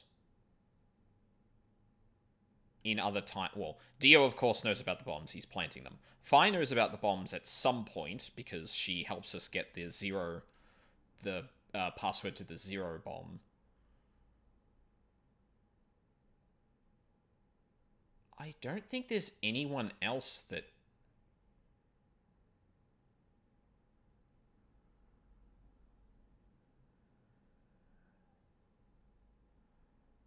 Well, I guess Sigma would know about the bombs. Like, he,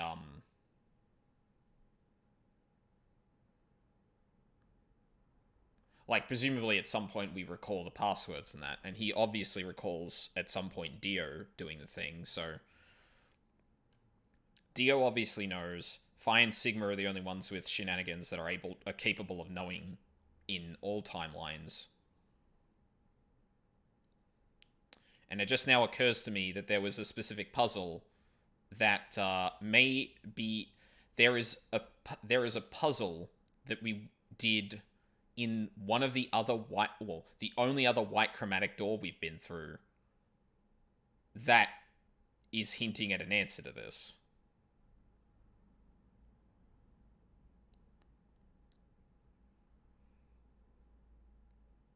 Like, it was something along the lines of, what I am, you will be.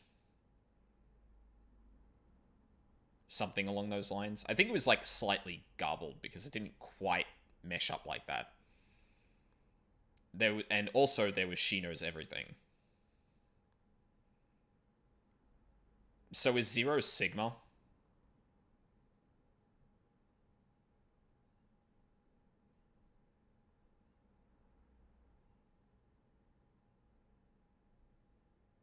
But then how...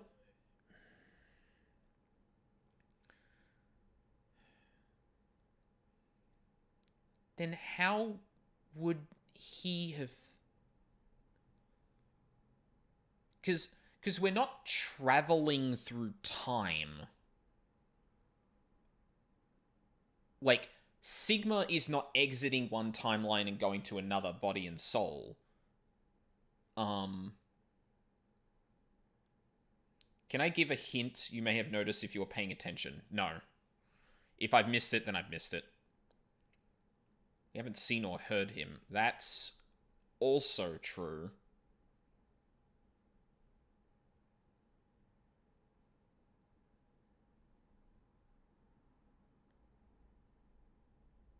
Like... Well,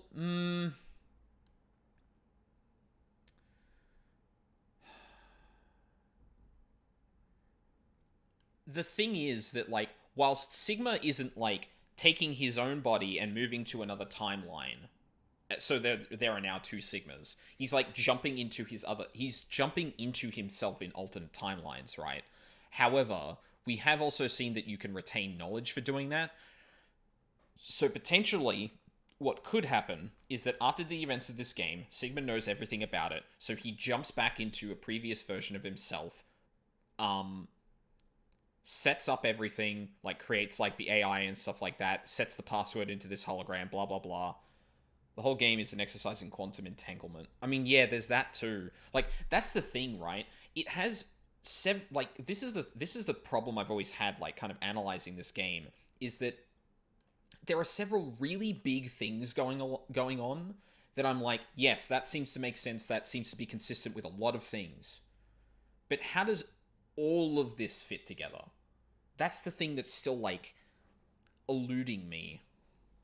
We still don't know about Schrodinger's K. That's true, we don't. Anyway.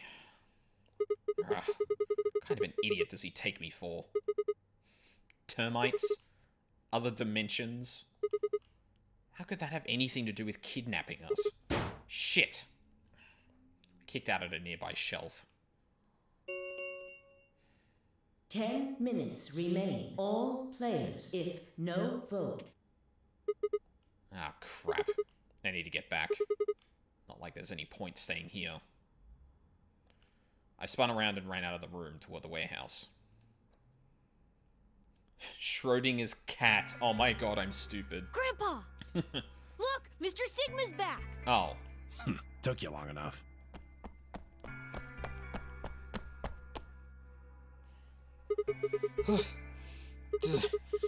Where are the others? In the AB rooms. They went in already? Yep. Why didn't you two? Have you been waiting for me? Yeah! Grandpa said there was something he had to tell you before we voted, no matter what.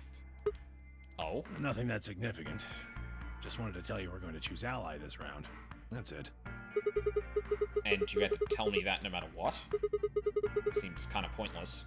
No. Because if they didn't confirm that to you, there would be a 50-50, right? and you probably betray, or there's a chance that you thought they would betray, so you betray them to stop losing points. But if they tell you that you're going to ally, then there's a greater chance of you actually selecting ally. I mean, words are cheap. You can promise whatever you want. Sigma, you literally went through this already with Tenmyoji specifically. True, but we've got something to back it up. Just hear me out. Okay, go ahead. Quark and I both have 8 BP. We're already on the home stretch, so what do we need to get to the magic number? Well, we need you to choose ally. If you do that, it doesn't really matter to us what we pick. You'd get to 9 whether you got 2 or 3 points. Exactly. That being the case, we don't have any reason to betray you. And if we both choose ally, we both gain points. True, but you must have considered that I'll choose betray. That would mean you choose betray to protect yourselves. But that's why we're telling you we won't choose betray. Mm-hmm. Can I trust you? Of course. Alright, tell me one thing. Let's say we do this in both ally. Everybody gets 2 points. That means you and Quark will have enough to leave, which is great for you, but I'll be stuck with a measly 5. How do I know you aren't going to just open the number 9 door and leave us in the lurch? I can guarantee it. How? I can give you my word. I will not open the number 9 door, even if I have enough points to do so. I swear it. We aren't going to abandon everybody else just so we can escape. I swear too. I promise. Man. So all you've got is a promise, huh? When I make a promise, I keep it. Trust me. Please! You've got to trust us!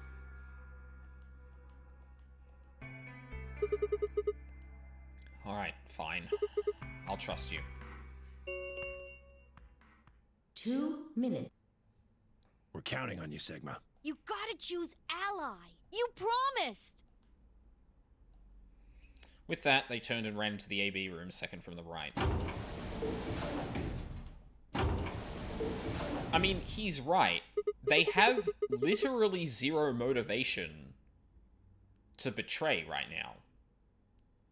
The only reason they would betray is if they suspect that Sigma will betray.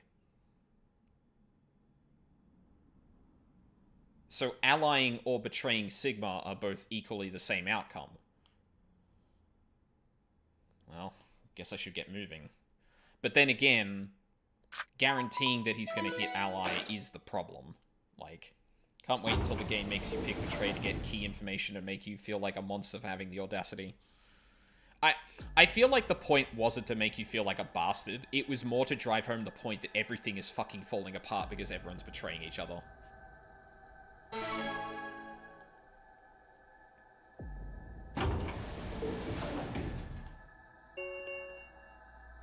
One minute. I had a decision to make. Should I trust Quark and Tenmyoji? Well, I could believe they were telling the truth and still betray them. That would bring my BP to 6. It'd be that much closer to 9. It would also guarantee that they had to do another round. And choosing Betray would guarantee that they wouldn't try and escape without the rest of us.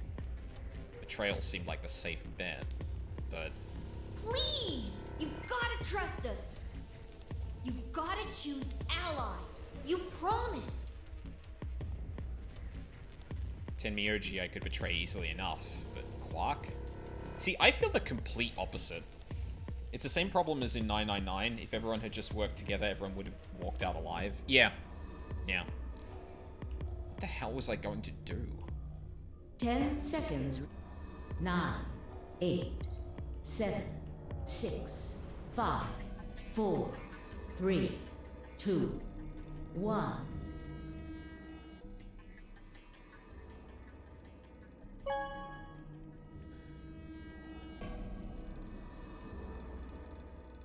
Round 3. Results. Thank you. Ambidex game.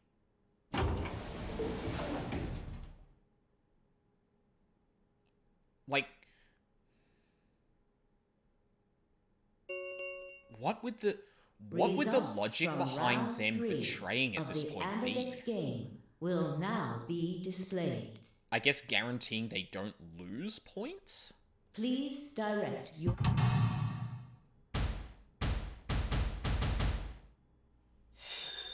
Poor Alice.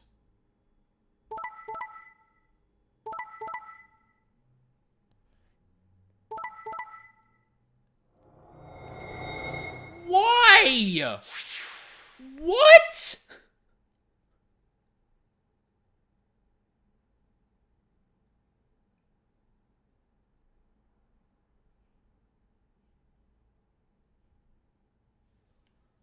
Points have been... Please check your...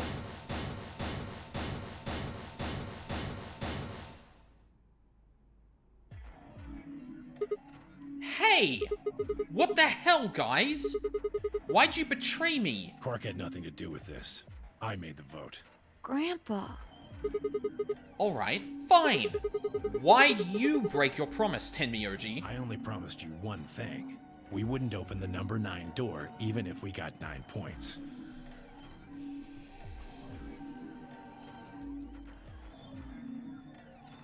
This is what you get for paying nice chum, apparently. What, are they trying to, like, ensure that they can't lose points too quickly? That's the only other thing I can think of. What? So, you're not going to leave? Not what I said. Of course we're going to leave. What? Look, see Clover over there? What? Don't tell me...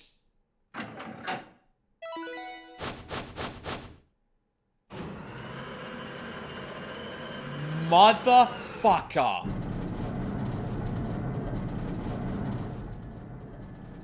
Oh no. Jeez. That bitch! Wait. Quark and Tenmyoji have... The words were barely out of her mouth when Tenmyoji and Quark ran past. No! God damn it!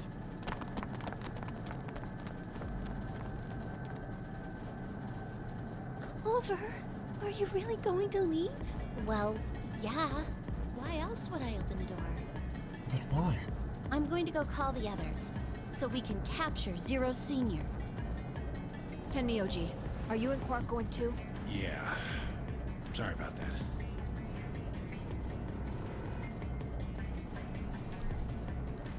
Special kind of asshole that follows your prescription to the letter.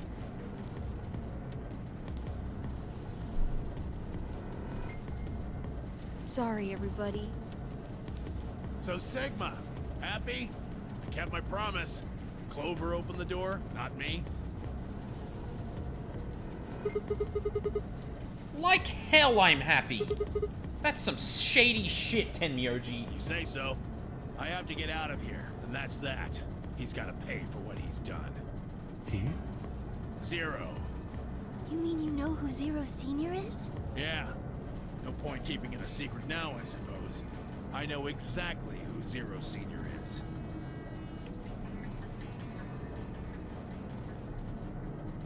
Hold on.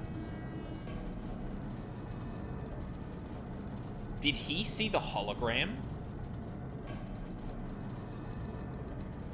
If he did, isn't he gonna... What?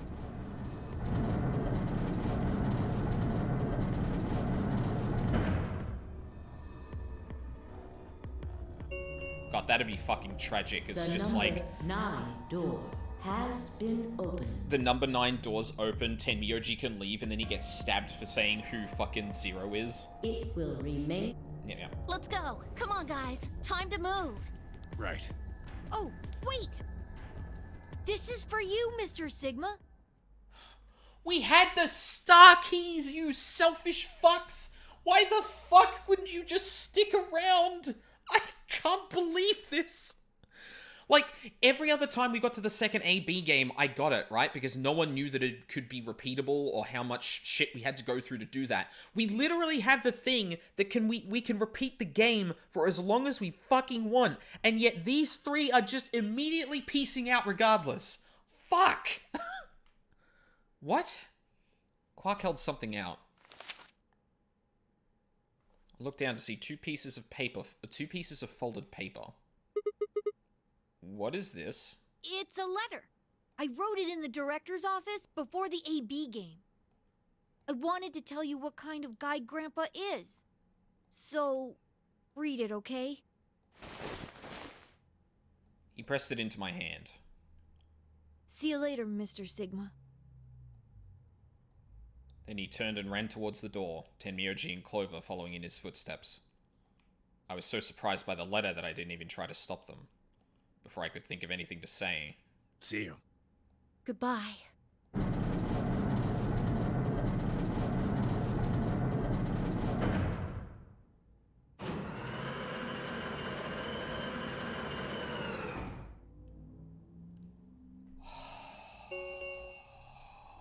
The number 9 door has closed. This ends the nonary game. Thank you. As the game is escape, please enjoy your stay.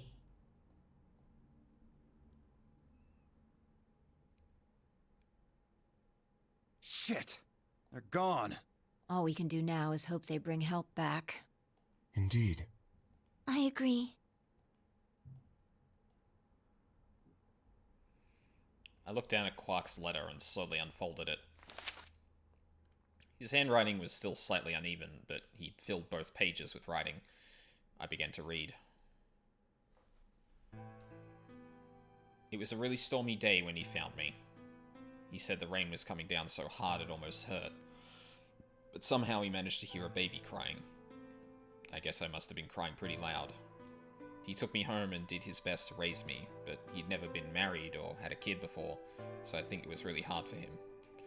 He couldn't figure out how to mix the formula, so he was always carrying the directions around with him. Also, I guess I was a pretty picky eater, so if he didn't get the water to formula ratio just right, I wouldn't eat it. I guess I was kind of a pain, huh? But he didn't give up, and now here I am. When he found me, I was really, really small, and he was worried that I might not make it. That's why he named me Quark.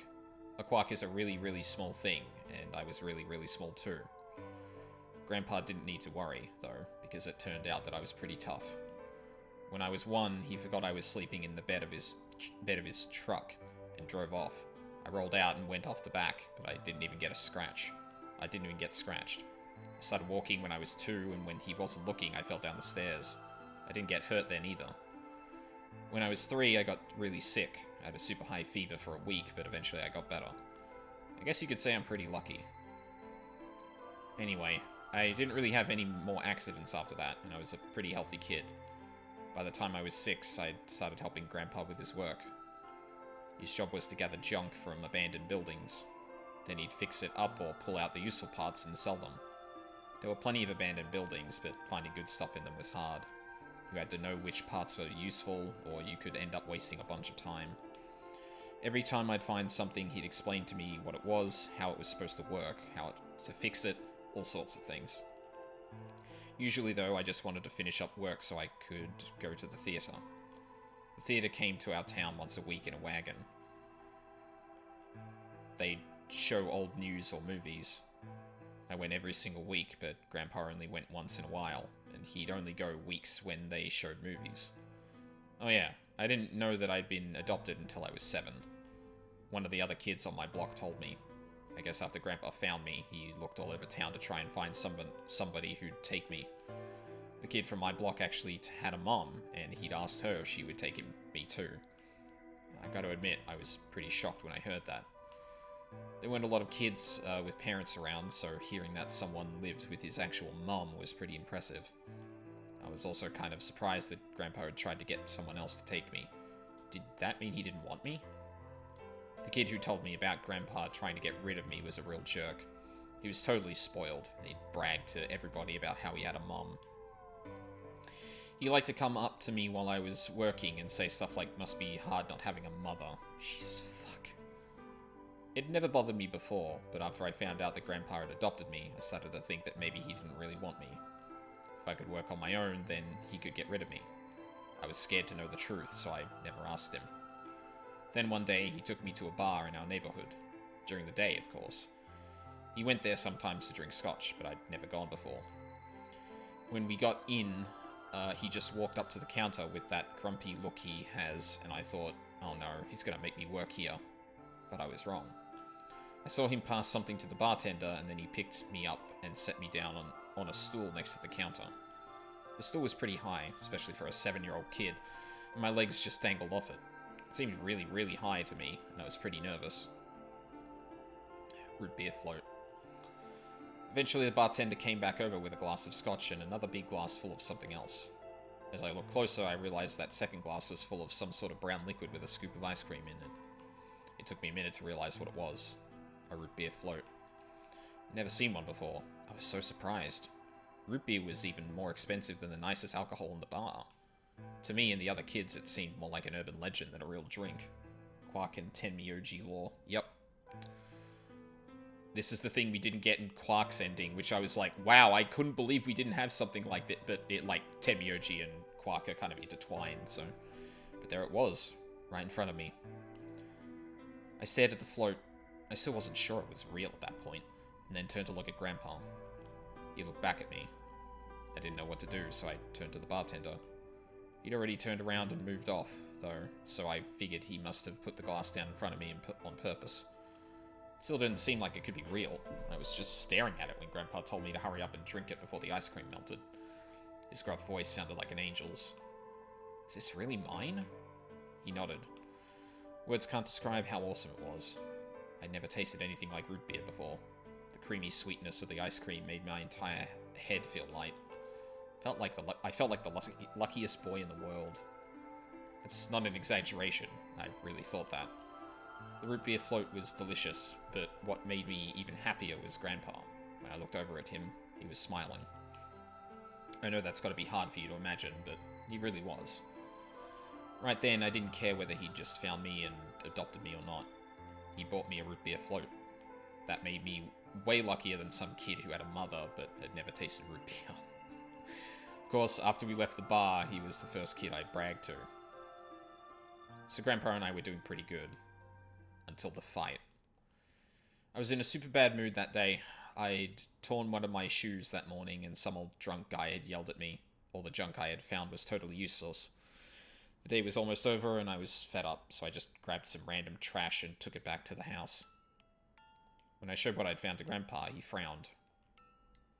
He started going through each thing I'd brought back, explaining why they were all useless. I got really mad and just yelled, "I don't care!" Then he got mad, and I couldn't take it anymore, so I ran away. I was pretty upset, and I started thinking that maybe Grandpa had only adopted me so he could raise me to work and make money for him. After a while, I went and hid in an abandoned building, but by then I'd started to calm down and think that maybe I should go back and apologize. It had started raining pretty hard, though, so I decided I should wait for it to stop. But that was just an excuse. The truth was that I was nervous. Part of me knew I'd done something wrong, but I didn't want to admit it. The rain didn't stop, though, so I just sat there staring out at the gloomy grey sky. I imagined Grandpa coming to get me. It kept raining all night, and he never showed up. I gave up waiting and decided it was time to go home. I was about halfway there when I heard somebody groaning. At first I thought I should just ignore it and not get involved, but I went over and it was Grandpa. He was totally soaked, and I could tell right away that he'd been there for a really long time. I yelled, and he opened his eyes a little bit. He smiled weakly and said he was glad I was safe. He'd spent all night out in the rain, looking for me. I felt awful. Grandpa had been out in the rain looking for me so long that he collapsed. I was horrible. He'd heard me crying in the rain, but I hadn't heard him. As I ran to get the doctor, I promised whatever god might be listening that if they would only save Grandpa, I'd never ask for another root beer float ever again. He got a real bad fever, and his temperature wouldn't go down for days. The doctor said that if it kept up, he'd die. If he died, then I'd be all alone. There wouldn't be anybody left to care about me. The thought of that happening terrified me. Fortunately, I must have passed some of my luck on to Grandpa, because a week later his fever finally broke. I was glad he wasn't going to die, but I was also a little scared. What if he had decided he didn't want a stupid kid like me around anymore? My plan was to apologize as soon as he woke up, but when the moment came, my brain just stopped. Grandpa started to talk. It took me a minute to realize he was apologizing. I didn't know what to think. He explained that he was an old man. And that meant he was probably going to die sooner rather than later. He was strict with me because he wanted to make sure I'd be able to make it on my own after he was gone. But maybe he'd been a little too strict. All of the things I'd worried about had been stupid and selfish. Grandpa cared about me a whole lot. He'd been worried when I ran off, and he'd gone out into the rain to look for me. I tried to apologize, but when I opened my mouth, I just started crying. I don't think I've cried that much since I was a baby. But he just smiled and patted my head. I asked him if he'd ever regretted adopting me. Sorry, give me 2 seconds.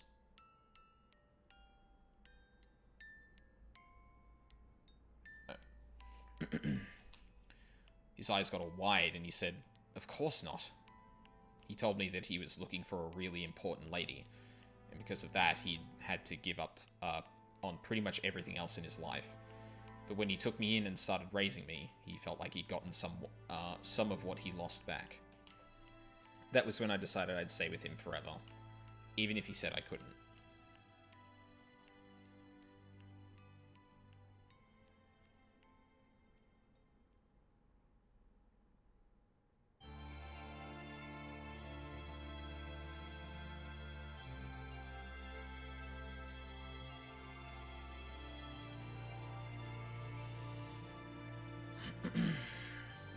Damn. God, fucking. I think I figured out that little disconnect noise is usually my controller.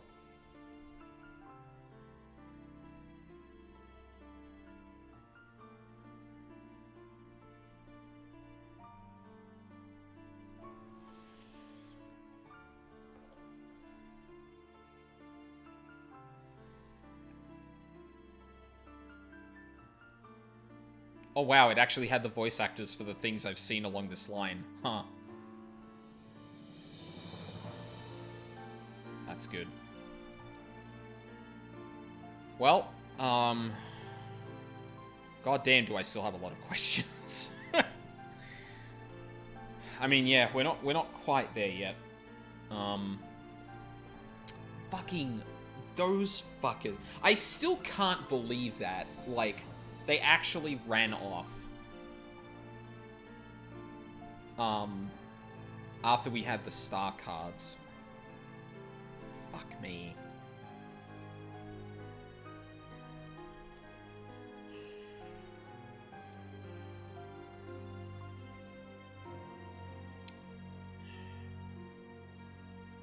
Like, I'm...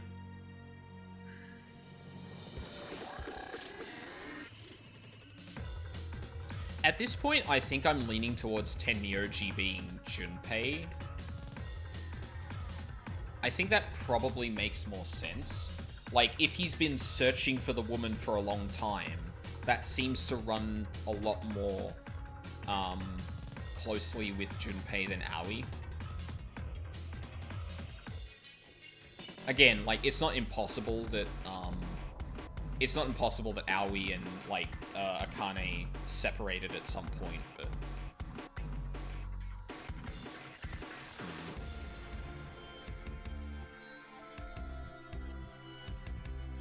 Interestingly, he does seem to recognize the old woman, too. I'm Team Stupe on this one. Yeah. That seems to be lining up more. Like, especially, like, the big thing about, like, Tenmyoji's backstory is the fact that, like, he's been searching for this woman for so long that he's kind of, like, given up on everything else. Like, he just hasn't been able to do much of anything else. And that seems to read to me more as it was Junpei. But, yeah. Tenmyoji end. In route via veritas. That's good.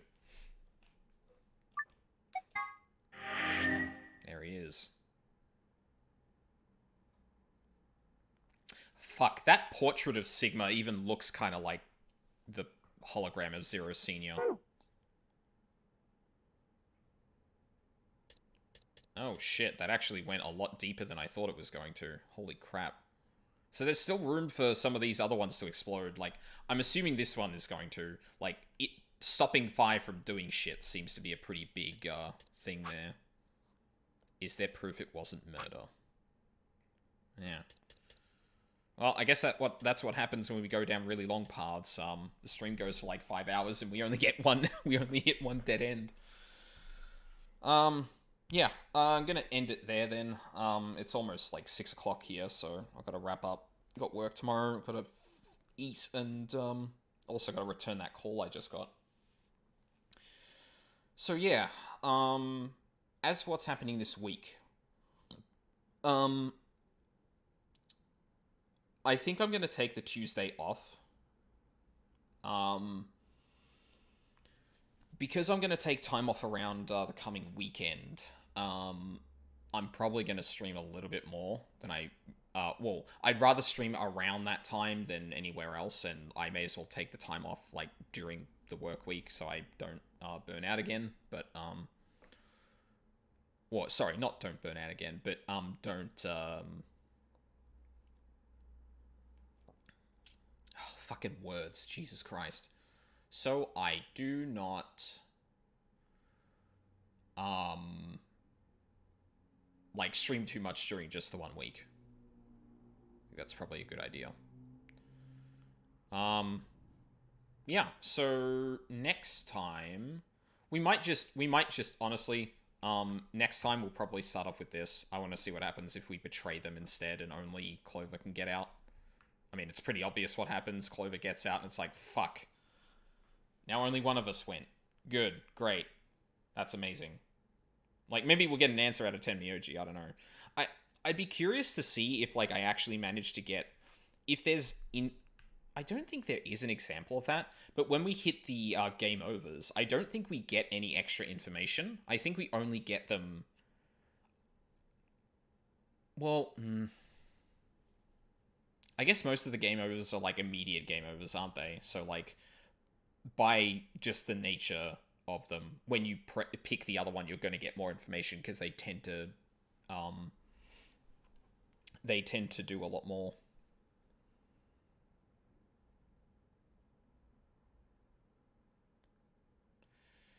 Still not 100% sure how this all fits together, but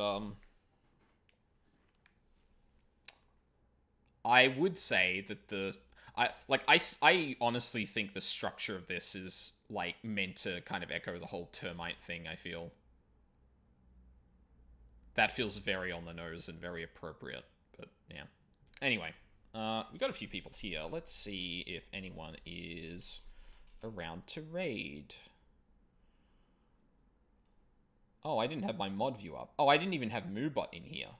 Fuck. Well, I wasn't on Moobot, I should say.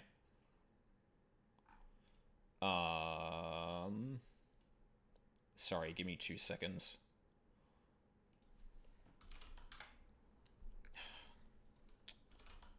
I'm supposed to auto-complete that, you piece of crap.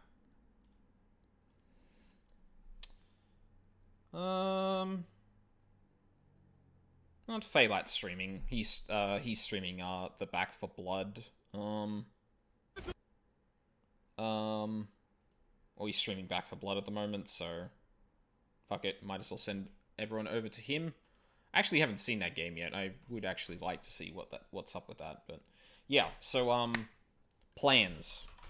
I'm gonna sort it out, basically. But I want to have a big weekend of VLR. I might even start Zero Time Dilemma if I end up burning through it quickly, but there's potentially a lot of games still left. I don't want to say that it's going to be done next weekend, but maybe if I stream a bit more, it definitely will be. Fuck. So yeah, I'll figure out a schedule and then post about it later. But yeah, with me taking some time off, I think that's probably a better time to align my streams with than, you know, during the week, during the work week. Zero Time Dilemma I'm going to have to pass on since I have no idea what's going on with it. Yeah, no, that's all good. I remember we had this conversation about, or we had a conversation in chat about which ones you'd seen and which ones you hadn't. But, yeah. yeah, this game is still... This game is, like, hasn't missed a step, I feel, at this point, and it's going really well. The fact that it is answering my questions, but it, again, still, like, isn't quite enough for me to fit everything together, is both frustrating and also speaks to this game being very good, I feel. But, yeah. Yeah, so, big weekend this coming weekend. Probably no streams until I actually start the weekend, but yeah, we'll see how that goes. So, thank you very much for watching live or on the VODs. I really appreciate it. I hope you all have a lovely day, and I hope to see you all next time.